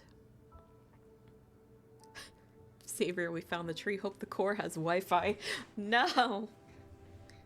What is that? Countless fine veins of light extend from a main trunk, their rhythmic flow resembling the breathing of a large organism. It's a beautiful, enormous tree. Go a little further ahead, and you can return to where everything began. The tree is talking to me? Hey, baby. Who are you? Our fates are similar, and yet they are different. I sensed your presence when you entered the heart of the planet. Hi, honey. The heart of the planet. I feel like I know that place very well. You must be feeling very confused right now. So I'ma just say this. It would have been so metal if they used the MC's voice for this. Because MC in the game, you can set like the tone and the way your voice sounds in the game. Because she does talk sometimes. It would have been so much more metal if they had MC's voice saying the words of the tree. Wherever there is light, the shadow must follow, and together they'll coexist. Likewise, Cindersfell is the shadow of Philos. It is also a failed possibility that continues to expand. So Cindersfell is heading towards its destruction too? Why am I here then? Honey. Just like Why are how you you yelling at saved me? Philos, you possess the power to save not the time city yet. of Revenants. Old memories wash over me. I sat on the throne and waited for a long, long time. But my knight never returned to me. They told me the only way to save this planet is for me to walk into the heart of the planet. But if I willingly became nourishment for Philos, then why do I still feel pain and loneliness? Was I not prepared to be sacrificed? Was I waiting for someone to find me? But this time I refuse to repeat the same mistake. I refuse to be Philos' salvation, and I refuse to be everyone's hope. The Chosen One is nothing more than a tool for selfish people who want to keep their immortality. Be it in Philos or in this city of revenants, it's all the same. You are correct. Philos' destruction cannot be prevented. There was once a king. When he was still a knight, he reached the same conclusion. To truly save those trapped in eternity, one must return to the correct divergence point and create new possibilities. The current Cindersfell is but a false branch. It's a tributary destined to run dry. Yeah, so Cindersfell is on a doomed path as well. Are you talking about going back in time? When is the correct divergence point? She lets out a soft sigh. The two of you chose different methods to save the planet. Neither was right nor wrong. But salvation should never be achieved through sacrifice. The path of backtracking is dangerous. Success is far from guaranteed. I remember him bidding me farewell in the empty palace. His lonely figure walked away from the royal court. From that moment, the two of us and the planet we inhabited created different tributaries of fate. The ether core within you shares the same origin as this planet. Its power is from the depths of the cosmos. Sorry, cat was jumping on something she should not be jumping on. The protocore will mend the fractures Yeah, in this it is world saves coming. and allow that eternal city to become a reality. Before its power is depleted, it can grant you one last choice. You can return to the divergence point he created, or remain in this false Philos. Alright, hang on. Give me 1 second. I'm gonna let the cat out. Honey, you're being a pain. Go. Shoot. She has a whole other door she can walk through, but no, she doesn't want to walk through it. Everything is in your hands this time. However, I must warn you, if you choose to return to the past, this world will immediately collapse.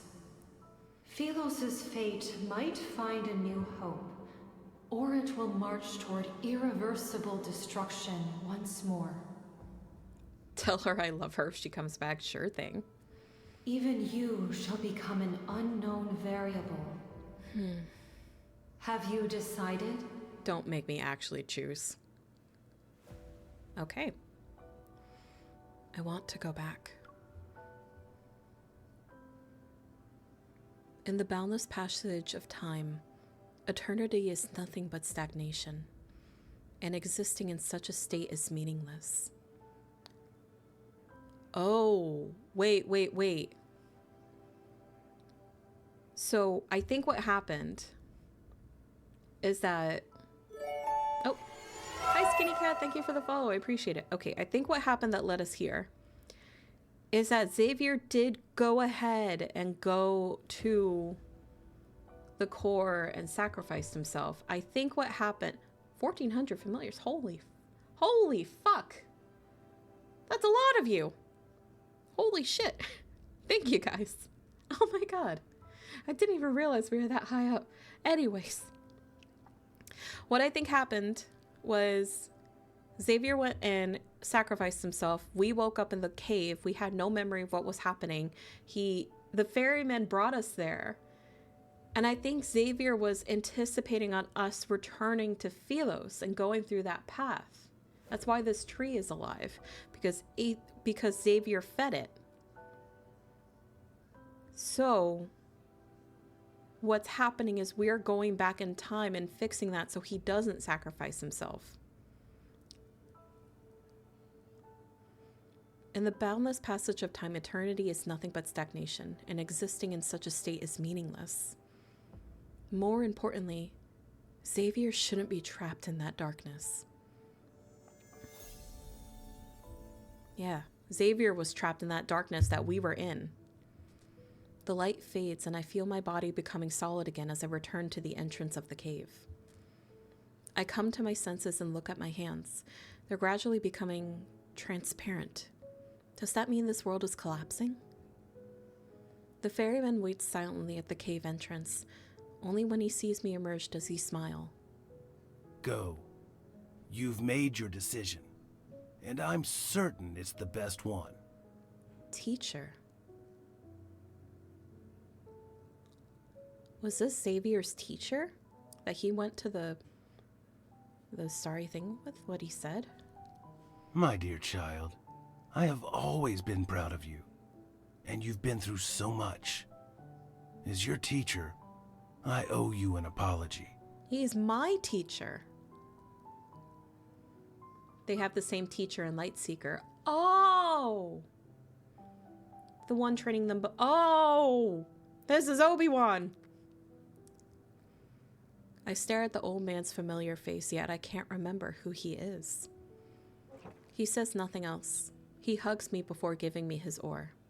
He's the one that sent Xavier on the space mission. Yeah, okay. Wait. He doesn't stop, nor does he look back as he walks into the river. The waters lap the shore and wash away his last footprints. Damn, okay.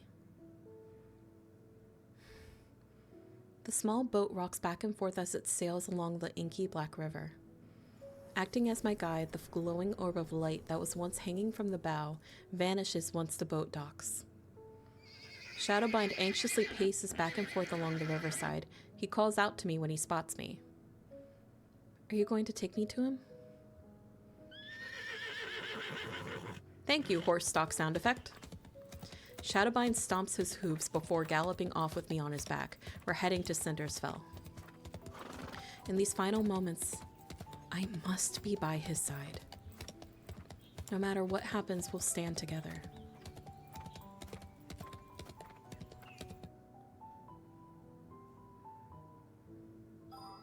Alrighty. The correct divergence point. Last chapter. Wind sweeps across the wasteland. The sky is drenched in a blood-red light. In the distance, battle standards lie in the mud.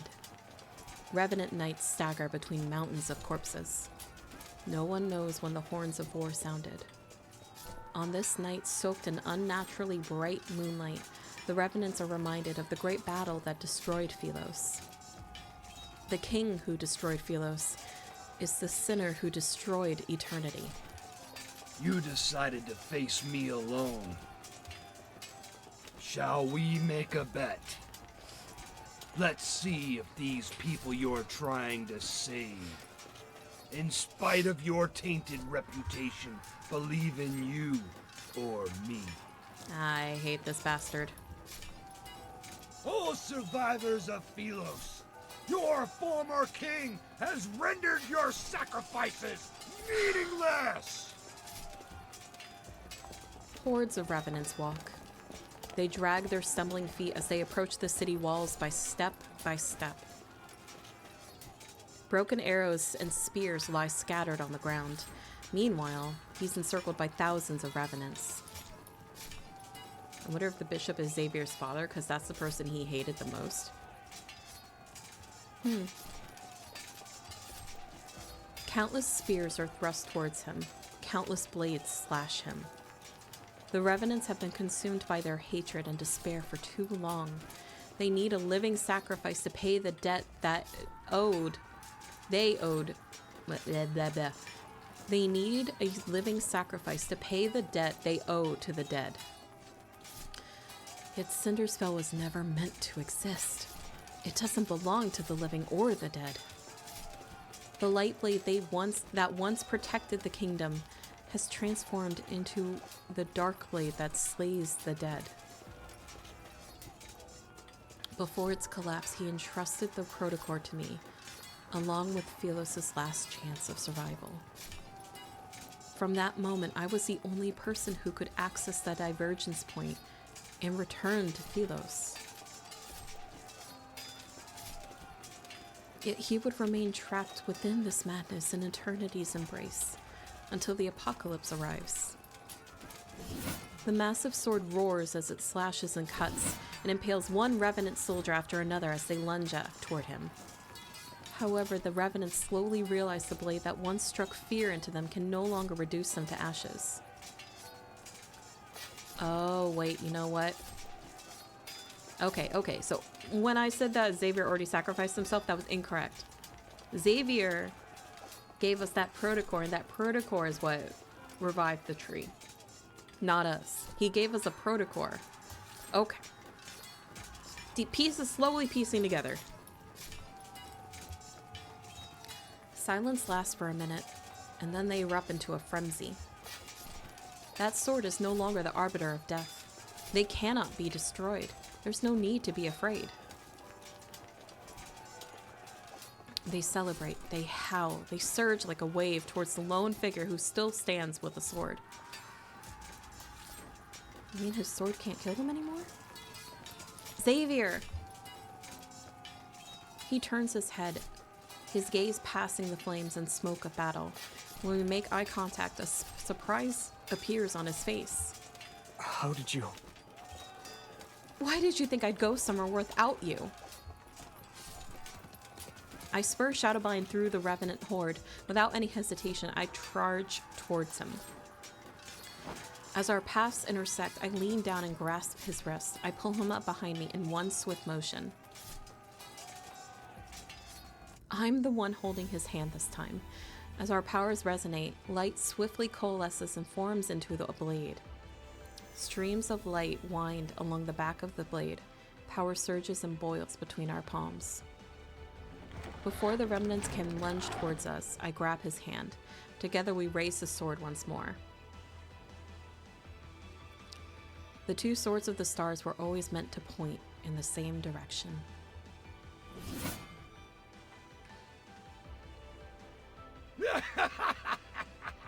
Now you two remember. You can die together. Oh, hello, Wanderer. Philos doesn't need traitors. May you have an audience with eternity. Alrighty. The great sword delivers a mighty slash.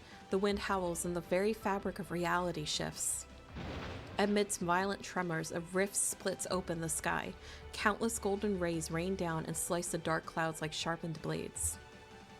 Philos' apocalypse shall descend at long last. The light! It's the light! It's the sun! We've returned to Philos! Our salvation! The sunlight is akin to a torrential downpour after a long drought. Delirious with joy, the revenants raise their hands and race toward a small hill formed by piles of armor. They're desperate to be the first one to touch the light. Yet it is so dazzling and brilliant that it's impossible to look at. The revenants are forced to close their eyes. The black armor covering their bodies starts to crack. It happens once, but then there's another crack, and a third crack appears. Crystals rapidly spread across the skin that's touched by light. They reach their shoulders, chest, and arms. It burns! They're being turned into wanderers. Monster! I've become a monster! No! This is a wanderer! Is this the price they have to pay? Their faith that's forged from lies, a pilgrimage built upon flesh and blood, all of it leads to an even more absurd death. The overwhelming flood of light knocks them down and breaks them. In the distance, atop a pile of armor, a lone figure remains. He sways as if he's about to fall, yet he struggles to stay upright. The eternity of Philos! It cannot! It cannot! Not happening, buddy. That body, which channeled the power of countless revenants, is like an arrow at the end of its flight. However, it stubbornly maintains a massive spectral form. In his despair, he turns only to see a light blade tear through the heavens. It rushes towards him with an overwhelming force. Light blades devour heaven and earth. Time seems to freeze in this moment. Then there is silence. Shadowbind, who's beneath me, vanishes. As I'm about to fall onto the sharp spears below, a hand grabs me.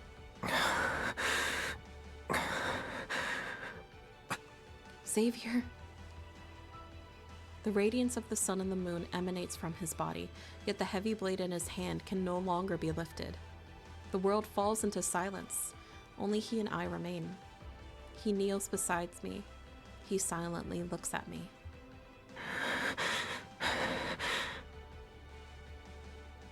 He opens his mouth as if he's trying to speak, but he can't utter a single word. I realize it's the first time he said my name since I arrived in this world. It's been a long time. He wipes away the tears from the corner of my eye, yet more replace them at a quickening rate. I don't understand how he can laugh while saying those words. The most important person in my life left me for a faraway place. I thought he would never return. The days we spent apart grew longer than the days we stood side by side. Was this your choice? I shake my head. Then I nod. He doesn't actually know my decision. Good. The choice you made must be the best one. Lumen flora petals mingle with ashes and float into the sky dyed by twilight. our story is coming to an end. Oh, here's kindled.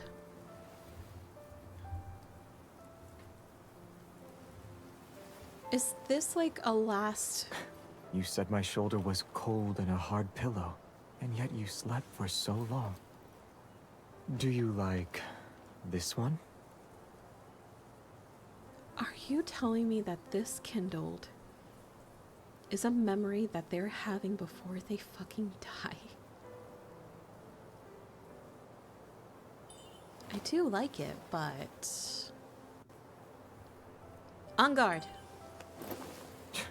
You have a unique way of showing affection.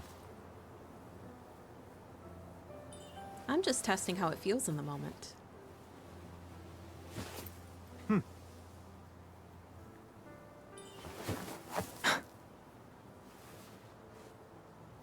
On guard again. Nimble and light when you hold it. It's perfect for your skill level. It managed to strike the crown, has good durability, and is good as a sword. The sword is well made, but the storm has passed. In this world filled with sunlight and flower fields...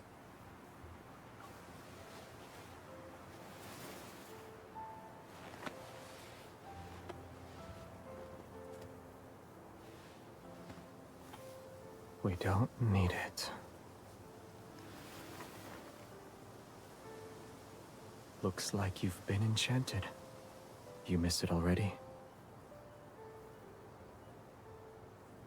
Of course not.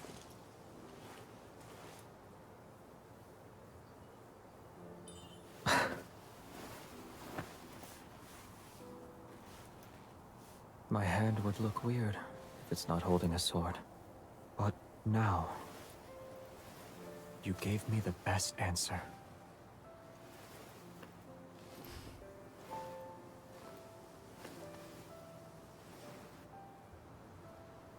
It looks like a little bird's tail. The sunlight and flowers are too peaceful. We could use a lively friend. Oop. Went too fast. If we only have one bird, it might fly away when it's too energetic.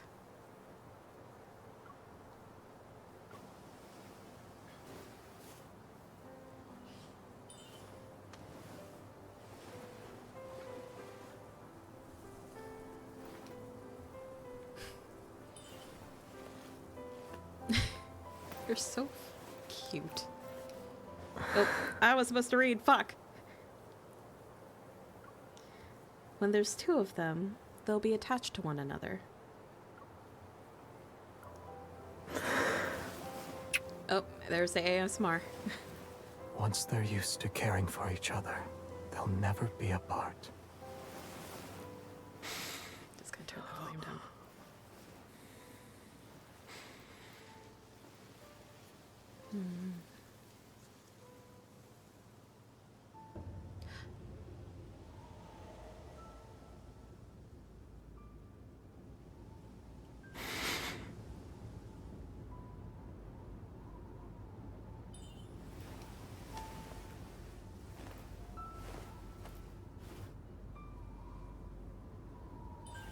Your face is so cold.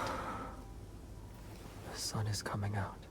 We won't be cold for much longer.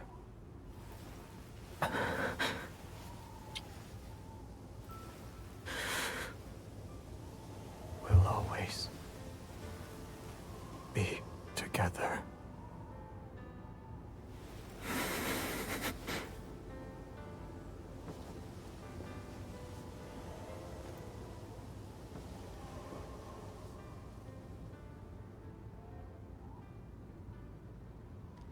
Ow. Ow. Ow. Zay, why do the knights always say, "May Philos prosper under eternity's divine gaze"? Is it because we have very, very long lives? In Philos' oldest historical records, Eternity doesn't refer to one's lifespan, but rather the stories of humanity. These tales are told by both the living and the dead.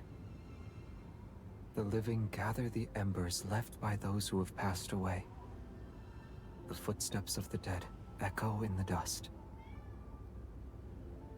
Their stories shall be recited by poets and told by travelers around a campfire. I hear Honey being very angry outside my door right now. The other door should be open for her. Huh. Oh, of course she opened it. Or closed it. My damn cat. Breaking the moment here. When their names are spoken once more, only then will their unfulfilled ambitions, unexpressed love, and unsolved mysteries transform into stories that are passed down for generations. Honey, shh. And to eternity has always been about stories that can immortalize humanity's joys and sorrows.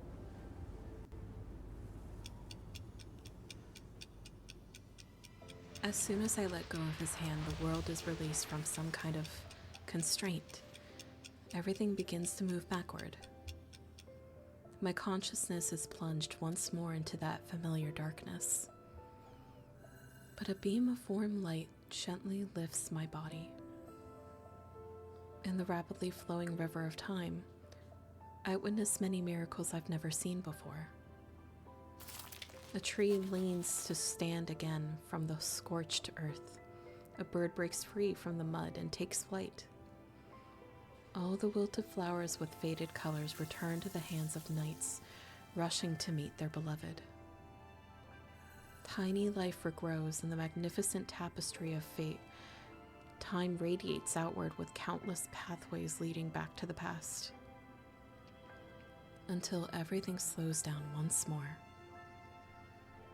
At the very last moment, I hear a gentle voice speak. Thank you for choosing him. Move forward.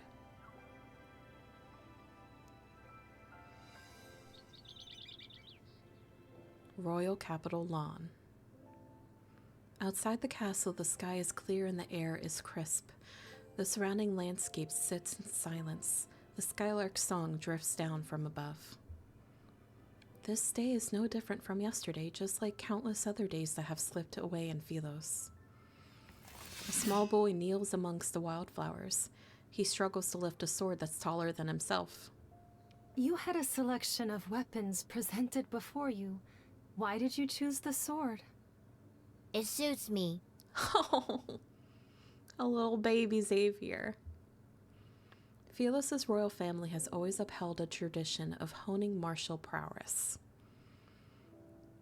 Throughout all of his training, he showed a strong aptitude for swordsmanship. It's as if he was born with those nimble, graceful techniques already ingrained in his heart. In less than a month, he surpassed the older students who were training for a year. They say that once a knight takes the sword, they must shoulder the responsibility of protecting Philos. She slightly bends down and looks into the child's somewhat bewildered eyes. She smiles while stroking his wind-tousled hair. Is that the kind of person you want to be? He follows his mother's gaze towards the corridor. It's lined with shining golden portraits of past Philosian kings. Should I? Honey! Baby! Why are you yelling? Come here. I had to collect her. Meh. I'm holding you captive. Yeah, I'm holding you captive. Predetermined answers aren't what makes us human. Poff loves you, honey. Now, can you stop yelling, please? No, you can't stop yelling. Are you going to keep complaining? If I put you down, will you stop yelling? Maybe. That was such a pathetic little sigh. Okay, go down. It's about embarking on a journey to find answers, even when you already know them. I'm gonna snooze this ad. We're almost done. Even I don't know what kind of person you should become. Where can I find that answer? She holds his hand for a moment, then she lets go and leans down to straighten his wind-ruffled collar. Gauge the paths you've walked, the people you've met, and the very depths of your heart. The farther you travel on your journey, the closer you are to that answer. The young boy nods. He sort of understands. When that time comes, will I know why I'm supposed to wield a sword? Yes. However, a sword is still a weapon. It can and will harm others. Knights wield swords for their king, and kings wield swords for their country. You shall have peace in your heart only when you wield your sword for the choices you've made of your own free will.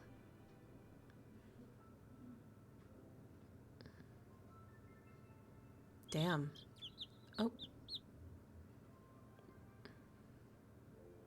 A field trip to a nearby There's star teacher. system? Who came up with that excuse? He did. I did. All of us did. Jeremiah. I don't sense a hint of remorse from any of you. Face the wall and reflect on your actions.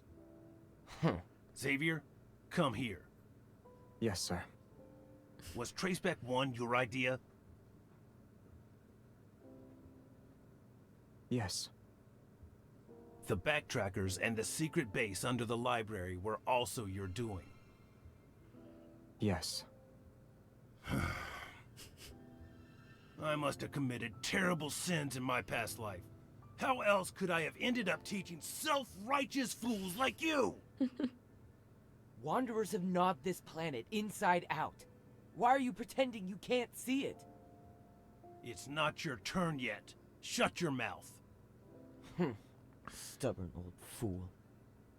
A kingdom will not capitulate to anyone, not even its crown prince. You will be abandoned by the royal family the moment you turn your back on them. Have you truly thought this through? I know what I need to do. I guess Xavier thinks he's some kind of savior. You're only making these grand statements because you were born with wealth. This has nothing to do with you. You're jealous he's the crown prince while you're nothing but a forgotten hooligan from a branch Oh, I see. Is it because you lost to him today? Matters involving the royal family do not concern you, peasant. You have no right to criticize us. Peasant. You... All of you are so... Can you put the arguments aside for once?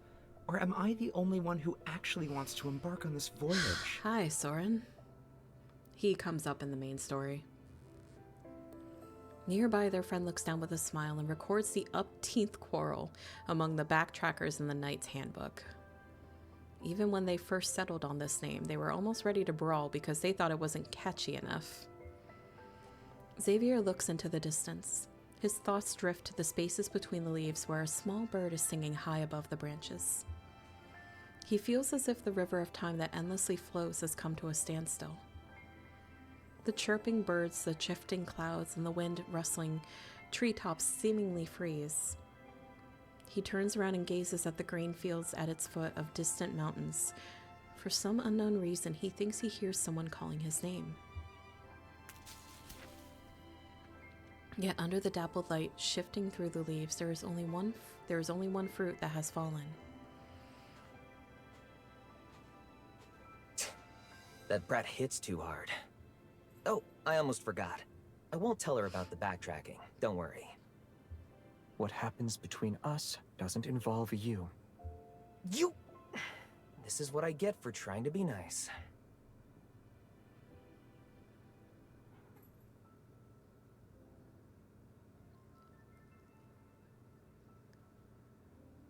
It's time to go. Hmm? While I was resting in Silvercord, I heard them singing stories about you. Hi, Zam. Unfortunately, we're probably going to be finishing up fairly soon.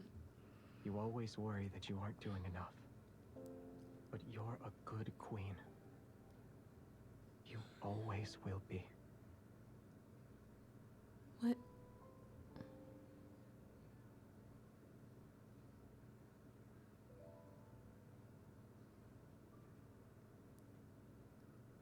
Traceback 2 is preparing for launch.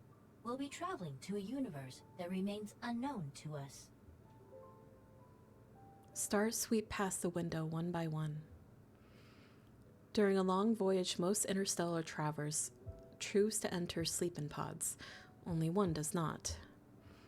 Although there are countless moments of lightning streaking across stardust, he sits alone in the cockpit. His thoughts are indiscernible. When passing a beautiful A-cluster star, he doesn't look back.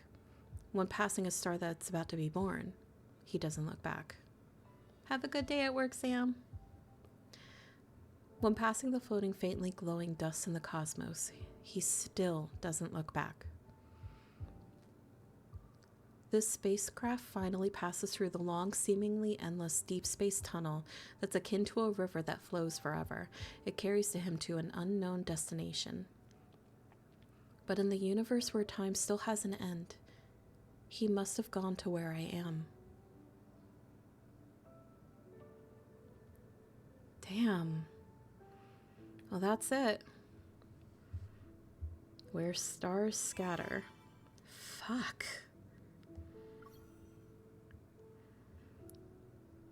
Oh, that was very, very well written. Oh my god. I don't see how this changes anything if the choices are the same, or is it implying the other timeline he didn't choose to go through the tunnel? I want to say that this is kind of like... I want to say that this is an alternate timeline that could have happened if certain choices happened in... Like if Xavier went back to Philos after we sacrificed ourselves. I don't know. I'm gonna have to go through his actual like Seeker myth to get to the very end to understand it fully. But I feel like this is like what would have happened if it was like an alternate timeline. So this timeline with him as a king didn't actually happen fully, I want to say. So it's like as if he did a divulgence, like alternate reality sort of thing. I don't know. I'm probably gonna have to look on Twitter to see if other people have like broken down this one a little bit. But oh my god. Oh, this one was very, very well written. When I went through Raphael's Lord of the Sea God, the sea god one myth that happened, it was good. It was definitely good. Don't get me wrong. It didn't hit as hard as this one did. This one hit pretty damn hard. It was very interesting. It definitely was very interesting. Ugh. Whew. I love the animations on that one more than the story. The animations for this one were on that one more than the story. Oh, for Raphael's? I would agree. I really like the animations that they did for there. Like, Raphael's myth, I really, really did like it, but I feel like some of the writing in that one was almost a little bit on the cheesier side than this one.